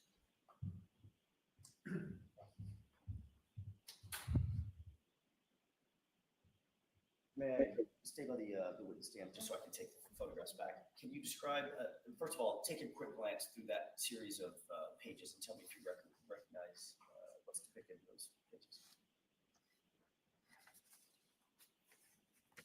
He did not. He did not play it on fast speed. People keep saying that, but it wasn't. It wasn't, and there was no different speed to it. I don't know why people think that. It's so, the audio in court was so bad anyway, but it's the exact same length of time as the actual 911 call that I have. How do you recognize, generally, how do you recognize those documents? What are they? Objection. But they're photos of me and Caitlin hanging out. Are those photographs? Yes. Objection. Oh. The photographs. Next question. Who's depicted in the first photograph? Myself. Objection. Why is this objection? Do you see Does every one of those photographs include you? Objection. Why? Does every one of those photographs include Caitlin Albert? Objection. I'd like a curative instruction. Why? The reality is, Ms. McLaughlin, your relationship. Well, Mr. Jackson, the reality is the jury's sitting there and knows that you handed her a stack of photographs that have her and Caitlin, and whether they see them or not, and Bev sustains them, they know there is a stack of photographs sitting there. And you're not going to be able to get the jury to forget that. So. Relationship with Caitlin Albert goes back not just weeks or months or years, it goes back a decade or more. Matter of fact, more than a decade. I grew up, we live in the same town, so we went through all the same school systems and everything. May I approach? Yes. If I can have this, please. The reality is you did more with Caitlin Albert than simply go to the same school system. Is that right? Yes. One of these photographs has you on vacation with Objection. Caitlin Albert drinking, correct? Sustained. You've been photographed. You've been photographed with Miss Albert on many occasions at many celebrations with your girlfriends, correct? Take a sidebar, please. I'm going to allow that. Is that right? You've been photographed on occasions. On occasions, yes. That wasn't my question, Your Honor. Go ahead, ask My it. question was, you've been photographed on many occasions and many celebrations with Caitlin Albert and your girlfriends, that group of girls that we just looked at. Yeah.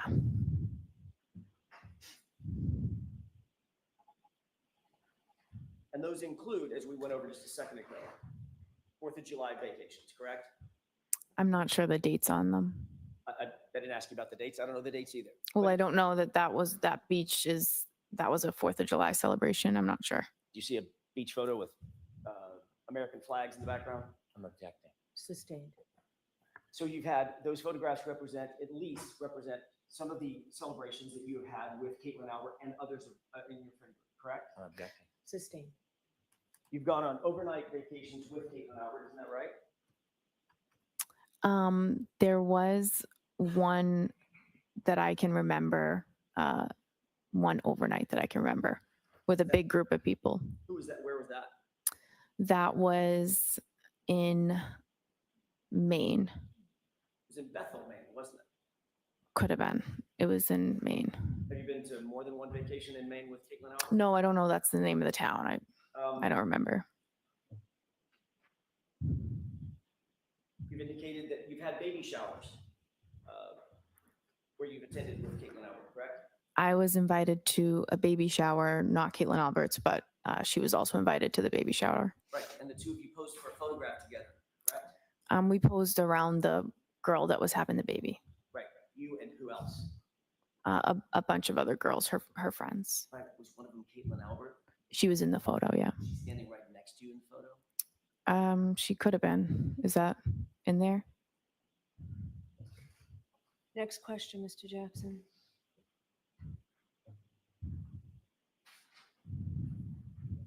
May I approach? No. Next question. You just looked at a photograph of you. I just glanced through. May I approach? No. Oh my gosh, Bev. Them. Objecting to this whole line. The objection is sustained. The reality is, Ms. McLaughlin, your relationship with Caitlin Albert is far more than simply somebody that you went to high school with. Isn't that true? I described what it is. Do you stand by your testimony that Caitlin Albert is, quote, somebody I went to high school with somebody by that name? I said that, and I described the relationship numerous times throughout that testimony to clarify it. And you clarified it under questioning by me, correct?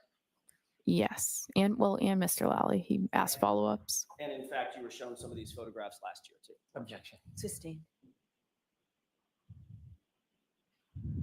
The reason you clarified it is because you were confronted with photos of yourself last year, correct? Can you repeat the question? Sure. The reason you clarified it, as you just testified, the relationship, is because you were confronted with photographs of you and Caitlin Albert last year, correct? I just answered the questions that you had. Right, and you were shown photographs last year. I was, yes. There's also another member of the Albert He's family making sure the jury knows last year that jury was allowed to see these and you are not able to. that you've spoken to about this case, isn't that right? No. January 30th, 2022, you were contacted by a member of the Canton Police Department to set up an interview, weren't you? No, I was not. You remember being contacted by anybody to set up an interview with Michael Proctor? The state police called me, and I met with two state troopers. I don't know which one of the troopers called me to set up the interview. Isn't it true that it was actually a Canton police officer who coordinated that interview with you? I have no knowledge of that at all. Isn't it true that the Canton police officer who set up Oh. the interview with Massachusetts Kevin? State Police and coordinated that interview was a detective named Kevin? Do you remember that? I have no knowledge of that. Isn't it true that Brian Albert has a brother named Kevin Albert on Canton Police Department? I know that now. Isn't that who coordinated your interview with Michael Proctor? I've never spoken to Kevin Albert, ever. You can't remember who it was that set up the meeting. How can you say with such specificity? Because it was the state police called me. The state police called me. It was a state trooper. Can you wait till I'm Just finished with my hold on question? 1 second. Oh, please. sorry. If you can't remember who it was that called you specifically, how can you say with such specificity that you've never spoken to Kevin Albert? Because I have only ever talked about this case with a state police trooper. So there were two of them there when I went for the interview. I don't remember which one called me, but I've never been contacted by anyone in the Canton Police about an interview or about the case. So I know it's not. I just don't know which state trooper it was that called me. Did you talk to Mr. Brennan about this issue when y'all met? No, I did not. This issue never came up No, about Kevin Albert or the Massachusetts State Police or your first interview? no. You remember testifying about this last year? I remember you asking me about who coordinated the interview. And now as you sit here, you're saying it was absolutely 100% Massachusetts State Police that coordinated that interview. It was I only ever spoke to the state police about that interview. I wasn't contacted by anyone else to go in for that interview. Are you saying that you now have a specific memory of how that interview was set up? And that it was Massachusetts State Police? My only memory Do is you have a memory or do Can you she not? answer the question, please? I don't really get the question. Can you answer that question? I don't understand the question. Ask it again. Sure. Are you saying as you sit here now that you have a memory of how that interview was set up? And it was by a Massachusetts State Police officer? I always had a memory that it was a state police officer. Okay. I don't know which one. That's why I said I don't know. Isn't it true that last year you were asked that very similar question? This is at 10-56, lines 10 through 15. Question, do you recall being contacted by a completely different officer to say, hey, Trooper Proctor wants to talk to you. Come on to Canton PD. He wants to have an interview. Answer, I don't remember exactly how the interview was set up. Remember that? Right. So as you sit here, you now have a specific memory that that interview was set up by Massachusetts police officers. That's the only memory I have of it. And when I said I don't know, you said somebody other than Proctor, and I didn't know if you were referring to the other state trooper that was there, because I didn't remember specifically who called me to come in for the interview. But I've never spoken to anybody in the Canton Police about that interview You or are the aware setup. that, in fact, Kevin Albert is Brian Albert's brother. I'm aware of that now. You're aware that Kevin Albert is Caitlin Albert's uncle. I guess so. How many conversations did you have with anybody before you actually sat down with Michael Proctor? Either in anticipation of setting up the interview or otherwise?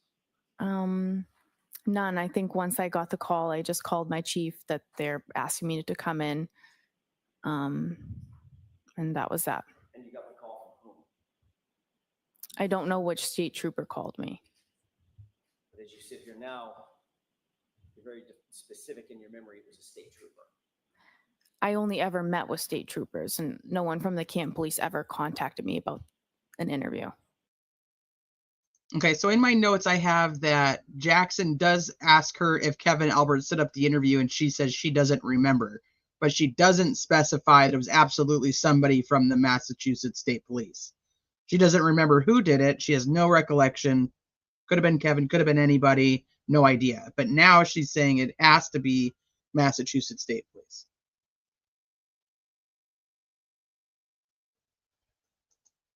Setting up an interview.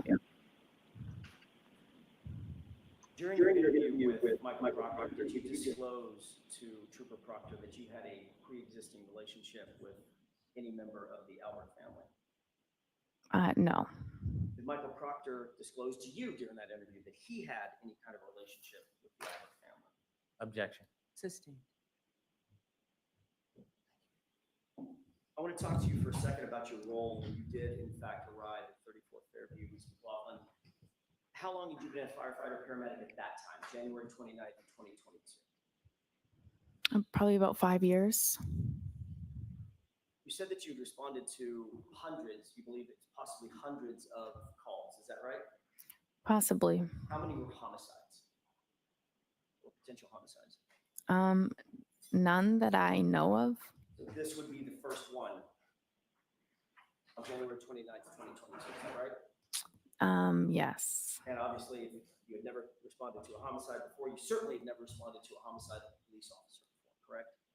Correct. I think you indicated as much on direct examination that you are not and are not now a trained detective. Is that right? Right. You never conducted any sort of a formal investigation, formal criminal investigation, had you? No. You hadn't been trained, you had no advanced training on how to preserve or interpret statements or memorialize statements for evidentiary purposes? No. Or for the use in trial, things of that nature? No. In fact, your role that morning was just to provide medical assistance and pretty much nothing else. Is that right? Yes. And you'll agree that it was a somewhat chaotic scene, right? Yes. Lots of first responders on scene. Right? Yes. Everybody working furiously, or at least people working furiously to provide life-saving measures to John O'Keefe. Is that right? Yes.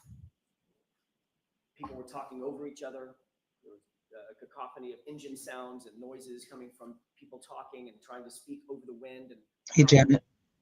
the driving snow and wind that was coming down, or snow that was coming down. Is that right? Yes. You hear people in the background, in the foreground, people talking over each other. Yes. Emotions, your emotions, everybody else's emotions were on high alert. Is that right? Yes. So you were trying to do your job under pretty intense pressure and in a very limited context, correct? Yes. I think so, but I don't want to say 100%. With you when you were asking my client any questions, did you? No, of course not. There's no audio recording of that conversation you claim took place between you and Miss Reed, is that right? Not that I know of. And you've already indicated that you didn't even follow up with a single question when she responded in the way that you've indicated she responded, correct? Yes. The words you claim you heard were, "I hit him." Is that right? Correct. It's your experience that people under pressure, people under stress, because you go to high stress situations all the time as a firefighter paramedic, correct? Correct. People in those kind of situations speak in broken sentences or rhetorical questions, correct? Not uncommon. People react differently at different scenes. But you certainly wouldn't say that that's uncommon. Oh my God, what happened? What happened? Things of that nature. No. Did you hear my client ask the question of confusion, or a series of questions of confusion? Could I have hit him? Did I hit him? I did not hear that. You never heard her say anything close to, did I hit him or could I have hit him? I did not. Ms. McLaughlin, where are your notes regarding this statement? I don't have any. Where'd they go? It's not in the role that I was in, I'm not in a position to write a report on this type of call. It would be the lead paramedic or the officer on scene. So you didn't write anything down? You didn't have any opportunity to write? I didn't. You're just going by your memory? Yes. Okay, Joanna. See you in a minute. Exhibit 4, starting at runtime 8:50.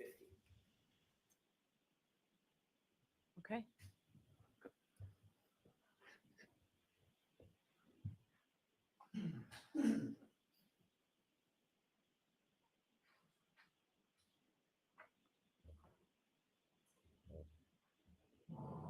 Pause it. Just to orient us, can you tell me where you are in that video? I might be in the middle there, although I didn't get a good look. With the yellow and the red? Yes. Okay. I'd like you to pay special attention, Mr. McLaughlin, to your right and your left hands as this video plays. Could we go ahead and play it? Oh shit, is she writing notes? Pause it. What are you looking down at? Oh, I see what you're saying. Yeah, I would write like stuff on my glove. That's something I'll do as I'm getting the information. Was that your question about notes? So you were taking notes? That's just me jotting down the demographics. Let's keep playing.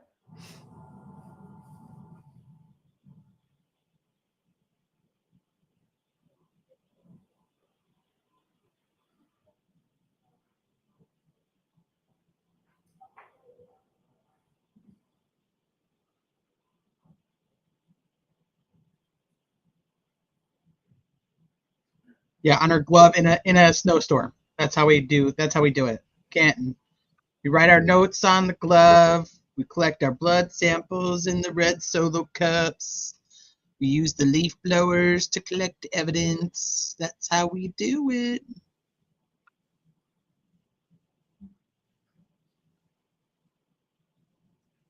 Pause it. Is this still the part of the interaction where my client is overly frantic and almost hysterical? That's she's writing with her invisible marker. Sleuthie. What kind of gloves are these? Magic gloves. the point where your client started to make the statements. Was she overly frantic and almost hysterical? She was distraught. Okay. Overly frantic and almost hysterical. We're using different words. I'm asking you about your words. Does this describe her as overly I think the overly frantic and hysterical, I was describing the entire scene. So you'll agree that she doesn't look overly frantic or hysterical? Again, hard to say from a video, but. And according to you, well, that's actually, Ms. McLaughlin, it's easiest to say from a video, isn't it? It's a video.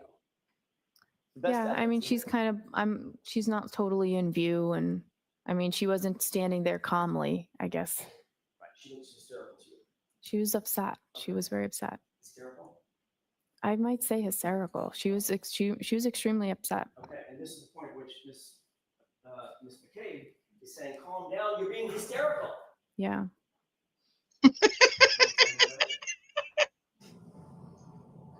Calm down, you're being hysterical. Pause it. So you indicated that this is the point at which, and we can leave the lights down for a second. I'm going to play it again. This is the point at which you said my client had just said, I hit him. Basically confessing to having hit John O'Keefe, correct? Those are the statements she made. And Officer Seraph is standing right there, right? Mm-hmm. Yes. You see any reaction from him right there? I know he turned and told somebody to go get the sergeant. I don't know if that already played. He's right. I'm sorry? No, he's already there. Any reaction from him? Who's he telling that to? Who's he telling to go get the sergeant? Because it's Good that walks up. So who is he telling Good to go get Good? So that makes no sense. Who's he telling to go get the sergeant? That is the sergeant. Yeah, no, you can't hear anything. Yeah, Cooper, I don't know. It's weird because like parts of it you can hear, parts of it you can't.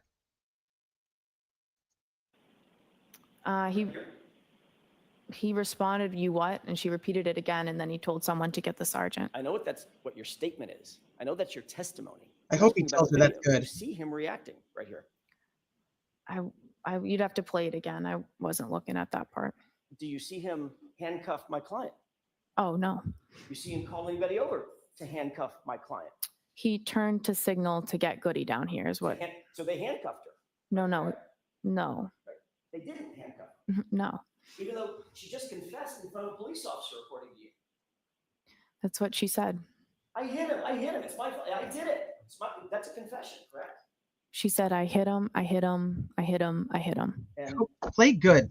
Officer Seraph just stands there and my client walks away, correct? You'd have to talk to Officer Seraph about that. Oh, we have. You should. Mr. McLaughlin. You should. Okay, so let's move on. Mr. Jackson, I'm not rushing you, but how much longer do you think you'll be? Not long. Okay, so, I can wrap it in a couple of minutes. okay. Before the end of this video. Are you playing it again or should we put the lights on? If we can play it again. Okay. Continue.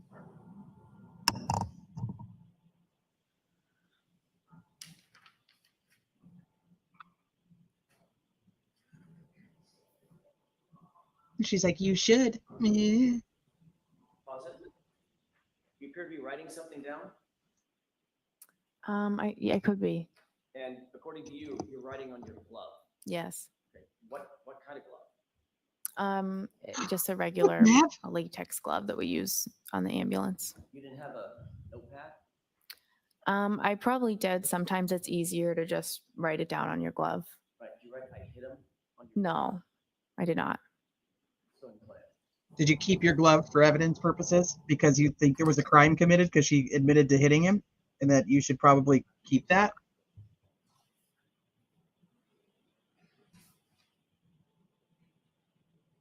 Still appear to be writing something down, looking down at your glove? I might be looking at it.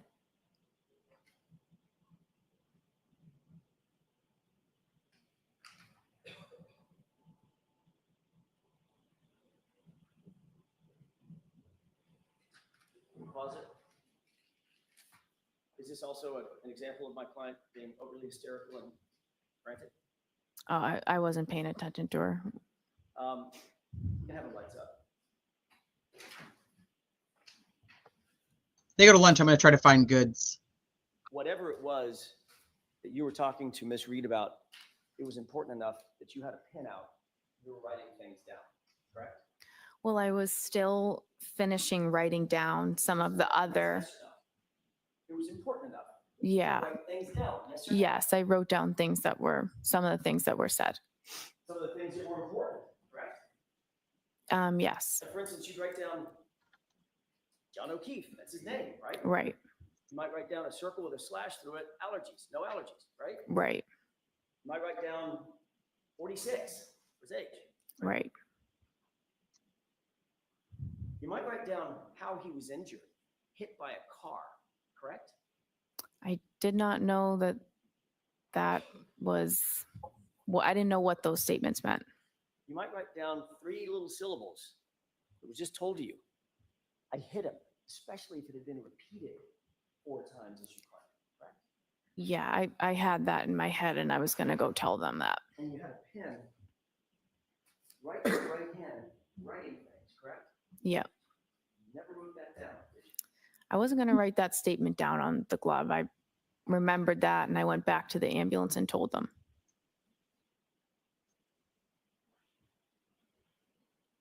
You didn't memorialize that statement on any note that we have, correct? No.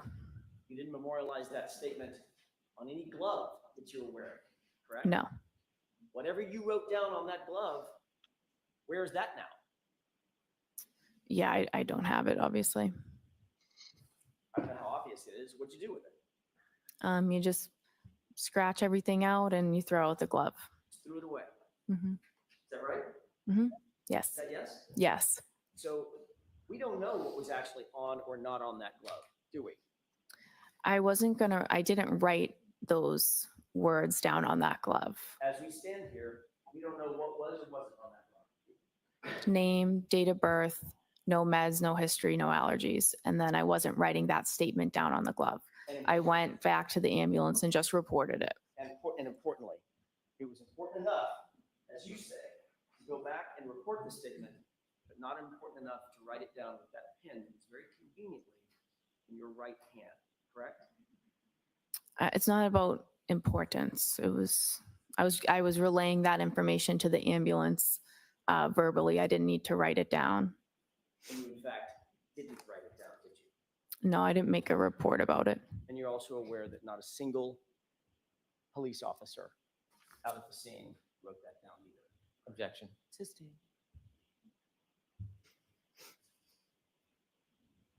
That's all I have. Mr. Brennan, can you do a redirect in 5 minutes? I can. Okay. What about recross?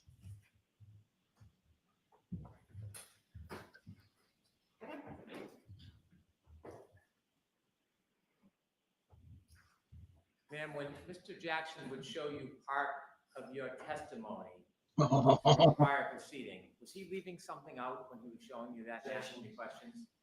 Sustained. When he asked you about whether you knew Caitlin Albert, and you said you went to high school with her, did you immediately then answer questions describing that relationship? Correct. Watch the phone. Were you asked immediately other questions about the relationship? I explained the relationship over and over again throughout the testimony. In fact, you described the relationship over 20 times, didn't you? I'm sure it was that many. You didn't simply just say somebody named Kate. I went to high school with somebody named Caitlin Albert. You didn't leave it at that, did you? No, I didn't. You did. You said I went to high school with somebody with that name, and then you left it at that until he brought up all these photos that he's now not allowed to bring into evidence for whatever reason. And then you were like, I'd color in a, I wouldn't color a friend. Remember, we had this whole conversation last trial about who's really friends here and who isn't, because their definition of friendship is fucking weird. Acquaintances, not close friends. Right. Remember immediately saying after that. So if you're Jen McCabe and John O'Keefe, you're best friends, even though you hardly see each other and you only have interactions because of your kids' sports. But if you're Caitlin Albert and Katie McLaughlin and you party and go out of town and stay in the same places and you go visit her in college, you're not friends, you're only acquaintances. Just want to make that clear. That I would say we had mutual friends. We might see each other occasionally because of mutual friends, but we don't have a one-on-one friendship or hang out regularly. Right. I'm going to allow it. You remember many more statements after Of course you're going to allow it. initial answer where you describe the relationship. Yes.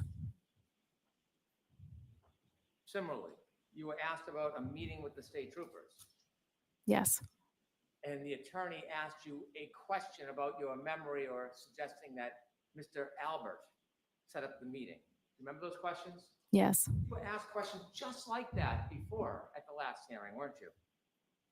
Yes. You remember being asked about who set up the meeting and you saying that you didn't recall? Yes.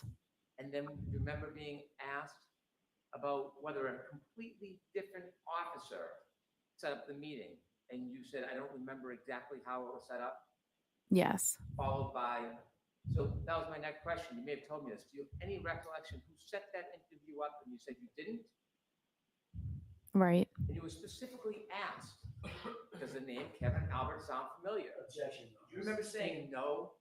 The objection sustained. Do you remember when you were asked at the last hearing, does the name Kevin Albert sound familiar? Do you remember what you told Attorney Jackson?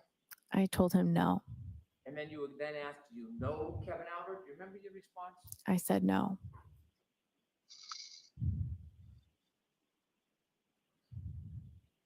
When you were there trying to help the gentleman that was on the ground, did you know this would become a homicide investigation? No, Did anybody tell you this was a homicide? no, In fact, when you spoke, or the defendant spoke to you, you were simply trying to get background information to help Mr. O'Keefe.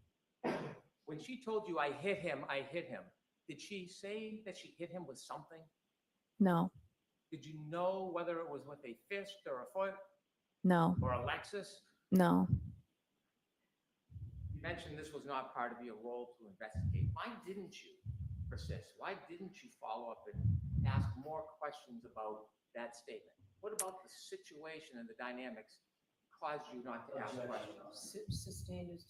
Why didn't you persist in getting more information from the defendant when she said, I hit him, I hit him? I felt bad for her at the time. It was a very disturbing scene, and I did not want to push further down that road. It's not my job, and I didn't feel comfortable doing it. Write those statements down on your glove? No, Then how do you remember she made those statements? I won't ever forget those statements. Of course not. I have no further questions. Anything, Mr. Jackson? Very briefly, that was a disturbing scene, you said, correct? Yes. An emotional scene. Yes. Right? Yes. A scene that was upsetting. to Yes. A lot of people, Yes. For a lot of reasons, right? Yes. And that's when things start getting missed. When emotion starts playing a role, correct? That's when details start getting missed. I guess it depends on the situation. Right, but this was a disturbing, emotional, upsetting scene even for you, correct? I felt that for a civilian to see it, it was very disturbing for them. Probably wasn't great for you either, was it? It's not. Yeah. And your testimony is you never heard my client say, could I have hit him? Did I hit him? Correct? You never heard that. I didn't hear those questions. No. What you heard was, I hit him. Is that right? I heard him. I hit him repeatedly. And changing gears for a quick second. I'm almost finished, Your Honor. You did ultimately start talking about your relationship in more detail with Caitlin Allen under my questioning, didn't you, after that first statement? Is that right? Yes. That's when I started showing you photographs, correct? Objection. Was that when you were seen showing photographs? I don't know. I described it so many times. I don't remember. But you knew I had information that I was going to ask you about. Objection. No. Objection. Finally, with regard to Kevin Albert, did Trooper Proctor tell you during that interview that he had texted with with Officer Kevin Albert about setting up your interview? Did he tell you that? I have no knowledge of that. Did Trooper Proctor tell you that the reason we're here, the reason we set this up is because Kevin Albert texted me that he had already coordinated with you? Never. No. Thank you. That's all right. All right, Ms. McLaughlin, you are all set. Jurors, I appreciate Hey, it. Anja. Hey, Going with a all. little later into lunch, just finish a witness. So why don't we do that? We'll give you 45 minutes to wrap it. And we're gonna get Gallagher. All rise for the court, please. Go to notebooks and follow me.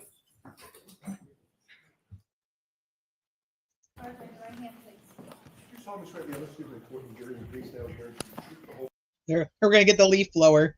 I guess I should see if Sleuthie internet by chance. Or you're probably not back yet, huh? All right, I'll just keep going until I hear from you. It's 4:15 there. Well, it looks like they are done for the day. But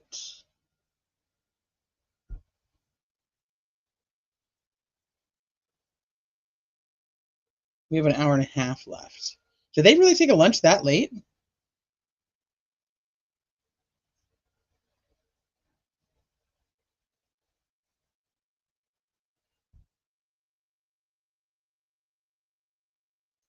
Maybe they're not done for the day. I do. Good afternoon, Your Honor. Oh, you know what? I want to do this beforehand. Hold on. Let me bring this up.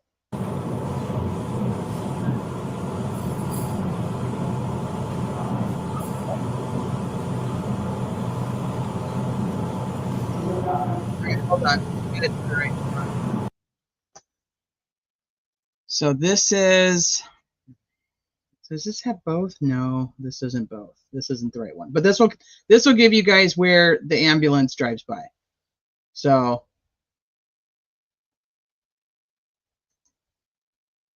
And then I'll pull up goods in just a second too. All right.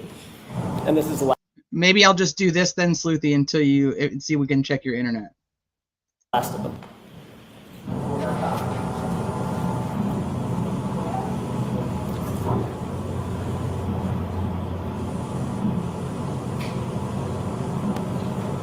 Okay, so this is at 6:26. So you see, you just put Karen in the passenger seat of Carrie's car. So 6:26:48, 50, 52. Control, can you pause it? Can you tell who you're speaking to there? I think it's Mike Lang. Go ahead and play it.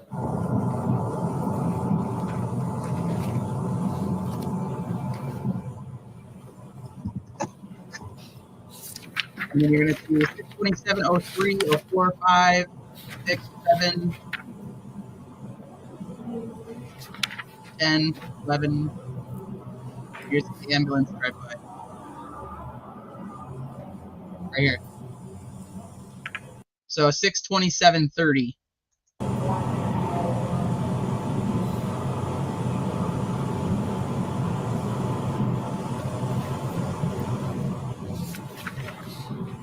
Let me go find goods.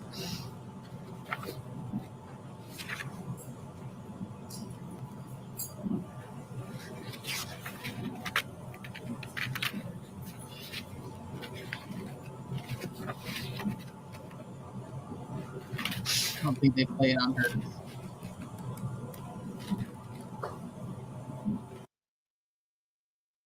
Okay, hold on.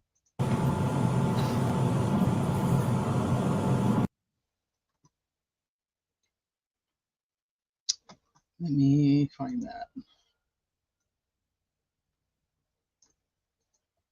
So I'm here. Hey. I'm trying to get YouTube pulled up. I'm using my phone because the internet's still not on. So Okay. Of the same scene. Hold on. In I'm other just words, looking at dash you see cams. the car or the SUV on the left side of the screen right here, correct? Yes, Oh, sir. wrong You see time. that same SUV. Let me mute Jackson real quick. I don't know if this is the right one or not. So I'm trying to see if this is the right time. Because there's the one where he says like,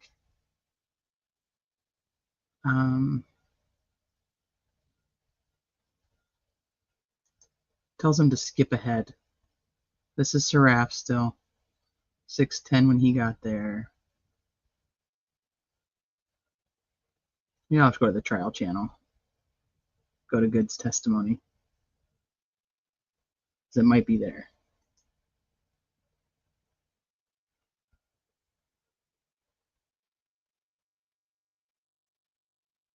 What time is this? Nope, that's the later one. Okay, give me a sec. Let's go to the trial channel.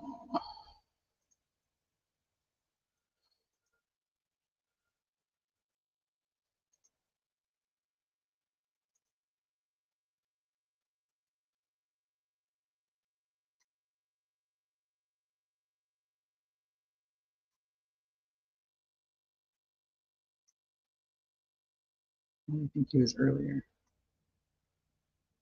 Here.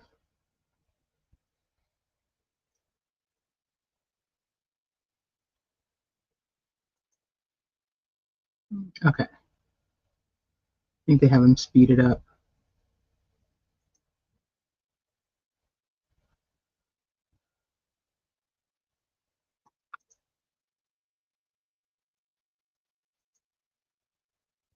this is really annoying me.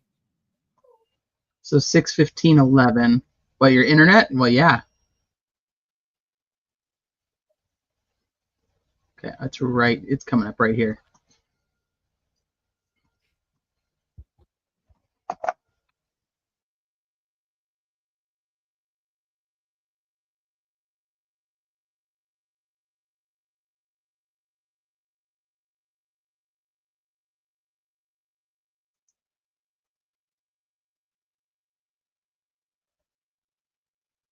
So 6:15, 47-ish, 49, 50, 52, right here. So you pay attention right here.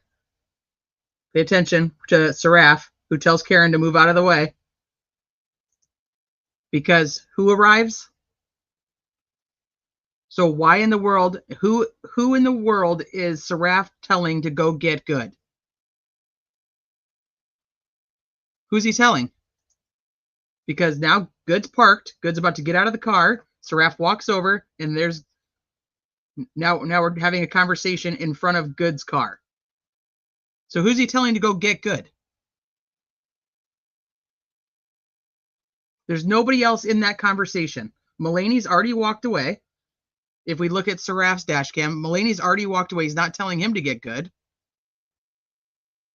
And Good literally is the one showing up during that time frame. That is Good. So who the hell is he telling to go get him?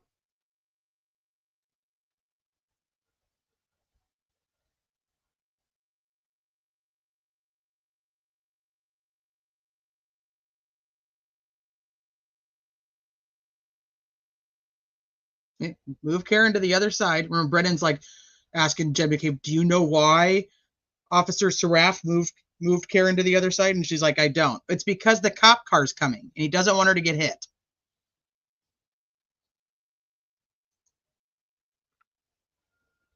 Nope. Go get yourself. I need to talk to you. Go get yourself. Get yourself to the scene right now.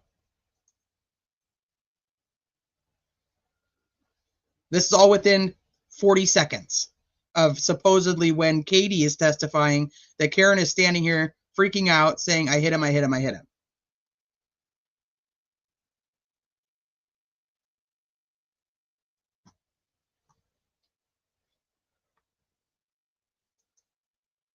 So there you go. And then we can see, I don't know if they play that far.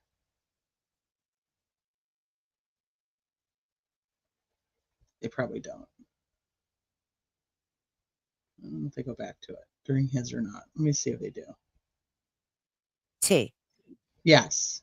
If worst comes to worst, because I have my hotspot on my phone right now connected to the computer. And like it's not even letting me pull up YouTube. Okay. So you can leave it play.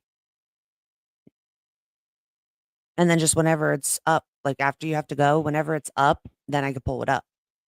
Like as long as you don't end it, it's still going to play, right? When you leave. Oh yeah, I won't end the live. It'll still play, but you just won't be able to, you won't be able to pause it or anything and talk about whatever's going on. That's the big thing. I don't know, I'm going to we'll see. I'm going to see if my husband can get both, but then the one has to wait because they both get out at literally the exact same time. So one has to wait for the other. So we'll see. I told them that you're having internet issues today. So hopefully they'll survive. Yeah. The outage details or whatever says that it's going to be back on at 5:09. Last time it was on sooner. So it could be any time between now and then, I'm assuming. Okay. Hey, grilled cheese. All right. So that was just to show that was, and I wanted to make sure my memory was right, that was actually Good that showed up. Because I'm like, what? That doesn't even make sense. All right, here we go. So this is Mr. Gallagher. I'll be right back. I'm going to go figure out what my husband's plan is. Okay. All right, Mr. Brennan, whenever you're ready. Thank you, sir. Could you please introduce yourself to the jury? Yes, my name is Paul Gallagher. For the court reporter, would you mind spelling your last name? Gallagher. Mr. Gallagher, do you presently work? As a police officer, I'm retired. When did you retire? August 31st, 2024. When you retired, what department were you working for? Canton Police Department. How many years had you worked for the Canton Police Department upon your retirement? I was credited with 32 years, 8 months of service. Did you have a particular rank when you retired? Yes, I was a lieutenant. I want to go back to the beginning of your law enforcement career and share your background with the jury. When did you begin your career in law enforcement? I became a permanent intermittent police officer in Canton in 1992. What a permanent intermittent police officer is, it's basically a part-time police officer. You're required to attend a 16-week part-time academy. Your duties include regular patrol duties that a regular police officer would do, but you're only utilized during special events, short staffing, and you're allowed to work paid traffic details. Did that status change at some point? It did in 1994. 1994, were you a patrolman? Yes, and that required me to attend a full-time 18-week police academy. In addition to the police academy, did you continue your training over the years? Yes, I did. Can you share with the jury some of the training that you would attend over the years? Oh, sure. So I did constitutional law. I did interview and interrogation, terrorism, international terrorism, domestic violence, buccal swabbing, and DEA basic narcotics course.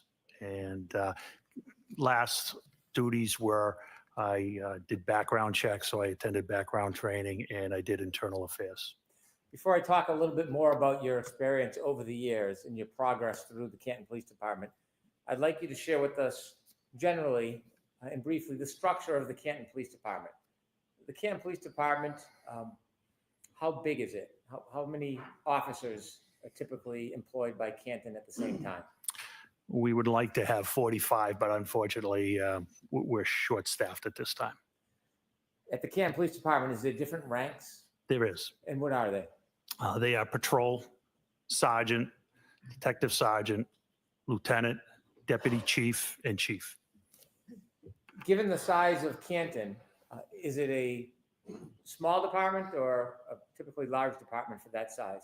I would say it's a medium-sized department.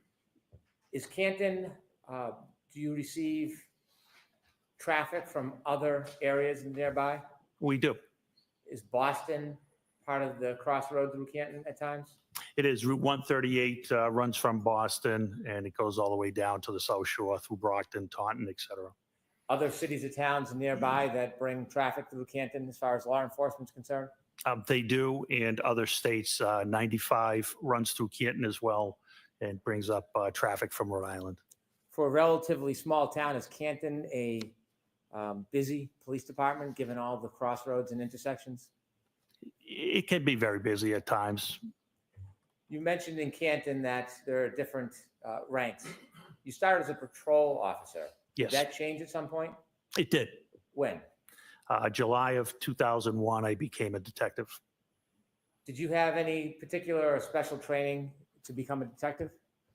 I started attending how to dust for fingerprints. My focus was narcotics. I had several narcotics classes. Did you engage in those type of investigations on behalf of Canton? I did.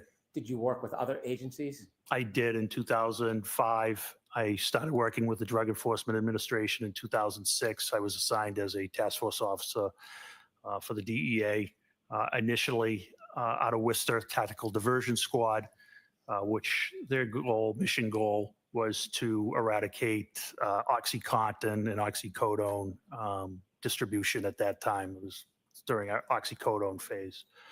In 2008, I was moved to Boston Division, and there we focused on all narcotics, not just oxycodone, heroin, cocaine, et cetera. How many years did you spend as a detective before you received your next promotion? Approximately 15 years. What happened next in your career as far as progress? I took the sergeant's exam, and I became a sergeant. In order to become a sergeant, do you have to pass an exam? An exam and an assessment, yes. Is that enough to become a sergeant, or is there another process you have to go through? That's where they rank you after the exam and the assessment. What year did you say you became a sergeant? I became a sergeant in 2017. Was that your first supervisory position? Not actually. I also worked as an officer in charge, which you're not technically a sergeant, but when there's no sergeant to fill the shift, They'll use experienced officers to work as a sergeant, and you receive sergeant's pay. How long did you work as a sergeant for at the Canton Police Department? I worked as a sergeant for 1 year till 2018, and I was promoted to detective sergeant. As a sergeant, did your duties change or expand from that of detective? I was still assigned to the Drug Enforcement Administration at that time. And you just shared. Did I miss anything earth-shattering? Anything good? Hey, Broken Baker. Hey, Broken Baker peeps. Anything earth-shattering? Okay, so Sleuthie, you're good. Don't worry about it. Don't stress. He's gonna get both of them, so I'll just keep playing.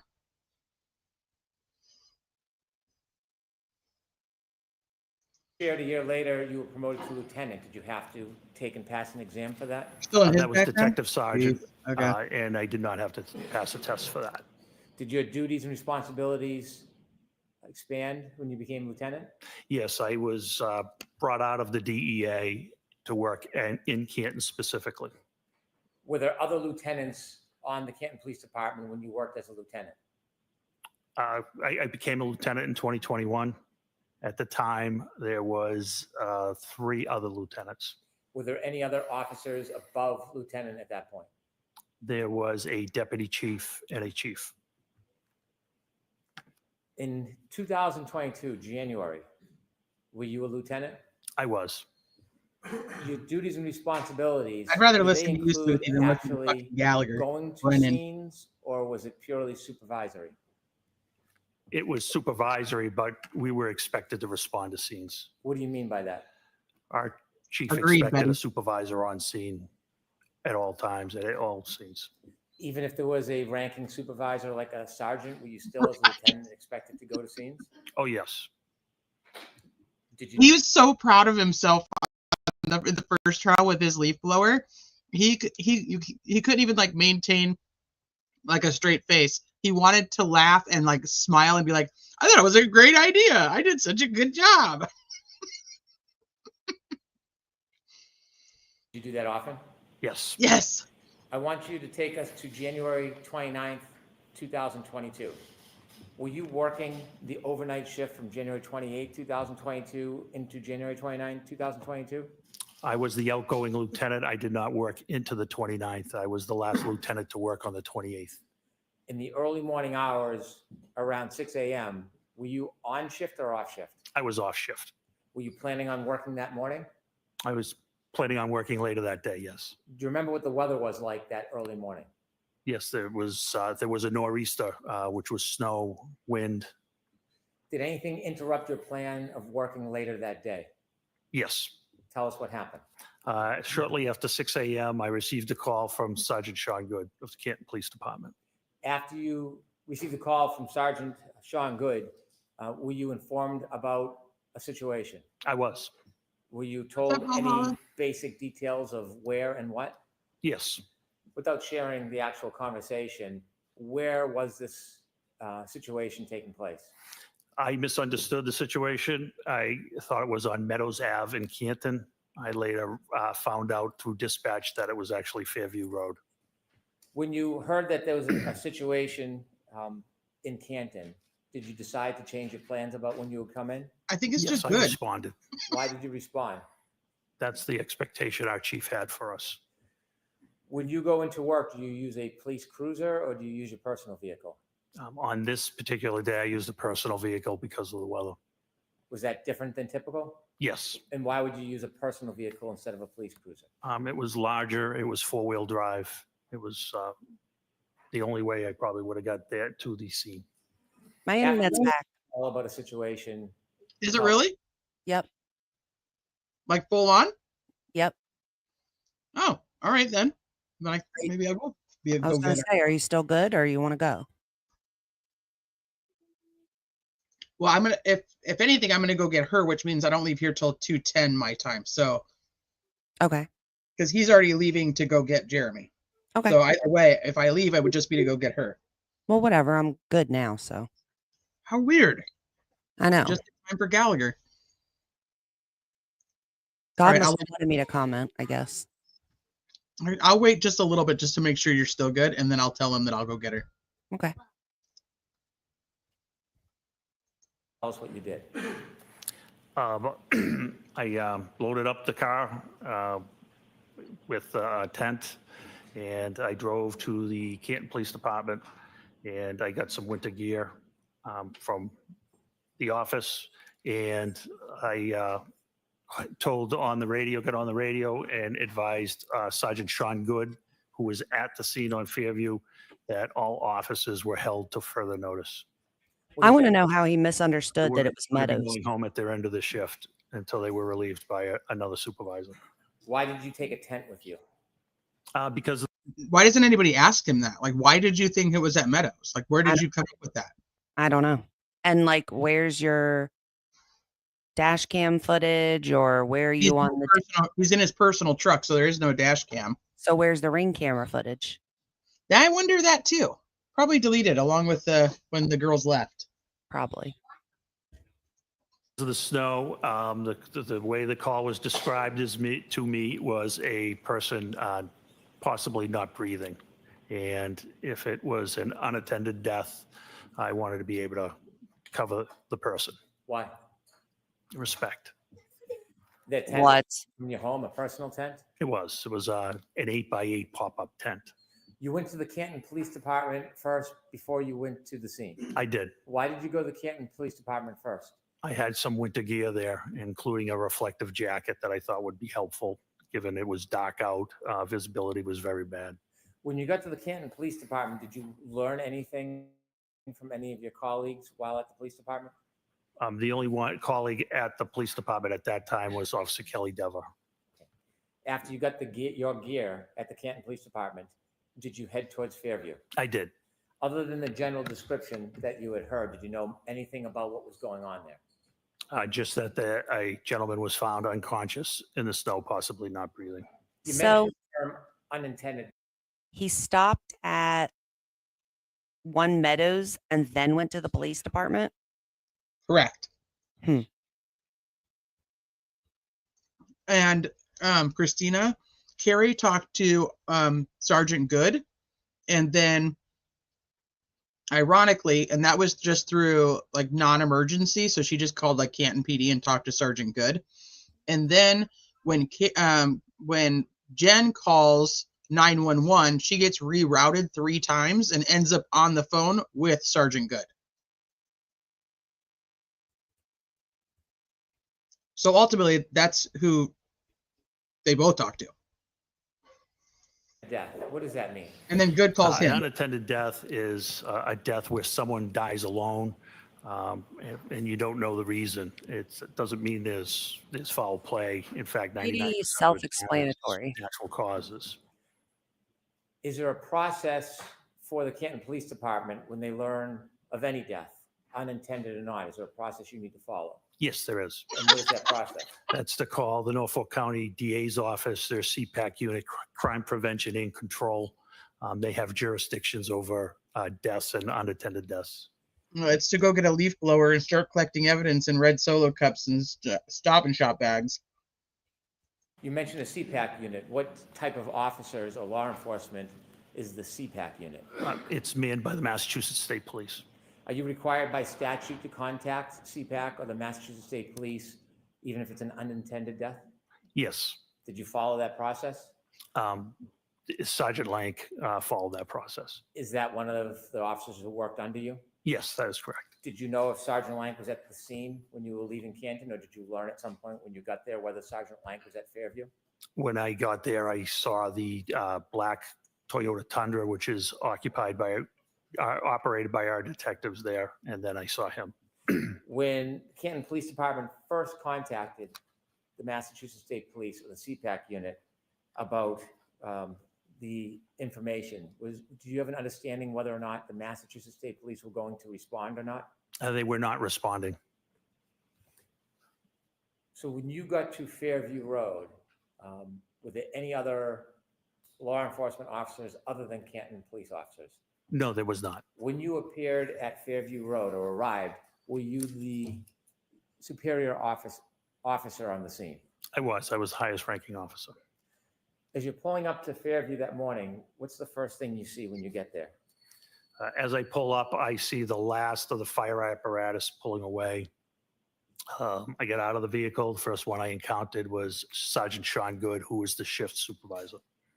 Did you see any other of your officers there? I did. I saw Lieutenant Lank further down, and further down, I saw two other cruisers, which ended up being Officer Mulaney and Officer Saraf. Did any of the cruisers or vehicles have lights on? They did. Did you hear any sirens? No, there wouldn't be any sirens. Why wouldn't there be? Sirens are used to move traffic. There was no traffic. It was a blizzard. There were no cars on the road. You might see an occasional plow. Did you ever learn the general area where the person was found? Yes, At that time, did you know who the person was? I did. I knew him by name, yes. Did someone inform you of who the person was? Sergeant Sean Good did, yes. Okay. And who was the person that you learned was on the ground? John O'Keefe. Had you known John But O'Keefe? was he? He wasn't on the ground still. He wasn't No. still on the ground. Mm-mm. So he learned from somebody else telling him just about where he was. Yeah, he just learned where he was from Good, who I think learned it from somebody else. Correct. Like none of them knew. Yes. Betty, he went to Meadows, then to Canton PD, then over to Fairview. Yeah. So this will be a little important at some point when we start seeing more police officers, is that he never saw where John's body was, like in person. Yeah, and then they're the ones who continued to relay this information to the people from that team. Why do I want to call it a cast team? That's not right. CPAC, thank you. That come out and actually investigate the scene. Nobody who actually saw John's body ever tells them where John's body was. It's all second, third, fourth hand. Met John O'Keefe. When you first arrived at Fairview, was Mr. O'Keefe still on the ground? He was not. Was he at the scene? He was not. So when you got to the scene at Fairview, Mr. O'Keefe was already gone? Yes, he had been transported to the hospital. So did you ever firsthand see exactly where Mr. O'Keefe was lying? No. I did not. Did anybody point out to you the general area? Yes. Did you have a chance at that point to, well, obviously you didn't have a chance to examine or look at Mr. O'Keefe. Did you have a chance to look in the general area where you were told he was found? I did. Tell us a little bit more about the weather now that you're standing outside Fairview Road. What's the visibility like? What's the temperature like? What are the conditions like? So it was terrible. It was blizzard-like. The wind would blow in your face. It would change directions. The snow was an icy snow. In the wind, you had to actually talk loud to be heard. Somebody right next to you, and it was your typical New England blizzard, basically. At this point, did you have any position as you assessed the area, whether this was a criminal investigation? When we had no crime at that time. When you were there, were you looking for anything? How is there no crime at that time when Saraf heard Karen Reed say I hit him and was so dumbfounded by it that he's like, somebody go get Good, which is an invisible person, because then Good immediately shows up, just ta-da, here I am. And they're talking about all of this because Karen said I hit him. Mm-hmm. Why wouldn't we be looking at this like a crime? Also, wouldn't you treat it as a crime until you know? Well, if you think somebody hit him and they're confessing to the crime, it's a crime. Yeah. But they're not, because nobody's relaying that anybody ever said that.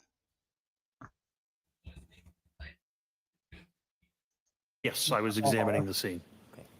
At that point, did you have any reason to start a criminal investigation? Not at that time, no. So then what were you examining at the scene? Just walking around, looking, seeing what was going on, hanging out. Okay. That Mr. O'Keefe was found outside. Did you go look at the particular area? Yes. Why? Can you describe the area that was shown to you where Mr. O'Keefe was found? Sure. It was on the left side of the property of 34 Fairview. You could see where first responders and witnesses and police officers had walked up to the area. It was by a flagpole on the property line of number 32 Fairview. On the property line? At that point in that area? It was dark. It was sun was coming up, but due to the weather and the cloud cover and the snow, its visibility still was not great.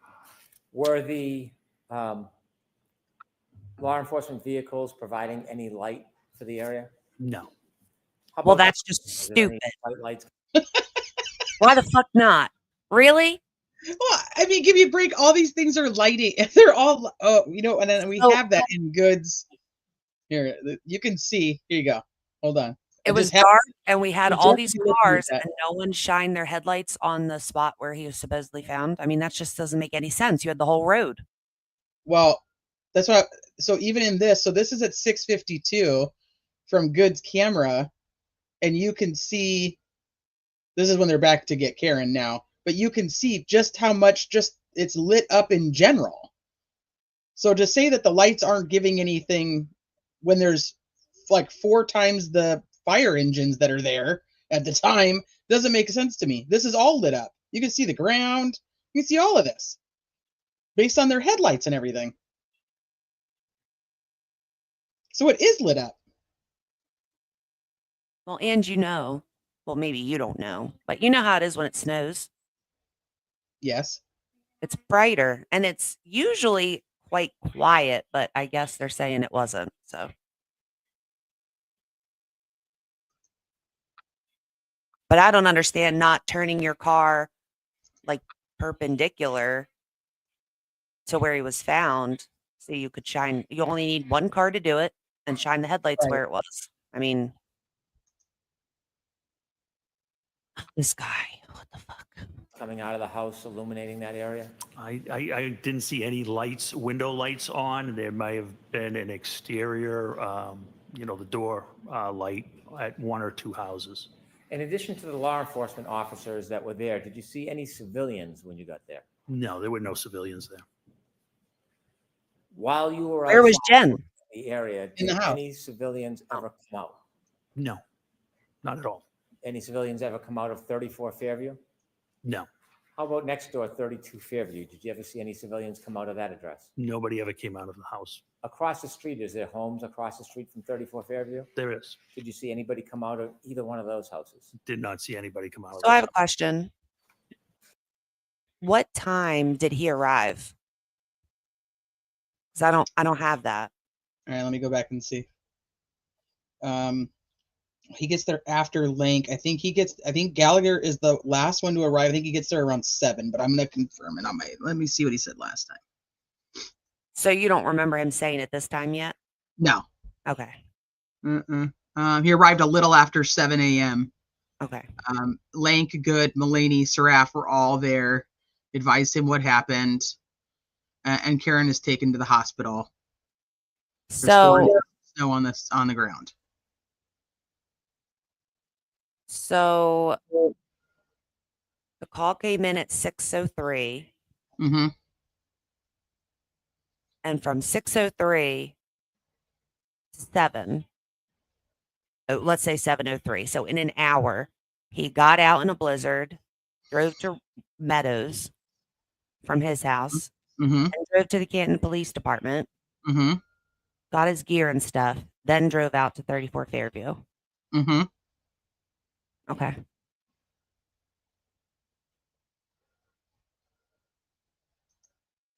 When you were outside and you were shown the area, He's like lost a lot of weight. Yeah, and he's like obviously tan.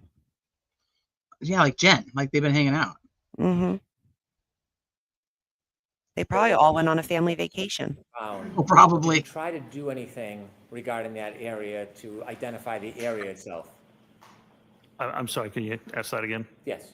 The area where you were told Mr. O'Keefe was found, did you try to do anything around that area to identify the area?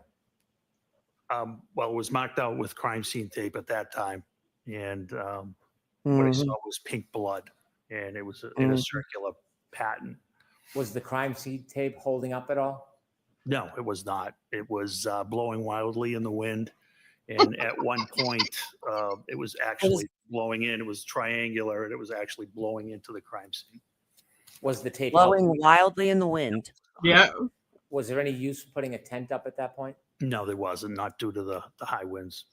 Okay, so you didn't think about that when you were walking out with your tent, that it might be too windy? Did you try to put it up? Okay, all right. Where was Gallagher before he went to Meadows? Was that Oh, wait. established at all? Yeah, Well, he was on home. duty because he worked overnight.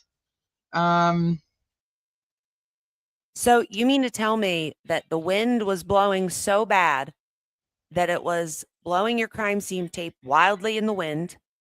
You couldn't put up a tent, but it didn't move any of the snow to where you had to wait to get a leaf blower and then do the same thing and hit it with some wind? No, that didn't happen.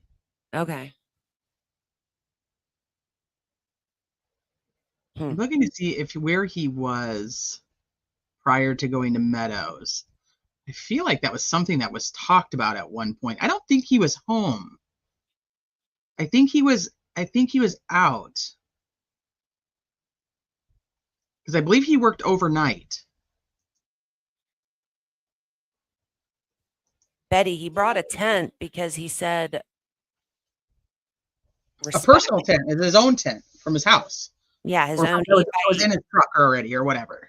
8x8 tent because he heard that someone was unconscious or not breathing, and out of respect, he wanted to, in case the person died or was dead when they arrived, he wanted to be able to cover the body.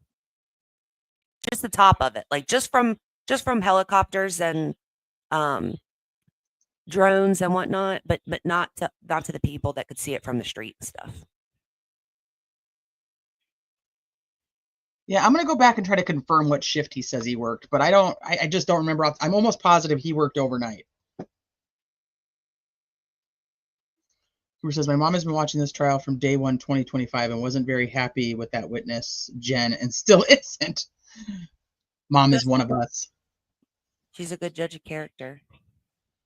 He used his own vehicle. I think he got home and called in and got called back in by Good. I just want to say these people don't have the money to get like dash cameras that work well or body cams and pay for storage. But Helena Rafferty can get a $40,000 kitchen at the department, and their detectives are riding around in Toyota Tundras. Correct. Cool. Toyota Tundras. Yes, isn't that nice? Meanwhile, poor Seraph or Seraph, whatever his name is, the poor man can't get a good pair of windshield wipers on his cruiser. His windshield wipers do suck so bad. That poor guy. He's just out there patrolling all night long, just trying to do his job. Yeah, they definitely can't afford evidence bags. Or cameras zero money for training on how to collect evidence at a crime scene or a potential crime scene. And they definitely can't pay someone to be like the one that picks up the 911 calls. They can't pay that person either. But they make see, $345,000. I mean, what? Really? Is that I was just going to ask you because I know you looked up all the money they were making. Is that real? Gallagher was making $345K. I'll look at my spreadsheet. He was making an outrageous amount of money because I remember vividly being really angry because, my uncle was a cop in Philly and they don't make nothing like that. And they actually have to deal with like horrendous crimes every day. Right. Oh, I believe you. I believe you need some Z's, but I'm just like, holy shit. Yeah, my dad was a cop. My dad wasn't making that kind of money. That's nuts. I'm looking it up now. Of the officers had at any point before you got there gone into Fairview Road? Yes. Who did you learn went into Fairview Road? Both Sergeant Good and Detective Sergeant Lake went into Fairview Road. Did you know how long they were inside for? I'll allow it. Did you know that? I did not. Yeah. How? At that point, did you go and speak to anybody in any of the nearby homes? I did not. When you were at this scene and you saw what was happening in the weather, did you make a decision to do anything? Yes. What did you decide you were going to do? Since the state police were not responding, I decided to process the area where Mr. O'Keefe was found and try to find out why he had the medical episode he was having.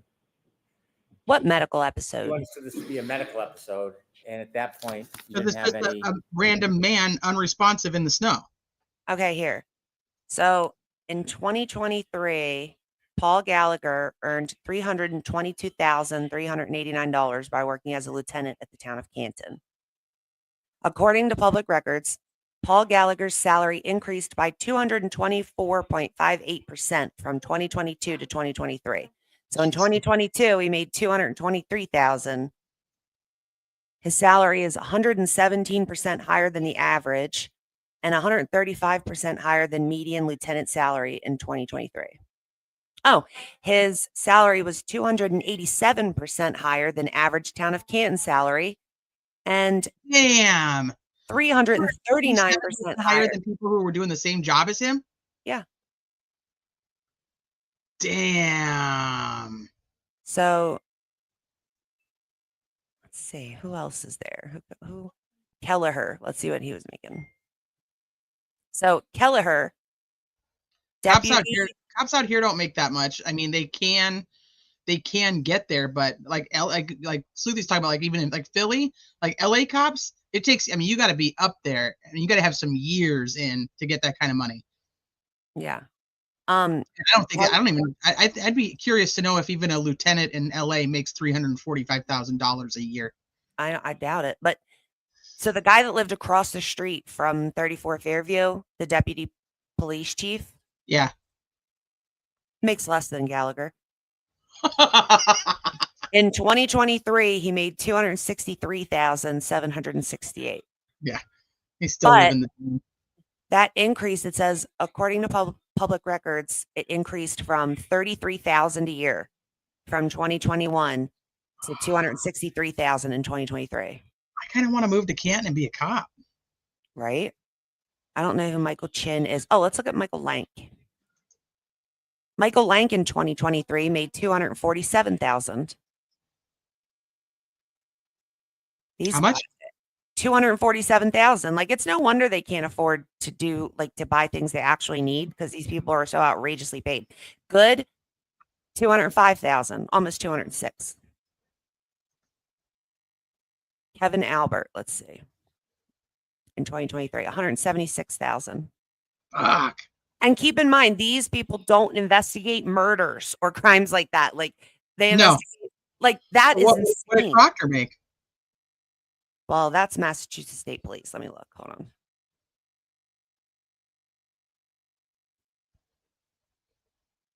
$0.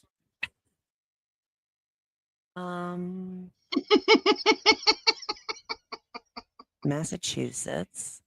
It is, no matter what it is, it's more than Lolly. Let's look at. Lolly can barely afford a pack of cigarettes at this point in his life.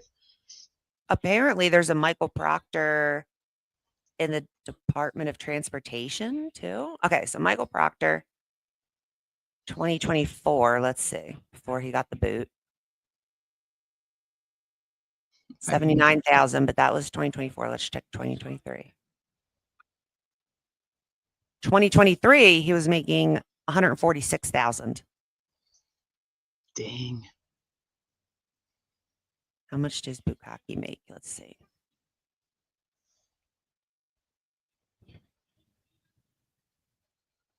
Yuri, because he was higher than Proctor.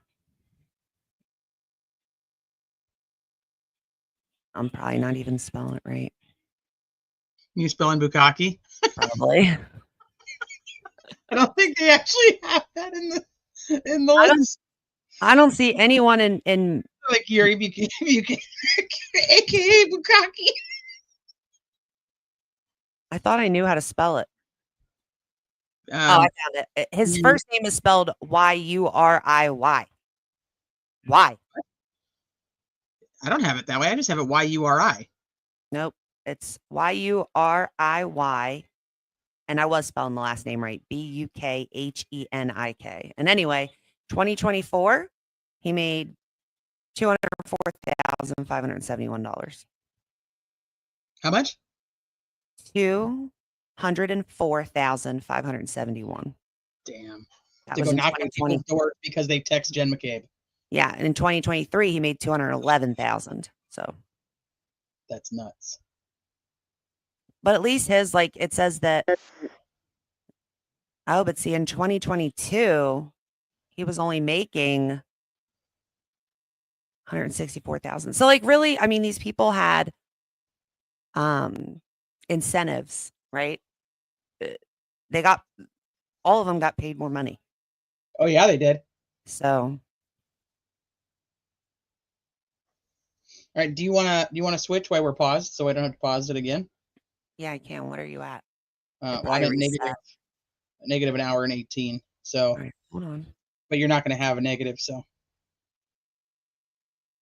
me see what they're talking about. Information, it was a crime scene. Why were you taking the time and effort to process the scene under these conditions? Because that's what we do. Even the hospital, there could be a reason that there's obviously a reason he's there. I think we had a duty and obligation to check around where he was found and see if there was any explanation to what caused his medical condition. Did you? I'm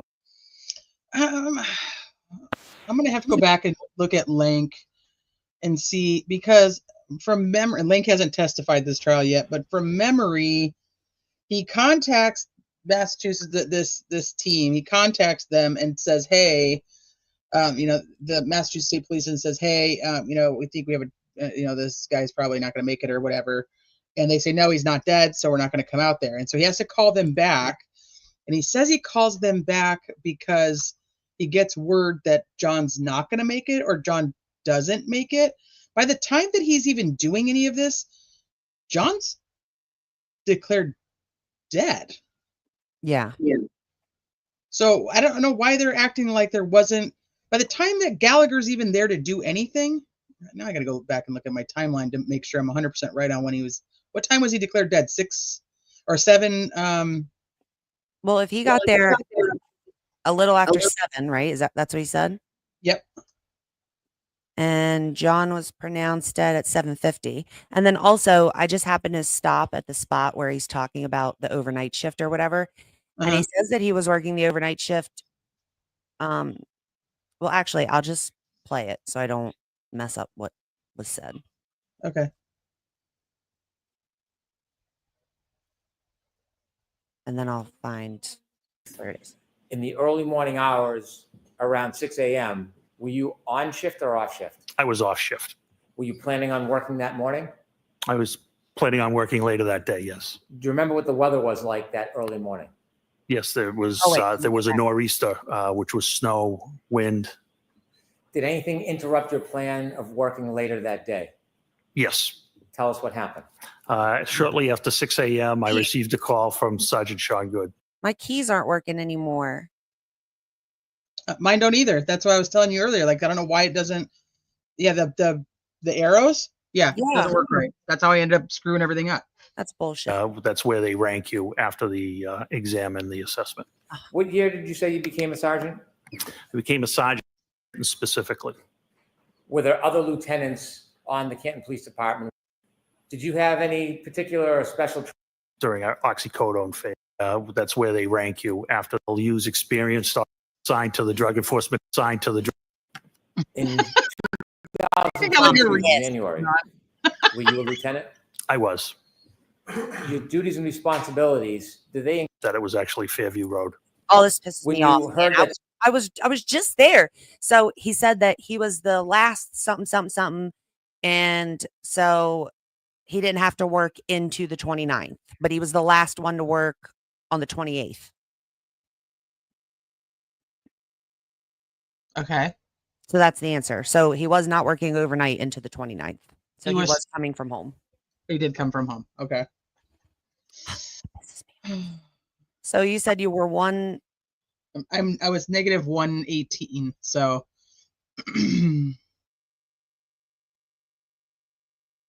Oh, I remember that. Okay. Yeah, I remember that too. Crackhead. I believe it was forecasted to come down to 1 to 2 inches an hour. Nope. I don't remember that. Kev, you wrote. Both Sergeant Good and Detective Sergeant Lake went. Dude, I am pissed I can't use my arrows. This, because like, yeah, it's really hard. That's how I ended up backing up like 10 minutes when I was only trying to go like 10 seconds. Like, it's too long of a video to not be able to have arrows because you can't do it that way. Hey, Spoogies, I collide a hope. To what caused his medical condition.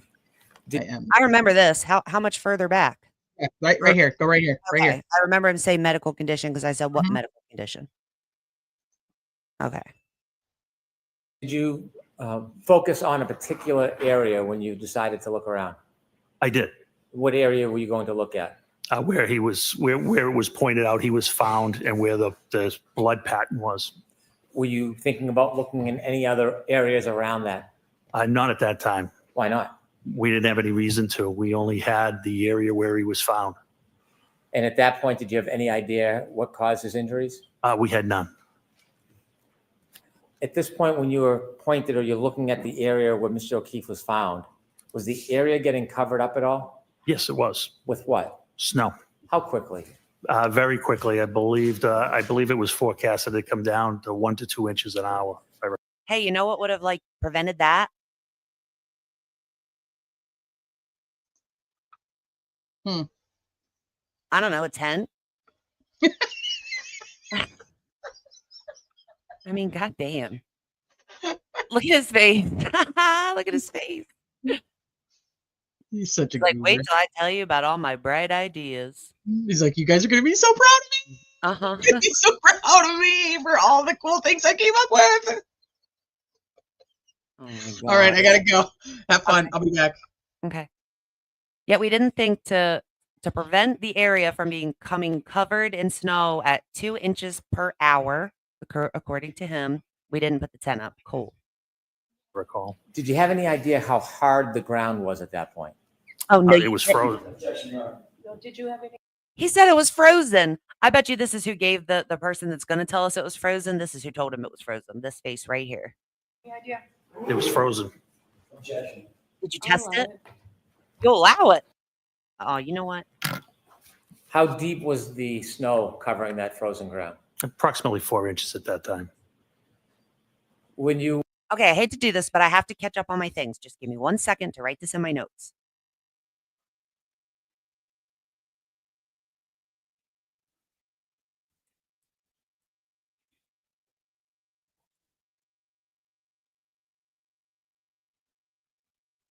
The ground was frozen. Give me a break.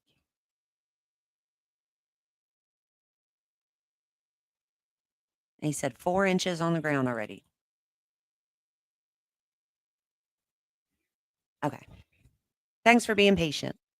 You want to look around the area. Did you consider using a rake or a shovel? I did. And did you? I did not. Why didn't you use a shovel at that point? I was afraid I would miss something or possibly break something. What could you break with a shovel? Anything, glass or anything of that nature. What? Why was he expecting to find glass in a yard? What? And then he found exactly that, glass in the yard? But no taillight? Weird. What was your decision about how you would search that area? What did you want to see? I wanted to see anything that was possible, whether it was any type of weapon or any type of medical bottle or any reason that he could have come to where he was. Did you?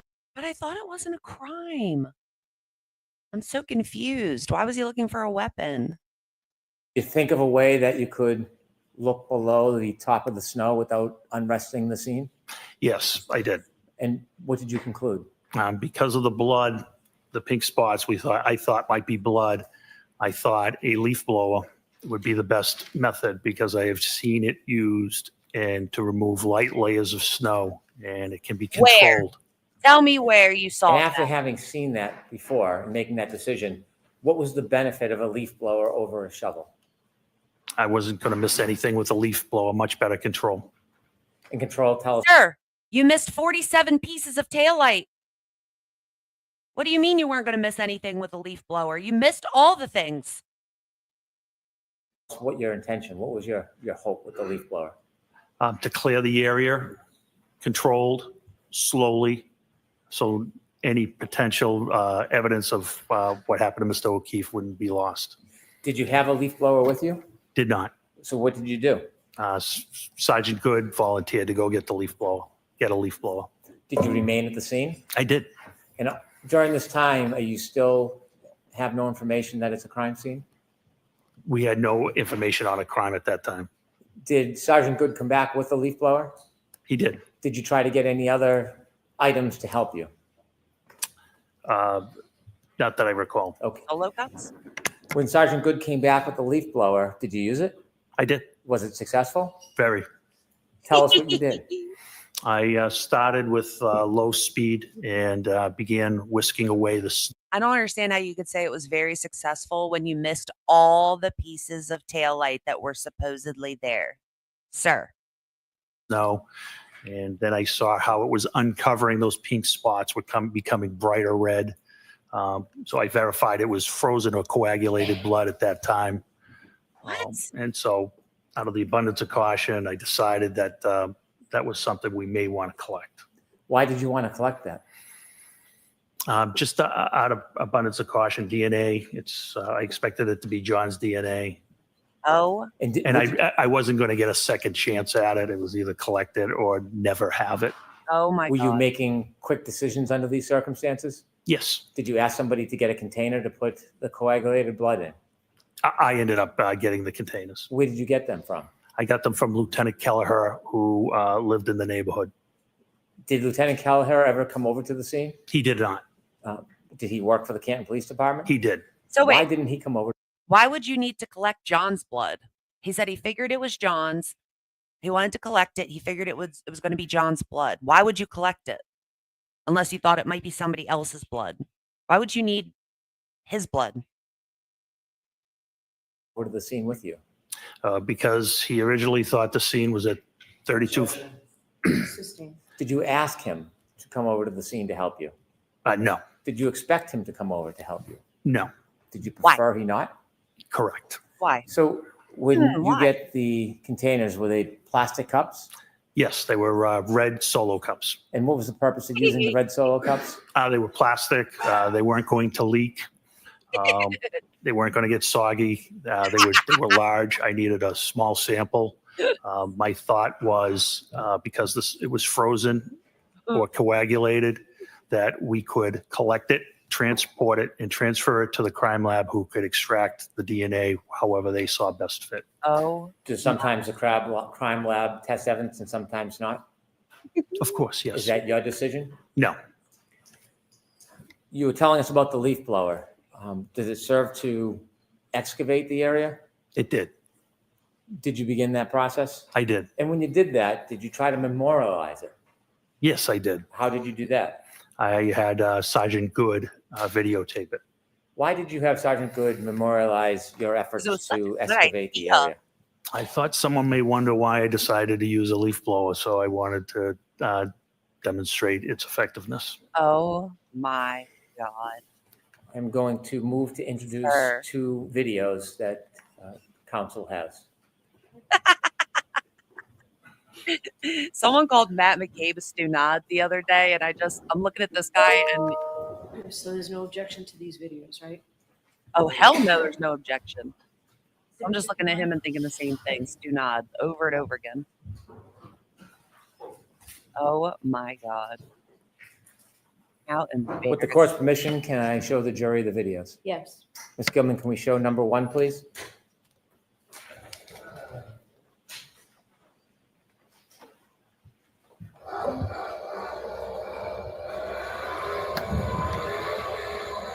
So I just want to point out that he literally walked over a bunch of snow that I guess he determined was not it wasn't necessary to see if anything was buried under that. It's like he knew exactly the spot where he needed to blow in order to remove the snow to find the glass that he already suspected he might find.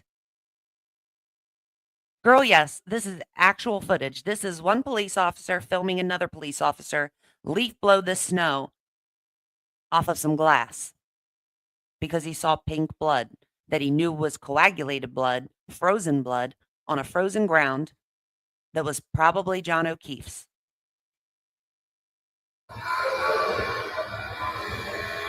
This is low speed.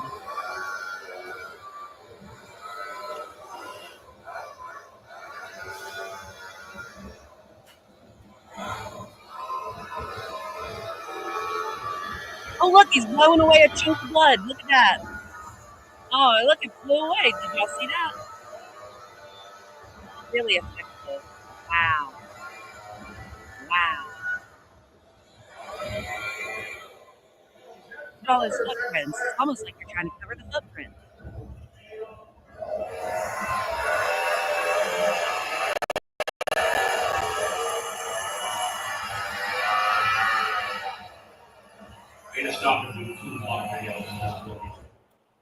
Could you, Ms. Gilman, stop at the end of the video so it's a still frame?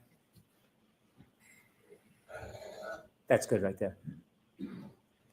Sir, who's the person holding the leaf blower? That is me. Did the leaf blower work as you had hoped? It was great. I cannot. You see other footprints around that area. Correct. Do you know how those footprints got there?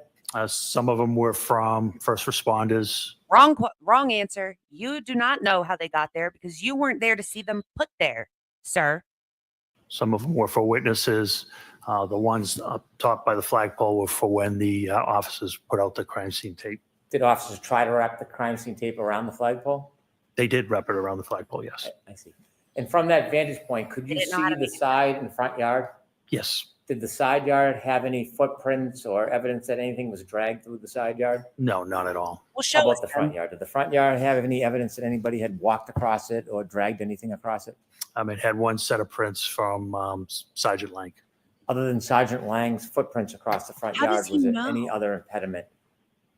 No, not that I saw. You are the impediment, Hank. I'm going to ask if we could see the second video, please, Ms. Gilmer.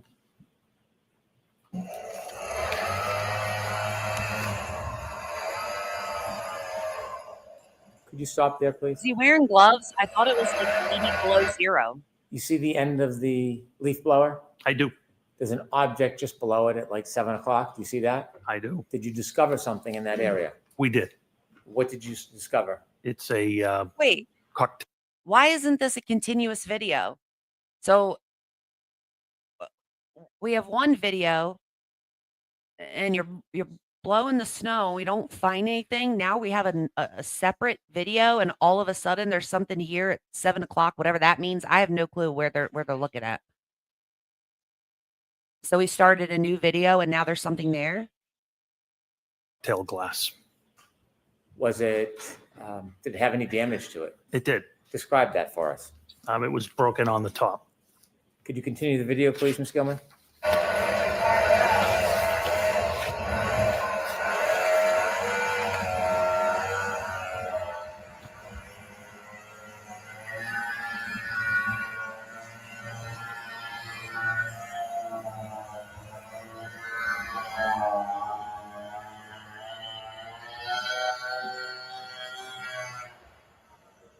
Stop, please. There's some red spots. Is that what you identified as coagulated blood? That is. Below some of those spots and to the left, there's an area that's not white. It's brownish. Do you know what that is? That's, I believe, just bare ground. Hello? You could finish the video. Hello? What? He literally just blew snow away. And now we're gonna pretend like this bit right here was exactly how it was when he walked up to it with the leaf blower. Are you serious? And look at these footprints. Like what? Yeah, the latter video. That's what I'm saying. They made 2 different videos. He already blew a bunch of shit over here. Now he shows up in a new video over on this side, and all of a sudden there's grass here after he just blew this whole area, and we're gonna pretend like that grass was there, like before he started using the leaf blower. This is pitiful. Video, please.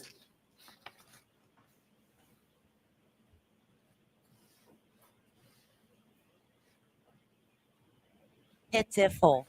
I would be Thank you. so mortified. Could have the lights on, please. Did you or any officer at your direction obtain and preserve that broken cocktail glass? Yes. May I approach, Your Honor? Yes. Did you take a video of that?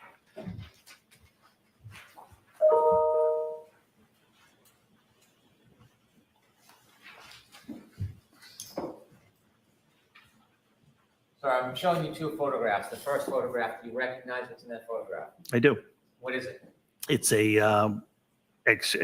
after we exposed the broken, I exposed the broken glass.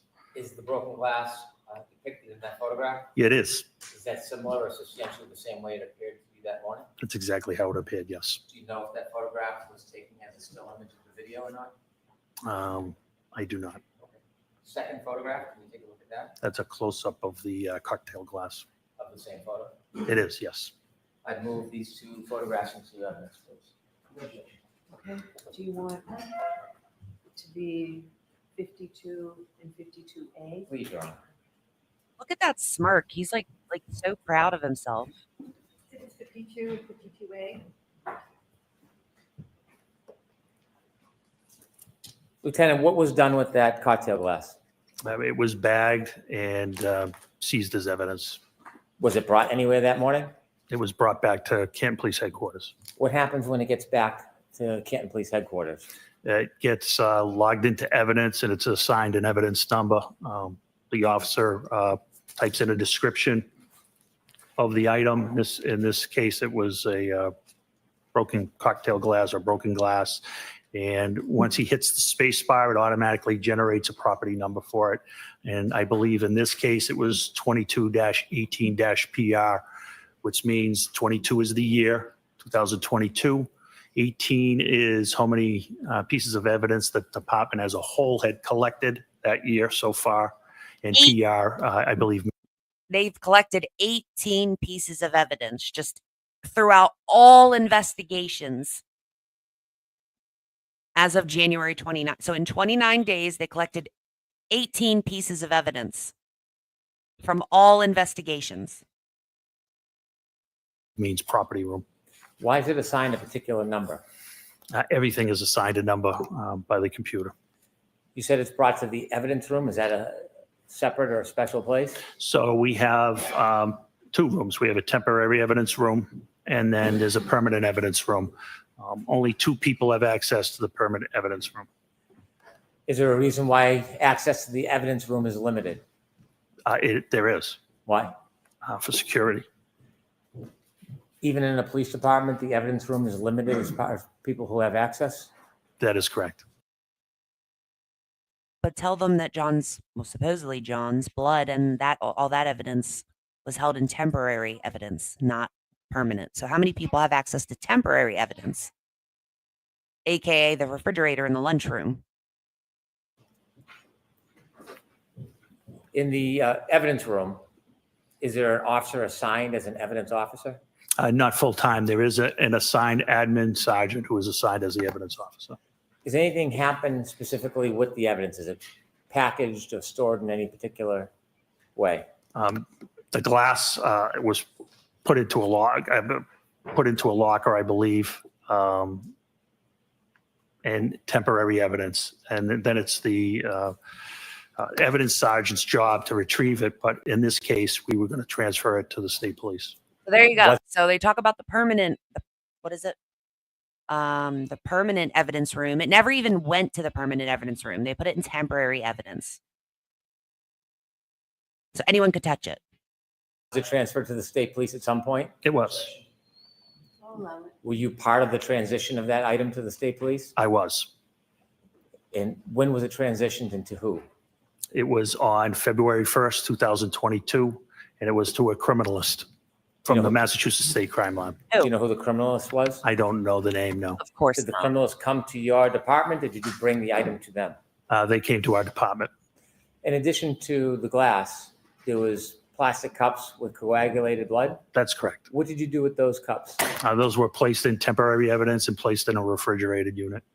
To carry them from Fairview to the police department, did you hold the actual cups or did you put them in something? Nope, they were stacked in a bag.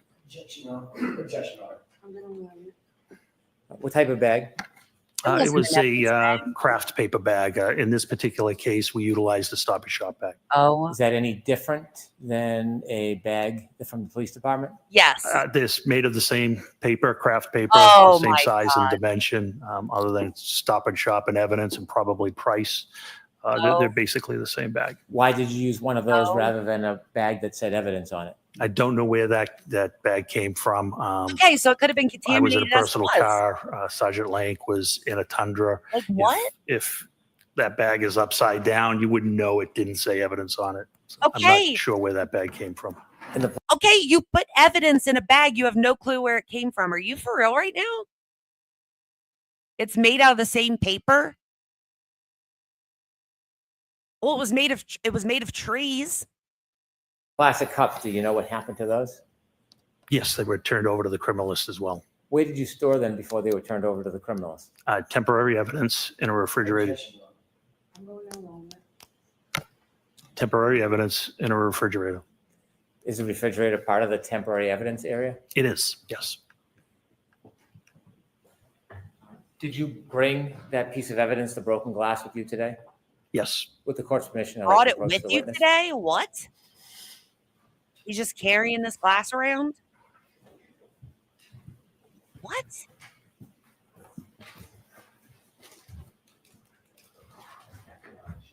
This is some of the stupidest shit I have ever seen, number one. And number two, this glass doesn't even match the glass on our Handing you a bumper, so I box. don't know why it's important unless they went in 34 Fairview.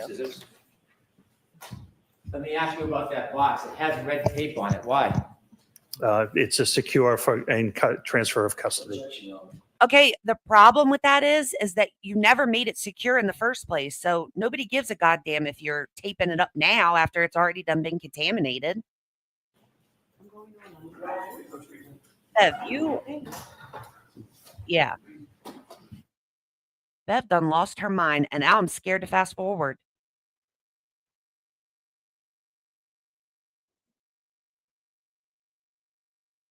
Thank God they put red tape on it after they already contaminated it and lost track of it. Yes. When you Oh, nuts, man. Lieutenant, before you opened the box, were you one of the officers that discovered that broken glass? Yes. Did you personally bring the glass from Fairview to Canton? No. Do you know who did? Yes. Who? Detective Sergeant Lank.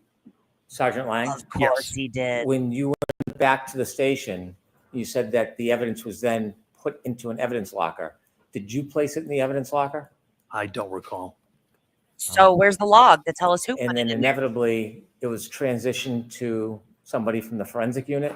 That's correct. Were Who you you also don't personally know there who when it was taken from the evidence locker and given to the person from the forensic unit? Yes, that was me. Did you have a Okay, but where's the log? Like what? responsibility and role in that process, or were you a passive observer? I had an active role. I was the chain of custody. I was turning it over to the criminalist, to the state police lab. And you don't know who it was? After that glass was given to the criminalist, did you ever have possession of it again? Never. Did you ever package it or touch it again in any way? No, never. Did you ever process it in any way? No. Did you put it in that box and tape it up yourself? No. Who did then? And I've now asked you to open the box, please. Okay, so who taped up the box, and he's sitting here saying that he's never had custody of it again, so how did he bring it here today? I mean, this is the most idiotic, retarded shit I've ever seen in my entire lifetime. And the fact that he's sitting here with a smile on his face is just a little bag inside of a big box.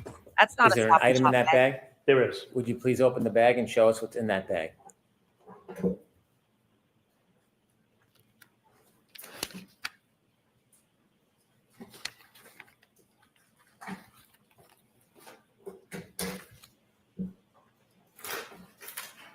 I love how we're just skating by. We have no idea who taped it up and put it in the box. But yet here he is opening it. I mean,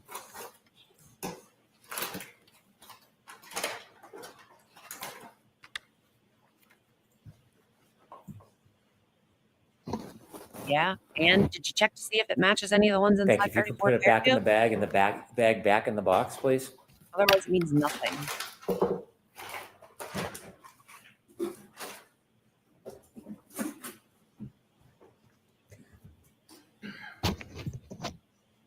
Lieutenant Gallagher, does that appear to be the same item that you found in the area where John O'Keefe was at Fairview that morning? Yes, it does. I'd like to have the box and the item marked for identification, please. Okay.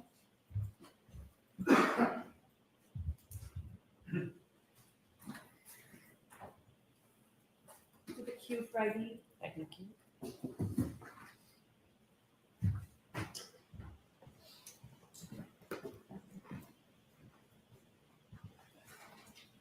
When you were looking around the area that was pointed out to you as where John O'Keefe was found, did you expand across the front lawn into the street during your search?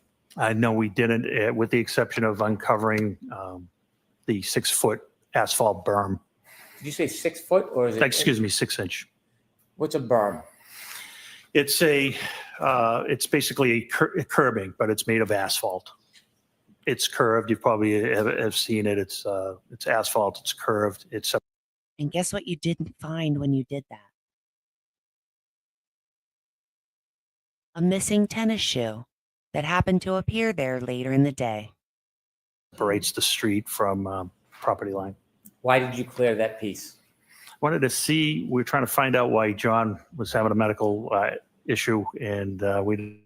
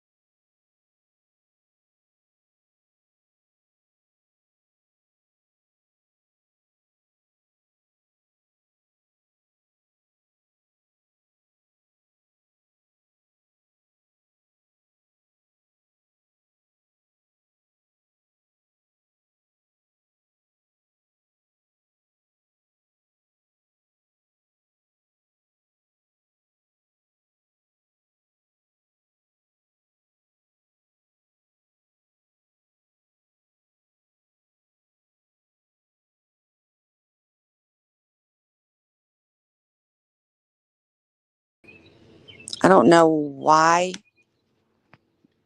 it went out again. Can you guys hear me? I joined on my phone, but my phone was being slow too.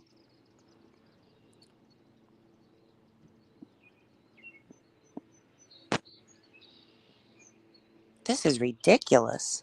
Oh, good. You see me. Can you hear me though? You can hear me? Okay. All right. I have to think. Man, it would be great if Gallagher was here to come up with some kind of solution to this that's like groundbreaking. You hear the birds? Listen, we're not talking about birds anymore. We already did that this morning.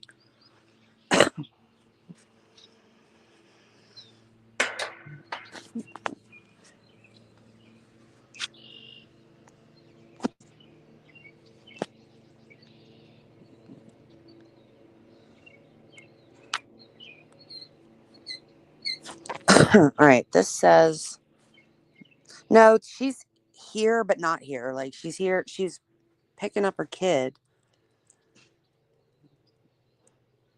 Try putting your router in a Stop and Shop bag.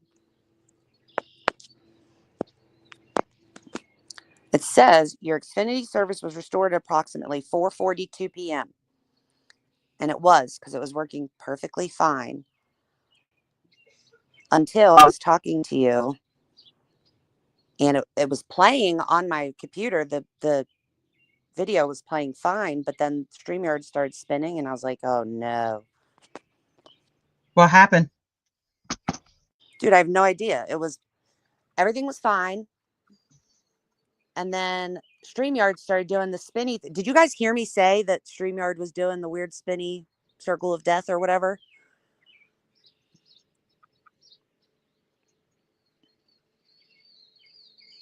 Because when I said that, the video was still playing. Oh, you didn't hear me say that? Yeah, the video was still playing. Do you want me to share? Or are we done? But I also... No, we're not done. Oh, okay. Don't yell at me, Sleuthie. Well, this is ridiculous. Well, I don't know where you Why were. are you Then. turning it back on before you...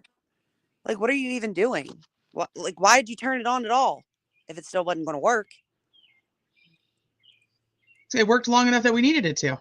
This crackhead stood up and showed everybody the glass. He did? And then he put it back in the box. He has no clue who put it in the box. He has no clue who the criminalist at MSP was that he gave it to. He has no idea who sealed the box with evidence tape. Oh, we just unboxed it, so they didn't see I guess they didn't see him holding it out. Okay, hold on. Let me find that. I hear the birds chirping. Oh, you're close because he took off he put on his glasses. What is this? You're not even at the end. Why is it doing that? No, it's because they reset it all. So now it makes me go back. When he puts his glasses on his face is when they're about to pull out the box. Yeah, he has no clue how it got in the locker, who put it there. Like, it's just... She'll go back to him presenting it. It was literally a half a second of him just showing them. You guys saw the leaf blower? Are we past the leaf blower? Yes. Okay. No need to see that twice. Yeah, big box with a tiny lunch bag in it. Broken glass. Is the broken glass depicted in that photograph? Yeah, it is. Is that similar or substantially the same way it appeared to you that morning? That's exactly how. And transfer of custody. So are we here with this? This is probably more. Yeah. They go to a sidebar. They objected. They did a sidebar. They came back and she let them cut it open anyway.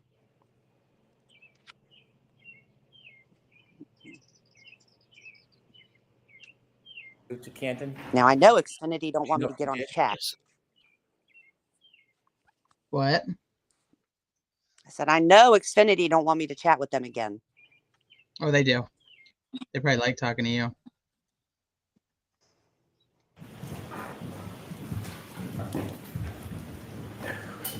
So is this about right? Hey, Jen. Yes. Lieutenant, before you open the box, were you one of the officers that discovered that broken glass? Yes. Did you personally bring the glass from Fairview to Canton? No. Do you know who did? Yes.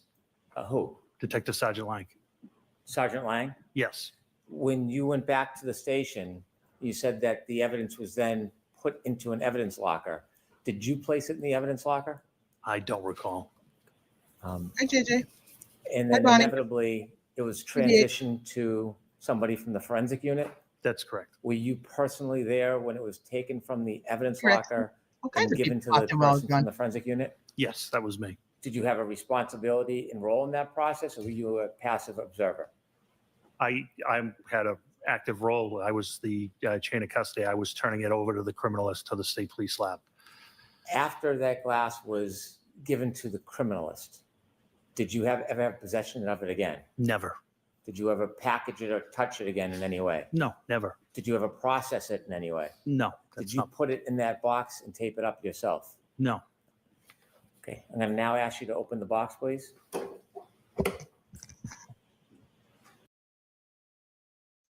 Hold on. Can anyone tell what the writing on the box is? Yeah, I could see it. It was Canton PD. Come on, arrows. You know you want to work. Hey, Sherry. Gosh darn, I hate that doesn't work.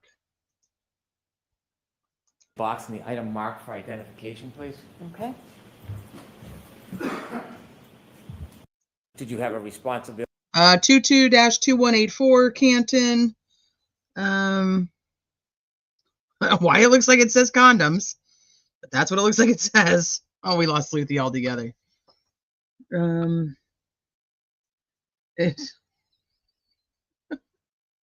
don't know. It looks like it says condoms there. And then sharp glass. Sharp glass. And that's all I see. And then I can't tell you what the stickers are. There's something here I cannot read. Let me see if it. Ability and role in that process, or were you a passive observer? I had an active role. I was the chain of custody. I was turning it over to the criminalist to the state police lab. After that glass was given to the criminalist, Pretty did sure you it ever says have condoms. possession of it again? Never. Did you ever package it or touch it again in any way? No, never. Did you ever process it in any way? No. Did you put it in that box and tape it up yourself? No. Okay, I'm going to now ask you to open the box, please.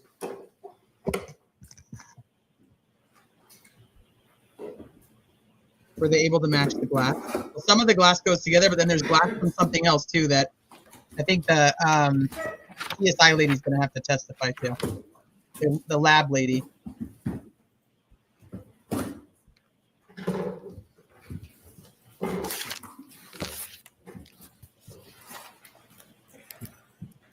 Oh, look at that tiny little bag. Is there an item in that bag?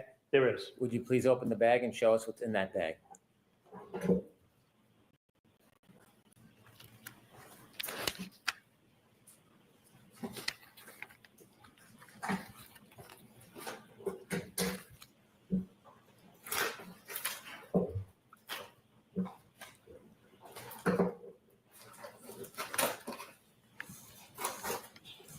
Oh, man, that new tape job to keep that in evidence is going to be terrible.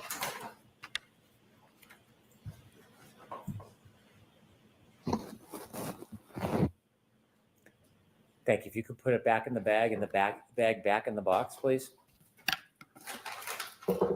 You do. So, yeah, you remember correctly. There's glass from the bumper of the car that doesn't match the glass that's from this quote-unquote crime scene. Lieutenant Gallagher, does that appear to be the same item I don't know that you him. found in the area where John O'Keefe was at Fairview that morning? Yes, it does. Looks like it. I'd like Looks to like we have do. the box and the item marked for identification, please. Okay.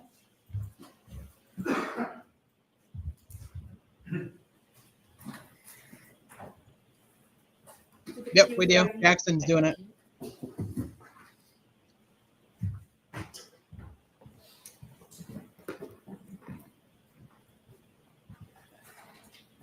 When you were looking around the area that was pointed out to you as where John O'Keefe was found, Did you expand across the front lawn into the street during your search?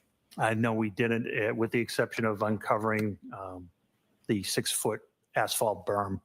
Did you say 6 foot or is it? Excuse me, 6-inch. What's a berm? It's basically a curbing, but it's made of asphalt.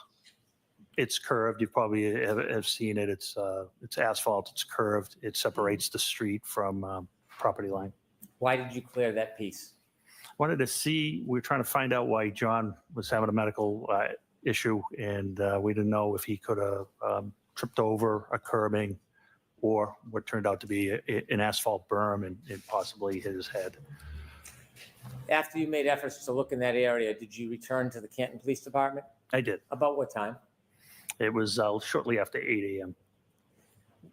After you returned to the Canton Police Department, did you receive any information or have a reason to return back to Fairview? Yes. About what time? A little after 9 o'clock. Why did you go back to Fairview after 9 o'clock? Sergeant Lank got a phone call that Jen McCabe had more information. And where did you understand Mrs. McCabe was? At 34 Fairview. Did you go back to 34 Fairview? I did. Did you go with anybody? I went with Sergeant Lank. Did you travel together or separate? Together.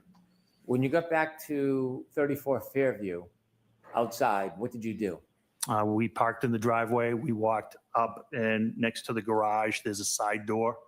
I don't know if we rang the bell or knocked, but Brian Albert, the homeowner, answered the door.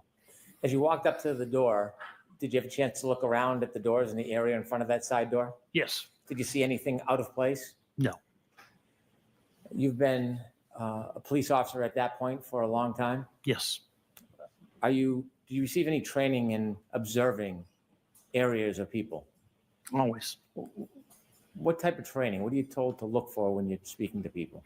I've been BOSAR trained, which is behavioral observation, suspicious activity training, and you look for clues when you're speaking to people.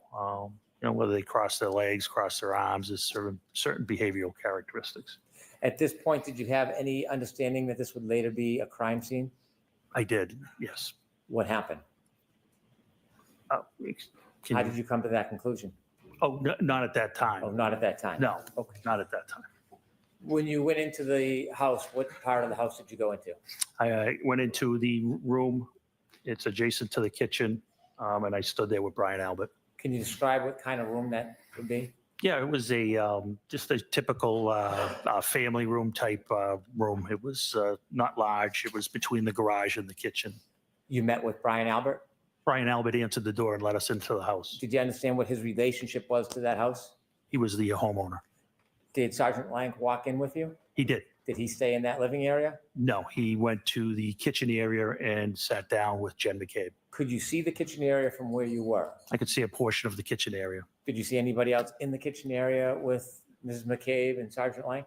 There were people in the kitchen area. There was nobody with Sergeant Lank or Miss McCabe. Could you hear their conversation? No. Were you trying to listen? No. Were you speaking to Mr. Albert? I was. Did you take the time to make observations of him? Objection, Your Honor. I'll allow it. Did you take the time to make observations of him? Yes. Did you speak to him? Yes. Did he speak to you? Yes.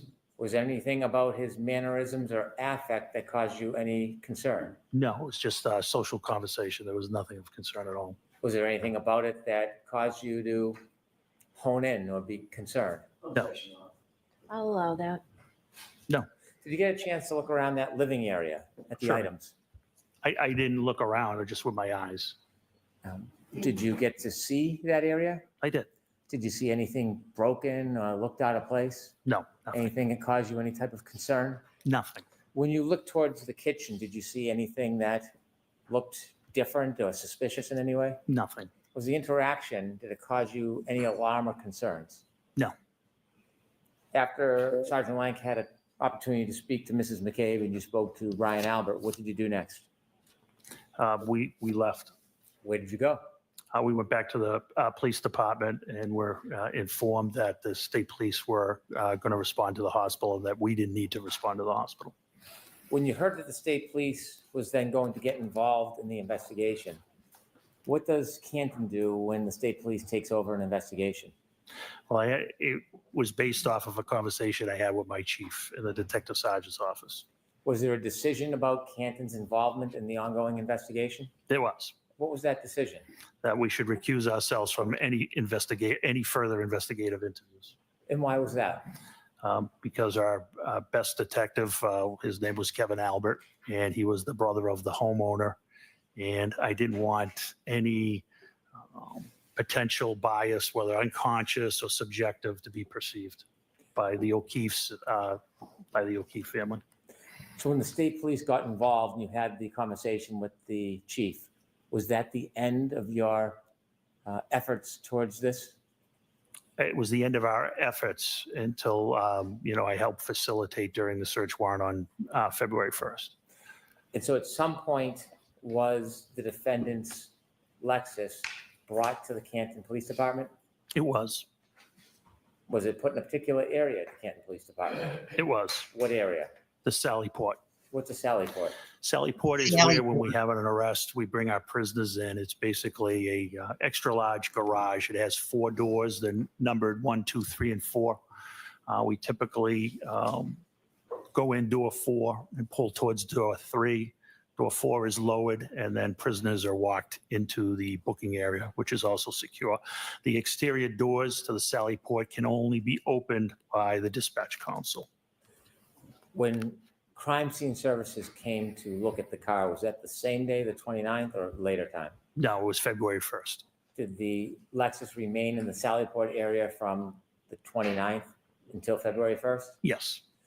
When representatives from the crime lab, from the Massachusetts You got State bingo. Police came on February 1st, who provided them access to the Lexus? I was one of the people there that was there. I don't know if I provided them direct access, but I certainly would have. And I assisted them if they needed things. That's when the chain of custody, the exchange of custody for the blood samples and the glass occurred as well. And during their processing of the Lexus, were you there for parts of it? I was in and out, yes, but I did not partake. Thank you very much. I did not partake. This isn't a drinking game, Gallagher. I did not partake. All right, Mr. Jackson.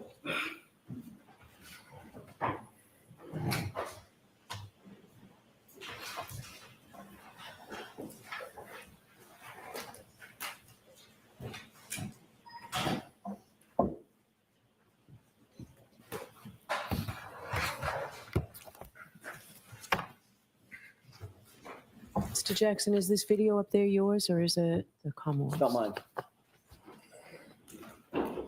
Or is it? All right.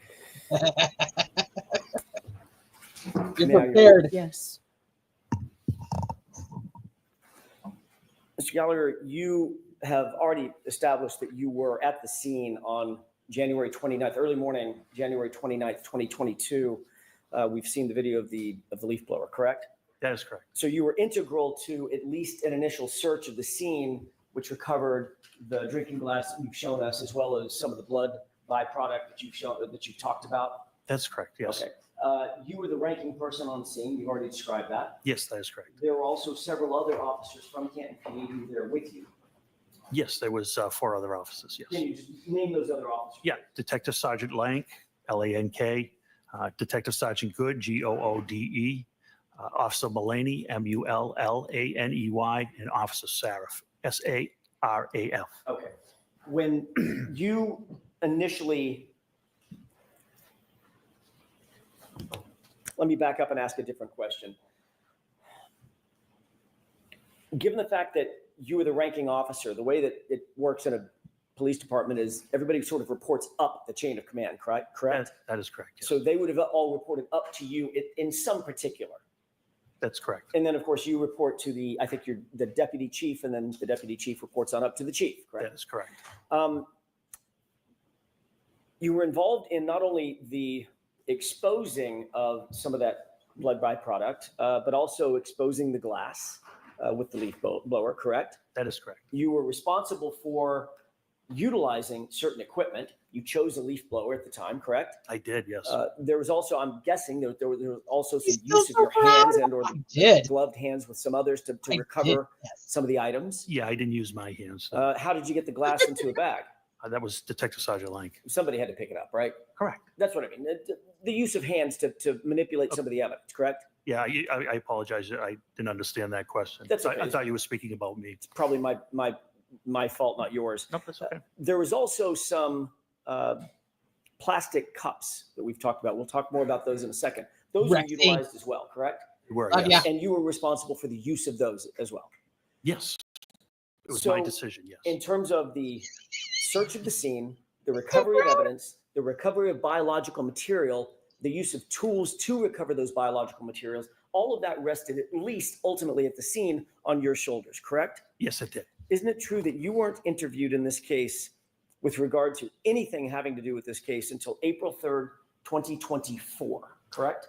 Yes, we can call it an interview. It's when I met with the prosecutor, yes. And that was about 2.5 years, nearly 2.5 years after this incident, correct? Yes, that's correct. Michael Proctor, you know that name? I do. Who is Michael Proctor?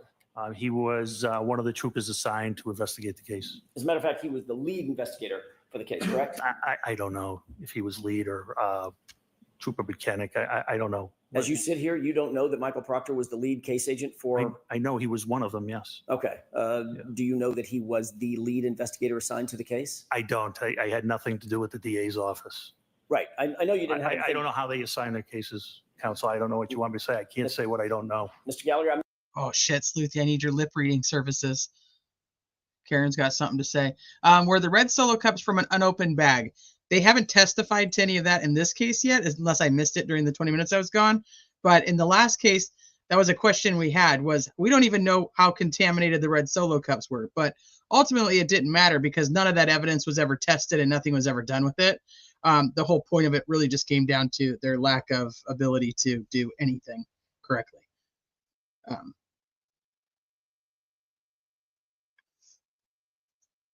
I'm not asking you to. I'm just asking if... I did not know he was lead. I know he was one of the leads. Okay. I believe they do it in a tandem, but I'm not sure. Okay. He may have had a partner, correct? That is correct, yes. But it's not unusual to have a lead case agent, the person who's responsible for most of the search warrant writing and the memorialization of documentation of evidence collection and the movement of evidence and booking into evidence, things like that. That is correct, but I don't know anything about who wrote their affidavits or who logged their evidence in. I wouldn't know that. You're also familiar with Yuri Buchanan, correct? I know who he is. You're also familiar with Lieutenant Tully? I know, yes. They're all Massachusetts State Police officers, correct? Yes, they all are. Did Michael Proctor interview you before April of 2024? He did not. Did Yuri Buchanan interview you before April of 2024? No, he did not. Did Lieutenant Tully interview you before April of 2024? No, he did not. Did anybody else from the Canton Police Department, your deputy chief or the chief, interview you formally about your conduct and responsibilities before April of 2024? I don't understand that question. Did anybody at Canton PD, separating out Massachusetts State Police, did you sit down at Canton PD and provide an interview with anybody at Canton PD about your conduct at the scene? What do you mean by conduct?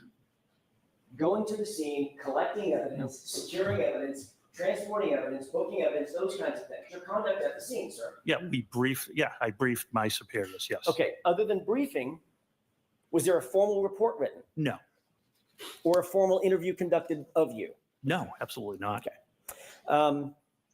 He's so proud of that too. Like he's the one who's out there getting all of this information, and yet the lead case agents on there don't talk to the guy until 2024. Like, is he not like, that's kind of crazy? And he's like, no, they didn't. Nobody told me anything. No.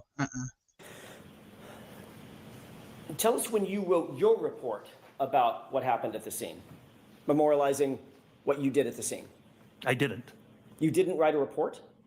About the scene that day at the scene? Correct, about this investigation. I only did the metadata report. I did not write a report at the scene. You never, in fact, the fact is you never wrote any report about what happened at the scene, correct? Correct. You didn't memorialize that in any formal way on Canton PD letterhead to describe what you did and how you did it at the scene? No.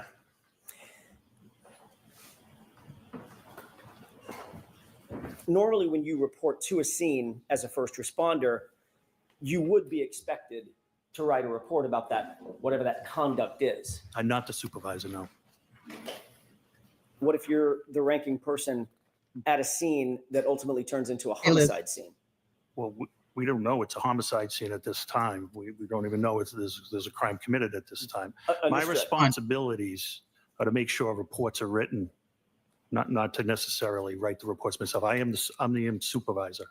It's my job to make sure reports are written, evidence is logged, those types of things. Under ordinary circumstances, you would respond to a scene as a supervisor, and you would oversee what other people are doing. That's correct. Can I finish? Sure. I don't want to talk over each other. I apologize. You would want a supervisor oversee what your subordinate officers, whatever he or she might be doing or they might be doing. You're going to oversee that. But they're the ones actually conducting the investigation or picking up evidence or doing the interviews, writing those things of that nature. Correct. Detective Sergeant Lake's investigation, yes. So in that circumstance, you wouldn't be expected to write a report because all of that conduct is memorialized by others subordinate to the supervisor, correct? Correct. But in this case, quite the opposite happened. You were the one that was in the video utilizing the leaf blower, correct? That's correct. You were the one that actually exposed the drinking glass, correct? Correct, yes. You noted the drinking glass and actually called somebody else over to take a look at it, correct? That's correct. You directed someone, Sergeant Lang, to pick up the drinking glass and recover it as a potential piece of evidence. That is correct. You noted the blood or the coagulation of blood in and around that area, correct? That is correct. You noted where you believe the drinking glass was, in other words, what location, if there were grid coordinates, where it would be, correct? Correct. And you instructed others to transport that important evidence back to Canton PD to have it booked, correct? That is correct. You also secured the plastic containers in which to recover the blood. That is right? correct. You also directed someone to get a bag to put the plastic containers in and ultimately transport it, correct? That is correct. So you would agree with me, Mr. Gallagher, that in this circumstance, you were the centerpiece of the recovery of evidence and the investigation as it was at that time in that limited context. You were the centerpiece of what was happening at the scene, correct? And I made sure it was documented by Detective Sergeant Lang. But you didn't find You it made sure it was important enough to write a report yourself. I think that's poor misrepresentation. There's a person fighting for their life. It was very important. When you were there at the scene at what time was it, by the way? I got there shortly after 7. Okay, you knew that person who was fighting for his life had already been transported and was in good care, as best care we can provide at Good Samaritan Hospital, correct? That is correct. So certainly you're not excusing away the idea that you didn't memorialize your conduct because you were too busy fighting for someone's life. That's not what you're saying. No, it definitely is not what I'm saying.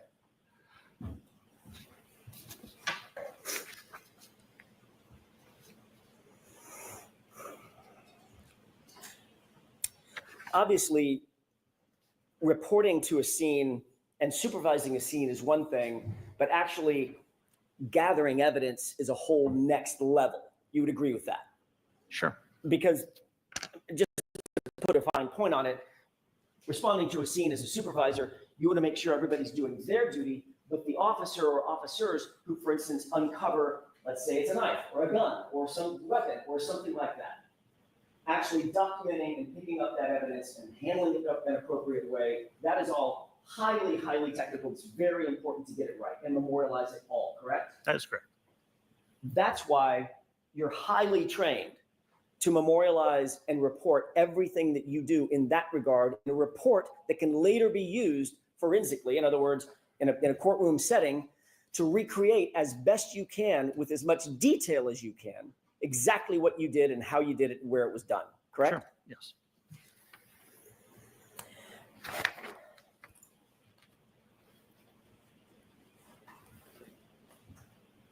Officer Lank wrote a report in this case.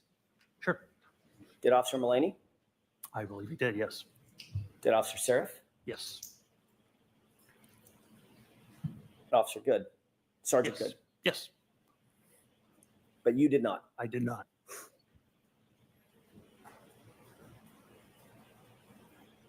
Who was the first officer to find any potential physical evidence at the scene, be it blood or glass?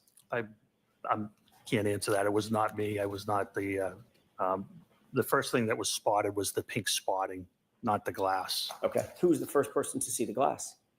I think it was myself as I uncovered it with the leaf blower. One of the important things that we've talked about, Mr. Gallagher, is documenting the details of evidence recovery, not just the fact that something was recovered, correct? That's correct. So you'd want to know what time of day it was recovered, correct? Sure. You'd want to know who was there and who was around when it was recovered, correct? Yes. You'd want to know what the item is, the condition of the item, right? Yes. You'd also want to know exactly where it's recovered, correct? Yes. In other words, as best you can to pinpoint the exact location where an item was found. That could play a huge role in any investigation, be it criminal or otherwise. It could. It could.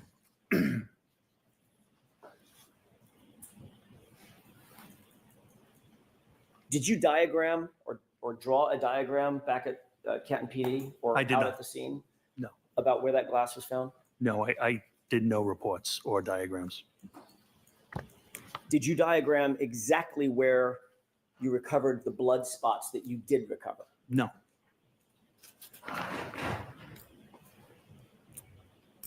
Did you at least, if you didn't write a report, did you at least take notes on a pad about what you were doing? Yeah, conditions weren't pretty hard to take notes at that time, but I did not take notes, no.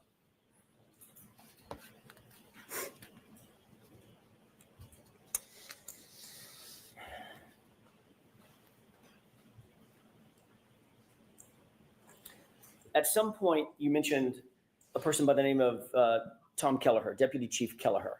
That's correct. Who is Deputy Chief Kelleher? He's the Deputy Chief of Canton Police. He was active on active duty at the time? When I say active duty, I don't mean that morning, that hour. I mean just generally. Yes, he was a lieutenant at that time. He was someone to whom, as a matter of fact, probably the only person to whom at Canton PD you actually reported, correct? Up the chain of command. He was the only person to whom you reported up the chain of command, meaning he was your direct report. He was in charge of detectives at that time. And then, of course, the chief would be above him, correct? Deputy Chief and Chief. Okay. When you responded to the scene, Deputy Chief Kelleher did not come out of his house and take over the investigation, correct?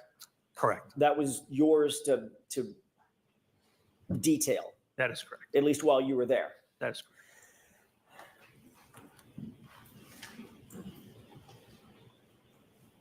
So can you describe what you did to preserve the crime scene? I'm sorry, to preserve the scene, because at that time you said you did not know if it was a crime scene. Is that right? That's correct. What did you do in terms of actually preserving the scene for later investigation?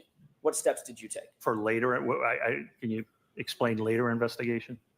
So let me take a step back. Sure. Have you been trained to preserve scenes? Yes. Okay. What's the reason that you want to preserve a scene? What does that mean? Collect evidence. Collect evidence to make sure nothing is disturbed, correct? Correct. Civilians can't kind of traipse through or walk through evidence, correct? That's correct. You've heard the phrase forensically, evidence in, evidence out. Someone traipses through a crime scene, you bring evidence with you, and you take it back out. It's on your shoes or on your feet or your breath or your saliva, whatever it might be. Very familiar with that, yes. Preserving the scene is best efforts, it's best practices Hi, to Arnhem. make sure that nothing is moved, touched, messed with in any way, correct? That's correct, and that's what was done here. What did you do? That's my question. What did you do to preserve that scene? So there were no civilians ever to trample through. Were rescue efforts made on Mr. O'Keefe? Yes, that's priority. So rescue workers do go into any type of scene. Medical life-saving measures come first. Once all apparatus was off scene, the original officers put out crime scene tape to mark an area. And later it was documented, it was photographed, and evidence was collected. And it was searched by you, at least initially with the leaf blower. Correct. Okay. So you were interested in the area that, by the way, I want to clear this up, make sure I'm not mistaken. You described for Mr. Brennan basically where Mr. O'Keefe's body was, correct? Yes, yes, You never saw his body in situ. You never saw his body in place. that is correct. You were told by Sergeant Lank generally where his body was, correct? Yes, and Sergeant Lank actually never saw Mr. O'Keefe either. That's my next question. Okay, Sergeant Lank, and Mr. Good, and Sergeant Good as well. right, never saw, Sergeant Lank never saw John O'Keefe actually in place, correct? That is correct. So you're receiving information from Sergeant Lank that he did not have personal knowledge of, and then you're providing that information later to crime scene investigators who are trying to establish a diagram or some sort of a chart about where that evidence was, where the drinking glass was, where his body was, correct? No, I never spoke to anybody in that manner about that. Didn't you ultimately go out to the scene along with others at Massachusetts State Police when they had a drone overhead? No, you're mistaken. I can clarify it for you if you wish. Sure. So on February 1st, after the execution of the warrant, they wanted to go down to the scene. It was Trooper Proctor and somebody from the CARS team. I'm not sure of the name. Once they got down there, I did show them where I was shown John O'Keefe was. They did want to put up a drone, but they could not do it because they were too close to Norwood Airport and because of FAA regulations. Okay. And that was the last of my involvement with that. I hope that clarifies things for you. Forget the drone. I'm interested in the first part, which was you accompanied Trooper Proctor to the scene, correct? Correct. There were other members of CARS, C-A-R-S. I think there was one crash accident reconstruction section, I'm assuming. Okay, so it's a forensic, a member of MSP who does forensic diagrams, correct? I would say. I don't know if they do diagrams. I don't know what they do. Or reconstruction of some sort. Sure, reconstruction of some sort. So you were there to help provide information about where Mr. O'Keefe's body was found, correct? And be a Canton police officer present in case any neighbors had come out. So you were there to help provide information about, or at least you did provide information to them about where Mr. O'Keefe's body was found. Oh, sure, yes. Except you didn't see Mr. O'Keefe's body, did you? No, I did not. So that was a guess on your part. It was what I was shown. It's the information I had. Yeah, it was the information you were told by Sergeant Blank, correct? Yes, Who also didn't see John O'Keefe in place on the ground at 34 Ferry, correct? that is correct, yes. So his would be a guess also, correct?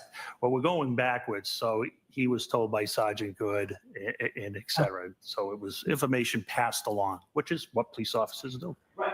But how do you do that? You didn't write a report. The police officer that was out there at the scene, who was helping the reconstructionist establish the formal report, and the CARS report was an officer who not only didn't see where John O'Keefe's body was, you got information about where John's body was from someone who didn't see it either. Correct. Can we at least agree on No, that? you have to go back to the beginning. I didn't understand the beginning of that question. Sure. It was very. I'll try again. The point is, Mr. Gallagher, you happen to be tapped as the person who is going to assist the CARS folks, the MSP, in creating their CARS, ultimately their CARS report. No.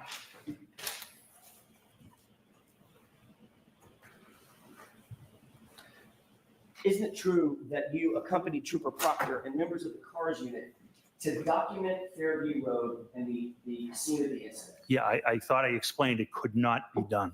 Okay. So I'm not I wasn't, I only went to show them where Mr. O'Keefe was and in case any neighbors came out. I wasn't there to assist in any documentation at all. You were there.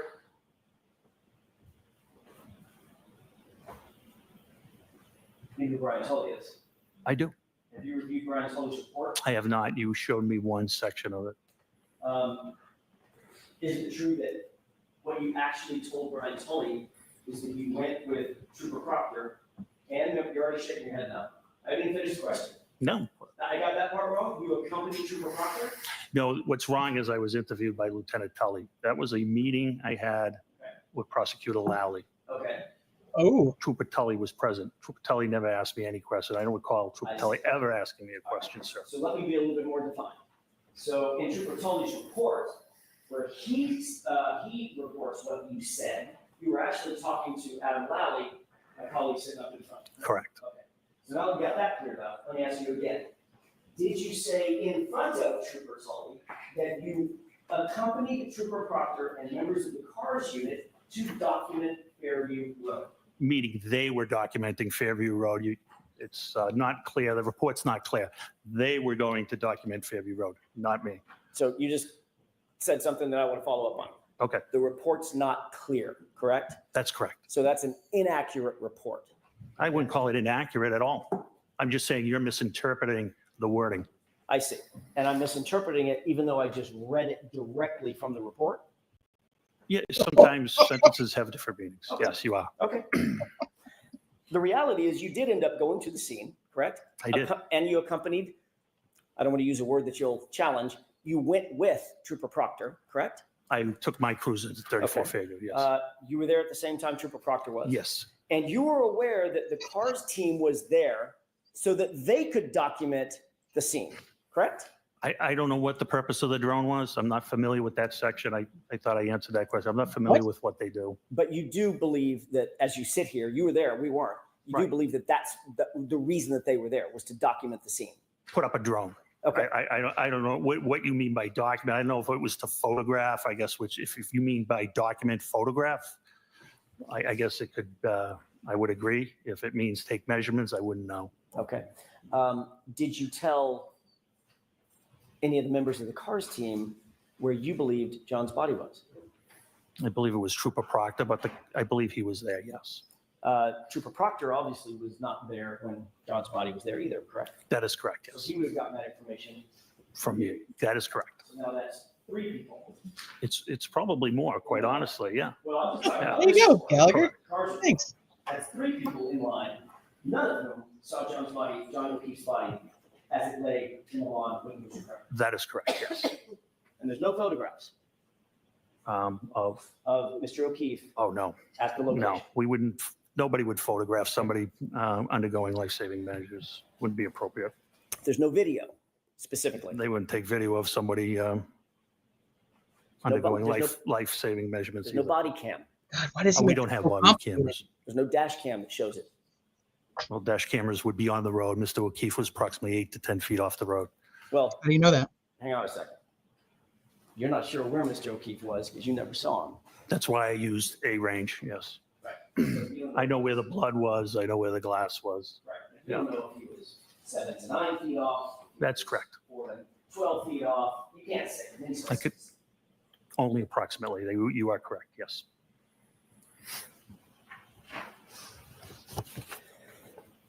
You did meet with Officer Seraph. You met with all the officers when you arrived at the scene, correct?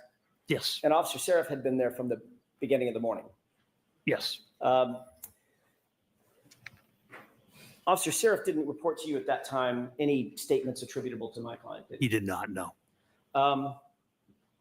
You later went back to 34 Fairview with Sergeant Lank. That's correct. And you rode back. Did you ride back to Kenton PD with Sergeant Lank or separate cruisers? Which time? I apologize. I'm sorry. That's a vague question on my part. You went back to 34 Fairview with just Officer Lank, and you described the circumstance in which you went in, you were let in by Brian Albert. He went to the kitchen. You were in the family room or some other place. Right by the kitchen, yeah. Right by the the room kitchen. off the kitchen, yes. Okay, so right next to where he was interviewing. That's correct. Jennifer McCabe. Yes. Did you ride back from that meeting with, or that event to Kenton PD with Sergeant Lank? Yes. And Sergeant Lank didn't say anything to you about his interview with Jennifer McCabe at that time. I don't recall our conversation on the way back. Okay. And you didn't write a report about any conversation that you had with Officer Seraph. You didn't write a report about any conversation you had with Sergeant Lank. No, they're responsible for writing their own reports. Got it.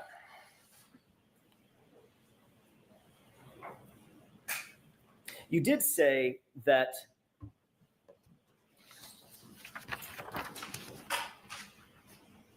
let me back up and ask you a different question.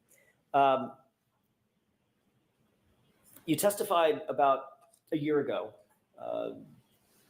in another proceeding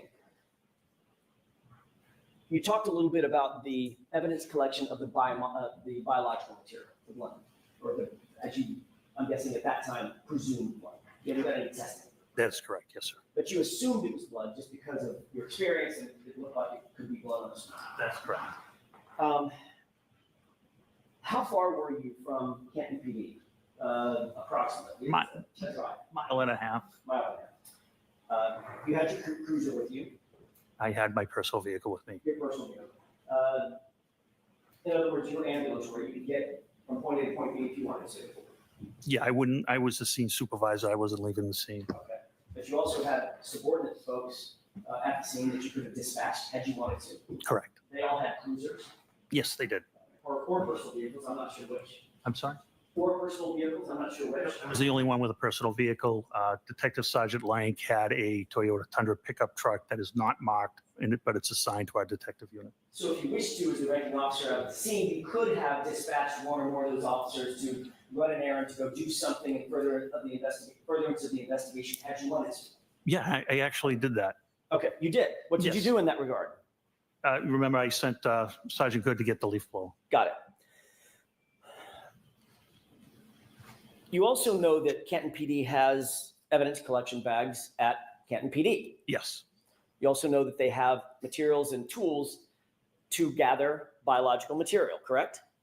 We do have swabs, yes. And those swabs go in little containers to maintain their sanitary nature, correct? That is correct. In other words, if you see a blood stain, you don't just walk up with a Kleenex that you find on the ground and wipe it up. There's your blood stain. There is a process for gathering that type of evidence, correct? Sure. If you're looking for DNA, you can use a bloody Kleenex, to your point. It'd be kind of an emergency. Yeah, absolutely. My point exactly. But if you're a mile from the Canton PD, Yeah, you could have gone back and done the swab, could have. but you didn't. Didn't want to because of the weather, because you just said because it's an emergency, and we thought What's it was the an emergency? emergency there. I mean, the storm was coming down terribly. And I believe if we didn't collect that biological matter, we weren't going to get that biological matter. But Canton PD was a mile and a half away, 4 or 5 minutes. In a blizzard, Still, in a blizzard, I feel like it's 3 minutes in good weather, probably 4, 5, 6 minutes in a blizzard, correct? I'm not sure. So let's call it 12, 15 minutes. You certainly could have gone back. If you wanted to, you could have dispatched one of your officers to go back and get swabs and properly collect the blood material. Sure. And I believed 15 minutes would have made a difference. And what you did instead is, well, 15 minutes would have made a difference, but you asked Sergeant Good to drive to his house and get a leaf blower. Yes, and while he was doing that, we were documenting the scene with photographs. You could have documented. Why not have Good go get the fucking shit from the police department then? The scene photographs, even if you went back and get a swab. What's the difference? Because we were ongoing. It was ongoing. I wasn't leaving the scene. I didn't ask you to leave the scene. I mean, I didn't ask if you were I leaving the scene. needed the other officers. We talked about scene security. I already let one officer go. I now have 3 left. We're securing that scene. So you saw pink stains in the snow, correct? That's correct. And you said, Officer Good, probably called him Sean, Sarge, go home and get a leaf blower. That is correct. Could have said, Officer Mulaney, get your butt over to Canton PD and pick up 10 swabs, correct? He wouldn't have had access to the swabs. Oh, so now one of your officers could have gotten the swabs, even if the lieutenant, or ranking lieutenant, had dispatched him to go get a swab. Because he doesn't have access to the BCI, the Office of BCI, where our stuff is kept. Could you have made a phone call? No, nobody there would have had access at that time. It was only Officer Dever on the desk. So you're the only person that could Right. have gotten those swabs? Sergeant Lang could have gotten them as well. So Sergeant Lang could have too, Sure. but you didn't say that. No, definitely didn't. Okay. Sergeant Good could have as well, no? Because you went to the neighbor's house. That would be Tom Keller, right? The lieutenant of detectives, yes. Right. And Lieutenant Keller gave you red Solo cups. Yes. I asked for plastic or glass containers. He had Solo cups, and I utilized them. The same kind of Solo cups that we all see at backyard barbecues. Yep, they hold liquid terrifically. They're also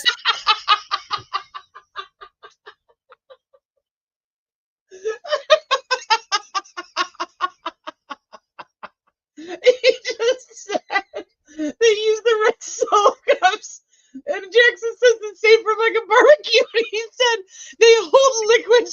terrifically.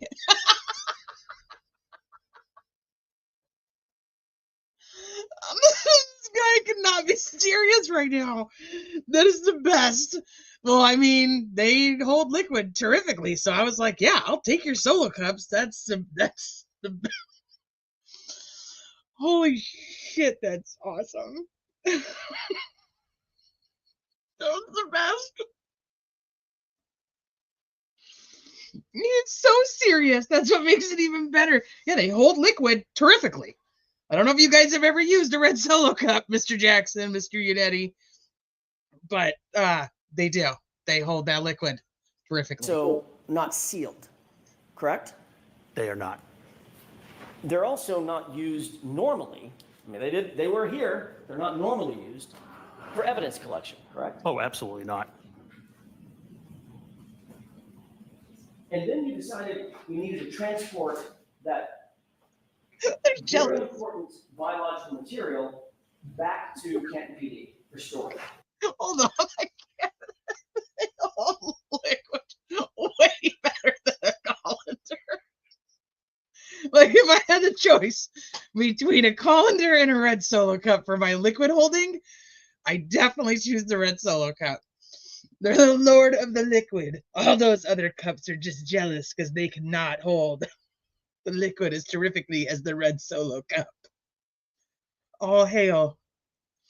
And safety, right? That's correct. And why was it important to transport that blood material so quickly?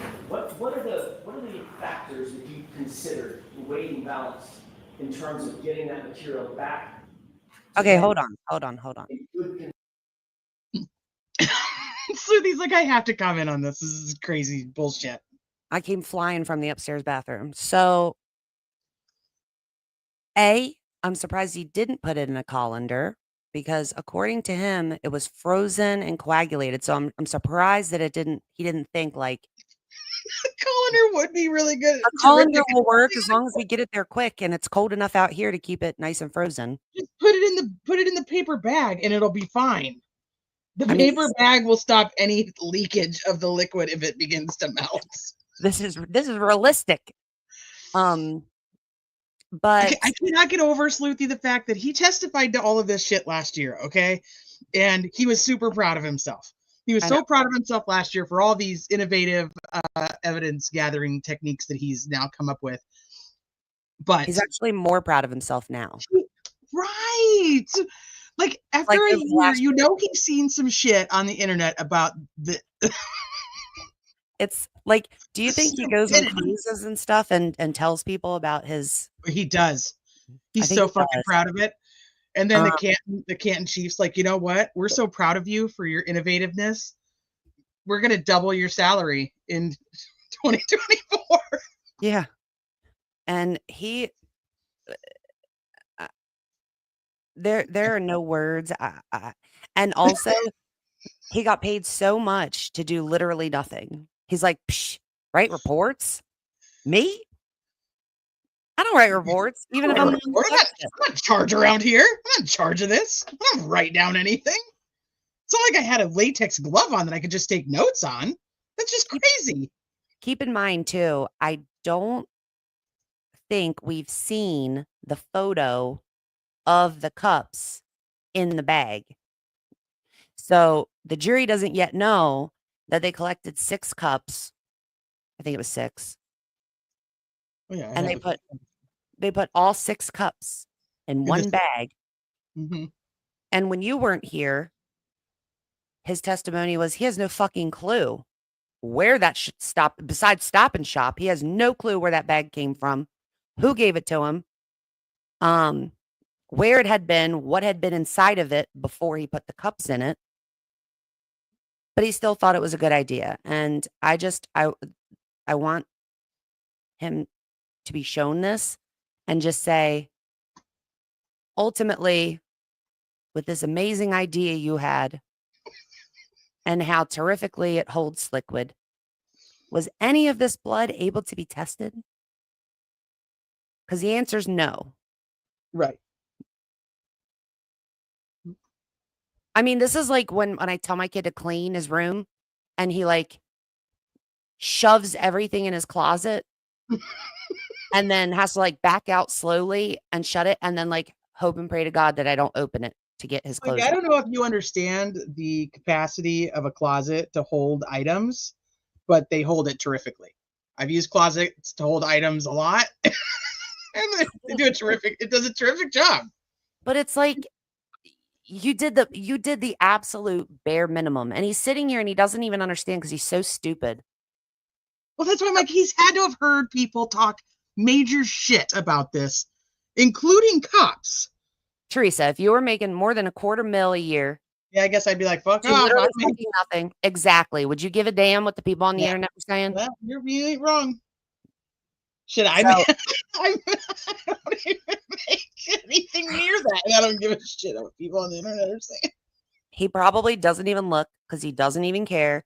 And then to make matters worse, the audit came through and like patted his back for his innovative idea to use the leaf blower. But like while we were watching the leaf blowing, of course, that's if I didn't lose everybody. I don't think I did. We could literally see evidence. It looked like a chunk of blood, like fly away.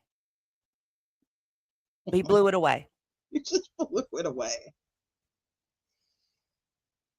This guy's such a douche nozzle. I don't know how he's not embarrassed. I would love to know what the jury's looking like now. I don't know how the first jury sat and thought that this was any type of anything with these people. But if I was on this jury, I'd be horrified right now. Right? I would be absolutely horrified. I'd be like, not to mention, did you hear him say, like, from January 29th, he knew the exact number, evidence number that the cup was. And the reason that he knew it was 18 is because it was the 18th piece of evidence they'd collected so far in 2024. Out of all their investigations, they had collected that cup was the 18th piece of evidence they had collected in all of their investigations. From to January 29th. Yeah. Wow. So then is this whole thing counted as 19? Or is it 19, 20, 21, 22? I'm sure they counted it separately, I bet you. Or if there's multiple blood drops in each cup. But like that bag, they had no clue. He had no earthly idea where that bag come from. What if somebody had it in their car because they were like, they use it to put like those little tiny baggies that you carry around when you have dogs. You have to walk and you have to pick up their shit. What if they collect them in that bag and then they transfer them to the trash, but they keep that bag in their trunk? Yeah, yeah. Or they put their dirty ass jogging shoes in there after they stepped in dog shit. Yeah, and we haven't even gotten there yet. But this photo was taken literally right next to Karen's taillight. Right. And he made a comment about he made a lot of comments that really give them away here, because he made a comment about like assuming it was John's blood. Well, why would you assume it's John's blood? And if you thought it was John's blood, why would you collect it? You collect it because you think it might be somebody else's blood. Like maybe if you got into a fight out there. Well, let's be clear on this too. He's testifying that they were only there looking at the scene at the very beginning to try to figure out why there was a person unresponsive in the snow. But and not what? But not a crime. He didn't think Not a crime. Right. There's not a crime. So they're not doing things like a crime scene, but yet they're looking for evidence and then doing things to quote unquote collect the evidence. Yep. But they're very clear on there was no crime. But if there's no crime, I'm going to go back to the whole thing I said, that then there is no Seraph hearing I hit him, making sure he's got such an urgent matter. He gets good to come out there to report it. And then having this crime scene tape put up.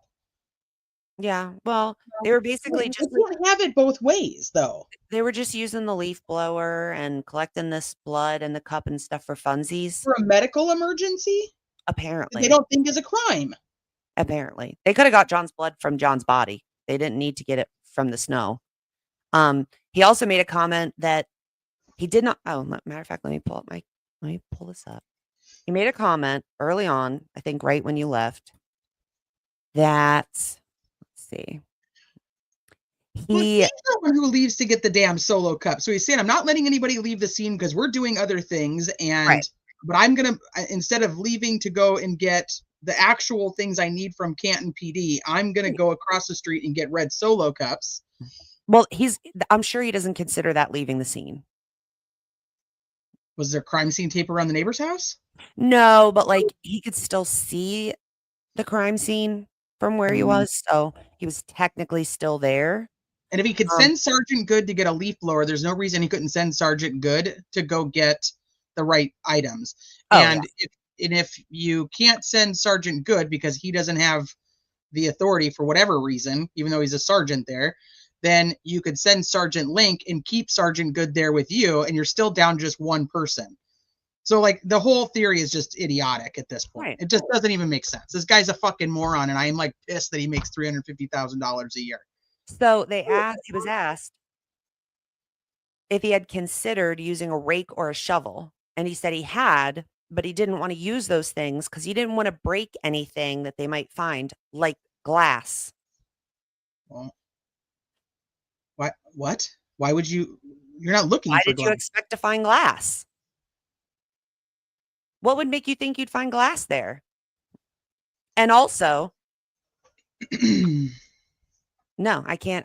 It doesn't make any sense to me. I can't reconcile it because the only way I would think that you might be suspicious that there could be glass there is if somebody like cut themselves on it when they were kneeling in the snow, like trying to help John and stuff. Nobody got cut by that jagged piece of glass with the top missing. And that causes his medical emergency? Yeah. All right, you can carry on. I'm going to go get him out of the bath now. Okay. Condition, sanitary condition. So a criminalist could extract a proper DNA sample. What would happen, for instance, if that blood material, I don't know, were contaminated? Contaminated how?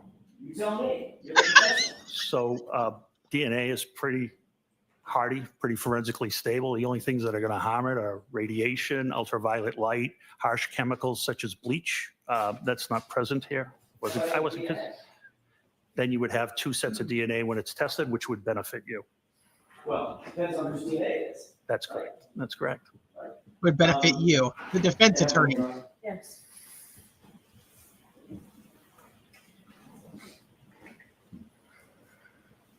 Idiot. This guy's an idiot. We should know he's an idiot just by his hair. While you were, I'm going to stay on this for a second. So obviously there's a reason why blood swabs or biological swabs are handled with such care. For instance, a DNA analyst is going to put on gloves. Correct. Oftentimes they're going to put on a mask, right? I don't know about that. Oftentimes they put on goggles, is that right? It depends what they're testing. Right. Yeah.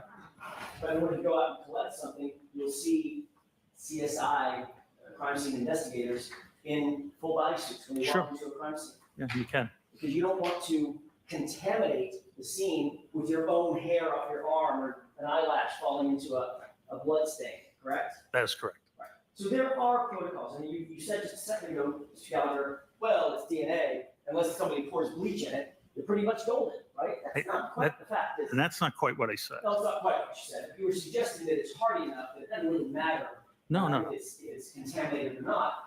If there's multiple people's DNA, it just benefits everybody. No, I simply asked what you meant by contamination. Okay. So it could be contaminated with debris, is that right? Sure, it can. It could be contaminated with other people's DNA, is that right? It can. It could be contaminated with foreign items, foreign either aerosols or somebody's spittle when they're talking, correct? Sure. Contaminated with 1,000 things. Hypothetically. Right. Of course, these solo cups didn't have lids on them, right? They did not. They were open. Yes. You didn't photograph where you picked up the samples. No. You didn't document where you picked up the samples. No. So if the samples were in how many solo cups were there? 6. 6 solo cups. We don't know as we sit here where each of those solo cups contents came from specifically, do we? Specifically, no. Okay. Then those solo cups with no lids were placed into a bag, right? That's correct. You said on direct examination that this was a brown paper bag, right? It is. Stop and Shop, I believe. And you said that that Stop and Shop bag is, other than having the words Stop and Shop on it versus evidence on it, basically the one and the same thing. Same dimensions, made out of the same materials, yes. Right. But with an evidence bag, you know exactly where it came from and who's handling it. Not necessarily. Comes from a manufacturer whose job it is to secure those bags so that they are not mishandled, so they can have some sort of bona fides that they're clean and ready to accept evidence in, say, for instance, I don't know, the investigation of a homicide of a police officer. Okay. Important stuff, right? We're not at a homicide of a police officer at this point. I'm just talking about evidence bags in general. Evidence bags in general. In other words, I'm trying to think of some of the most important investigations around. The manufacturers of those evidence bags manufacture them and send them in a way so that their bona fides, the provenance of those bags is maintained, correct, and protected. That's the way they ship them, yes. Right. And Kenton PD pays extra money for those bags for that very purpose. I'm sure they do, yes. You mentioned almost tongue in cheek, look, except for the price, Yeah. they're probably pretty close. Yes. There's a reason that there's a price difference, right? What would the reason? What's the reason? Well, it's not the shop, I can go pay 10 cents Yeah. for that bag, because I don't really give it. What's the reason? Oh God, I can't. Where it's been, or who's handling it, right? It's got my milk and my eggs in it, really don't care. Yeah, I don't know. I don't know how they price it because of how they package it. I don't have any knowledge of that. Well, you're the one that mentioned the price. Oh, no. Yeah, I agree with you on that. I'm sorry, we're speaking over each other. Okay. I apologize. I'm sorry, Mr. Gallagher, you gotta wait for me. Yep. There's a reason. My point is, there's a reason, right? Yes. That evidence bags are more expensive because there is a way they're manufactured and they're taken care of, and Canton PD is willing to pay that extra price like every other law enforcement agency because of that, correct? All right. So they're not quite the same, are they? No.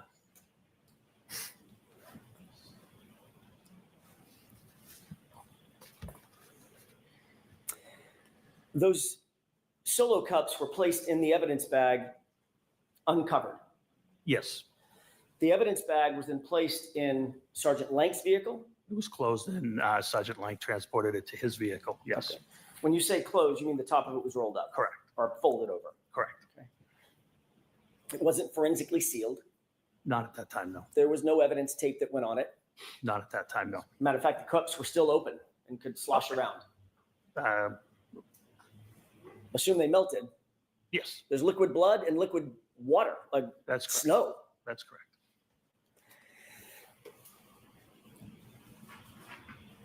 And you indicated that those were, at least you believe, those were placed in an evidence locker, a temporary evidence locker, correct? No, the blood samples were put in a refrigerated unit. My mistake. I thought the refrigerator was the temporary storage locker. It's different?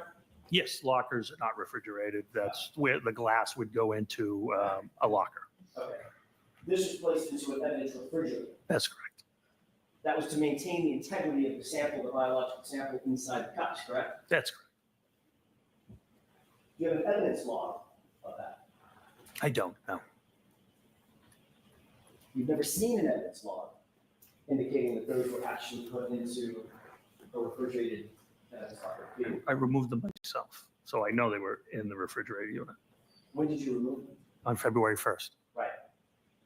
We're talking about January 29th. They were taken to Canton PD by Officer Lang, Sergeant Lang, on January 29th. I'm just asking, well, let me ask a foundational question. Does Canton PD maintain something called evidence logs? I don't know the answer to that. I'm not the evidence officer. No. There is, it's all computerized. Right. So like I explained earlier, when they do get logged in, the officer puts the description of the property, hits the space bar, and the computer generates an evidence number. Right. And that evidence number is associated with just that piece of evidence. Just that piece of evidence, correct? And every time it's checked out or put back in, there is a log created, correct? Yeah, they do it by computer, yes. It's a digital fingerprint. Correct. All right. I mean, you're a former narco specialist, right? Mhm. You did narcotics for years, right? I did. Drugs, a about the most sensitive thing out there. Somebody needs to go check all those cases and get the fucking all overturned because this guy is a dumbass. I mean, you get a bottle of fentanyl. You're not just going to go set it on the evidence subject's desk. You're going to make sure that damn thing gets logged exactly how it's supposed to, correct? Of course. Because it needs to have a trace of where it goes and who touches it and who has access to it, correct? That is correct. You've never seen an evidence log for these items that were taken from 34 Fairview and supposedly put into, well, not supposedly because you took them out, and ultimately went into a refrigerated evidence log. Yeah, I wouldn't have access to the evidence log. It's our evidence room is a very strict process. There's only 2 people that can even have access to the permanent once it goes into permanent evidence. And it's the admin sergeant that changes the custody when it comes out for court, if an item has to come out for court, or if it has to be transported to another agency, or if an officer needs it removed from evidence for further inspection. The admin sergeant would take care of that. That's the way it's. Mr. Jackson, you're not going to finish today, right? No, I'm not. In 2 minutes. Two questions, and I'm also. All right, 2 questions. Thank you. That's the way it's supposed to work, correct? Yes. But you've never, as you sit here, you've never seen an evidence log determining where that blood went and who was handling it between January 29th and February 1st. I have never seen an evidence log. That's all I had, Your Honor, at least at this time. All right, Lieutenant, we're going to have you come back tomorrow morning. Thank you, Your Honor. The jury files that you can file right now. Thank you. So jurors, that's it for today. The same 4 cautions. Please do not discuss this case with anyone. Don't do any independent research or investigation into this case. If you happen to see, hear, read anything about it, please disregard it and let us know tomorrow, and be very careful with your social media use. All right. Honestly, this shit, I don't know if there's anything to the lawyers after this or not. Let me see if I can find the one where you can actually clearly see the bag. Goodbye. Sally Port. I know I have it. I just don't know where I have it. But yeah, he's saying like it's locked up, but it's not. It's just sitting. It's just sitting in the Sally Port by the car. I mean, the one I showed you guys is the car's there. It is the Sally Port, but there's another one that's better where you could actually see the car and the bag. I just gotta find it.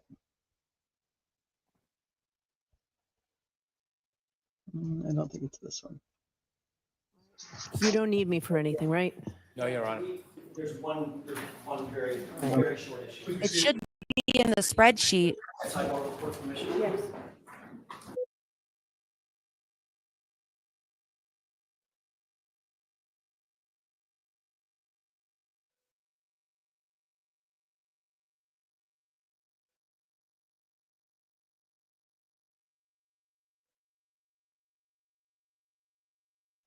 Okay, so I don't think we get to hear anything that they have to say anyway.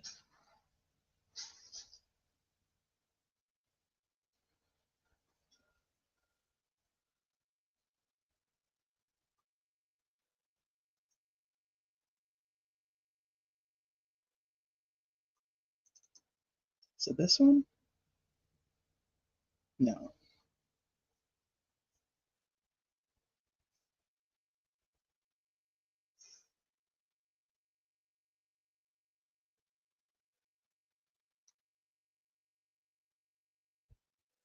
Oh, fuck. Of course I don't know where it is. Maybe I have it in a video. That might be why I can't find it.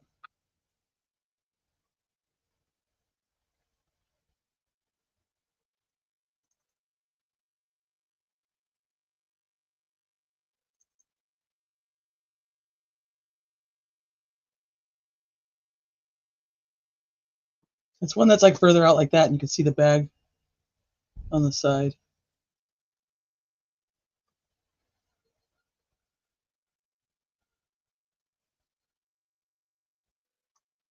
Yeah, fuck, I don't know. I don't know where it is. All right, you guys. Well, that was an interesting day. That was a long day. I felt like, did the jurors not get a morning break? I feel like maybe they didn't get a morning break. Maybe that's why it felt longer. I felt like they were in court for much longer than they normally are. Oh, they did. They got a morning break to wait for Katie. And then it ended up being Sarah Levenson instead. They didn't call Julie Nagel. That's also interesting. We got Ryan Nagel, and we got Heather Maxon from the back seat. We didn't get Ricky, the driver, and we didn't get Julie Nagel.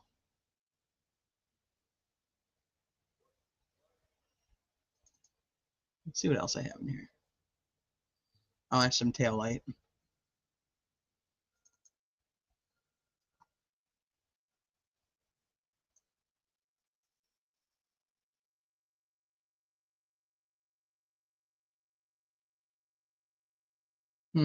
All right. Well, Sleuthie, you got anything you want to add before we wrap it up?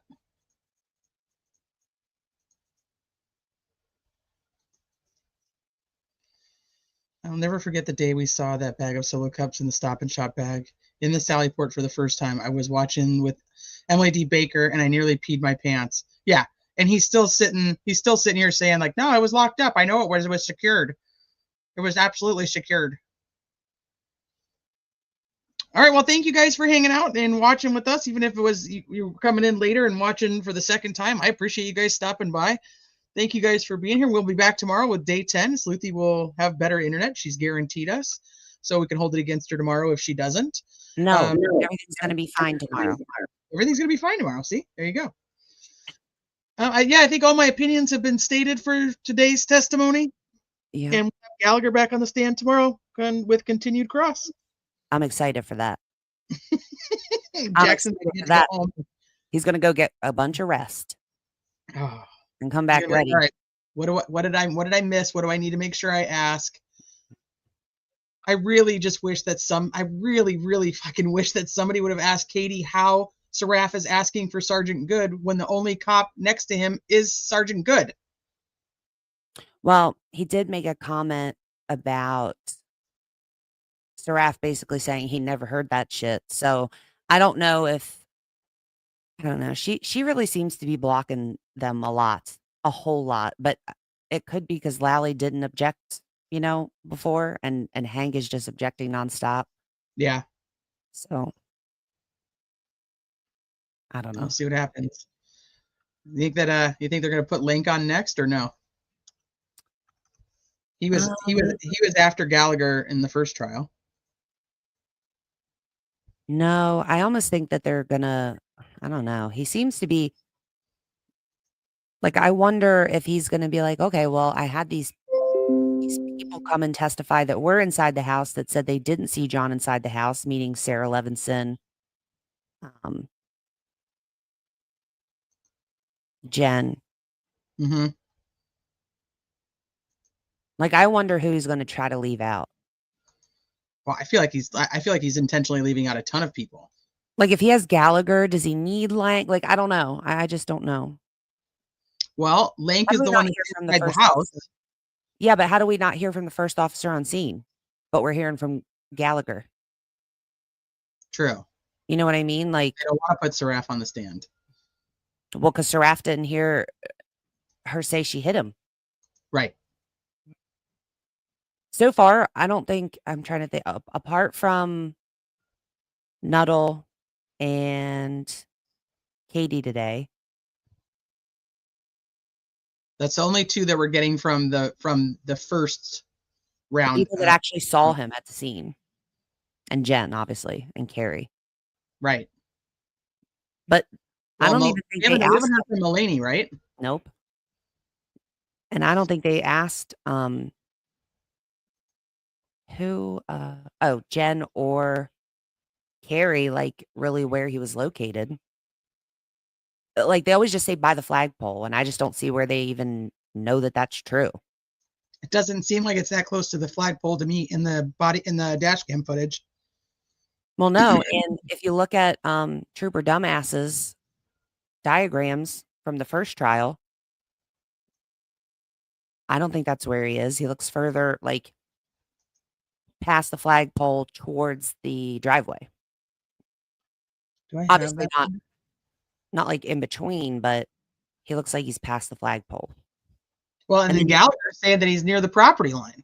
Exactly, and he's saying he's 8 to 10 feet or whatever from the road, and yet he didn't even see his body. And Saraf said that he was like 20 feet from the roadway, which I think seems a little bit more correct. And also, how would you know how far from the roadway if you didn't know like where the road ended and the berm started? Because it's covered in snow. Right. Yeah. Tomorrow's gonna be a good day, I think. I'm so curious what the jury's thinking. I would be laughing my ass off, but I'd also be horrified, like I said. It's just so hard with all the info that we already have in our heads to think about what the jury could possibly be thinking with the evidence only presented to them in this trial. You know If what I they're mean? not terrified by what they just saw, and I don't even just mean that like the pictures or the video or anything like that. I mean, even his attitude about it. Like, I would be on the jury. I'd be like, anybody that we know that lives in Canton, we gotta like get them out of We there. gotta fucking get them out of there. Yep. Well, I mean, at least most of these cops are either terminated or forced to retire or put on desk duty. I mean, that's Yeah. kind of where we're at with most of these people at this point.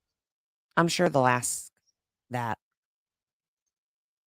Like, oh, you retired right after the first trial? Well, they can't say that, but you retired before this trial? Yeah, I wonder. So you're now a retired whatever. If they could get a theme of that going. Yeah, and then like end it with Proctor being fired. Have you heard this? That I think it was Soulshine in chat said that they had seen like on Twitter possibly that Katie has been on leave or on like desk duty or something since trial number 1, or is that I saw something? leave. I did see some. I heard people talking about leave, but I don't know where they got that from or if it's true. Yeah, I'm wondering. I wonder if we'll have to look into that and see what we can find out. Yeah. All righty. Hasta mañana. We'll be doing it again. See you tomorrow. Okay. As always, thanks guys for hanging out with us. Thanks, Sleuthie. Love you. Bye. Love you. Bye. Do you dare to fall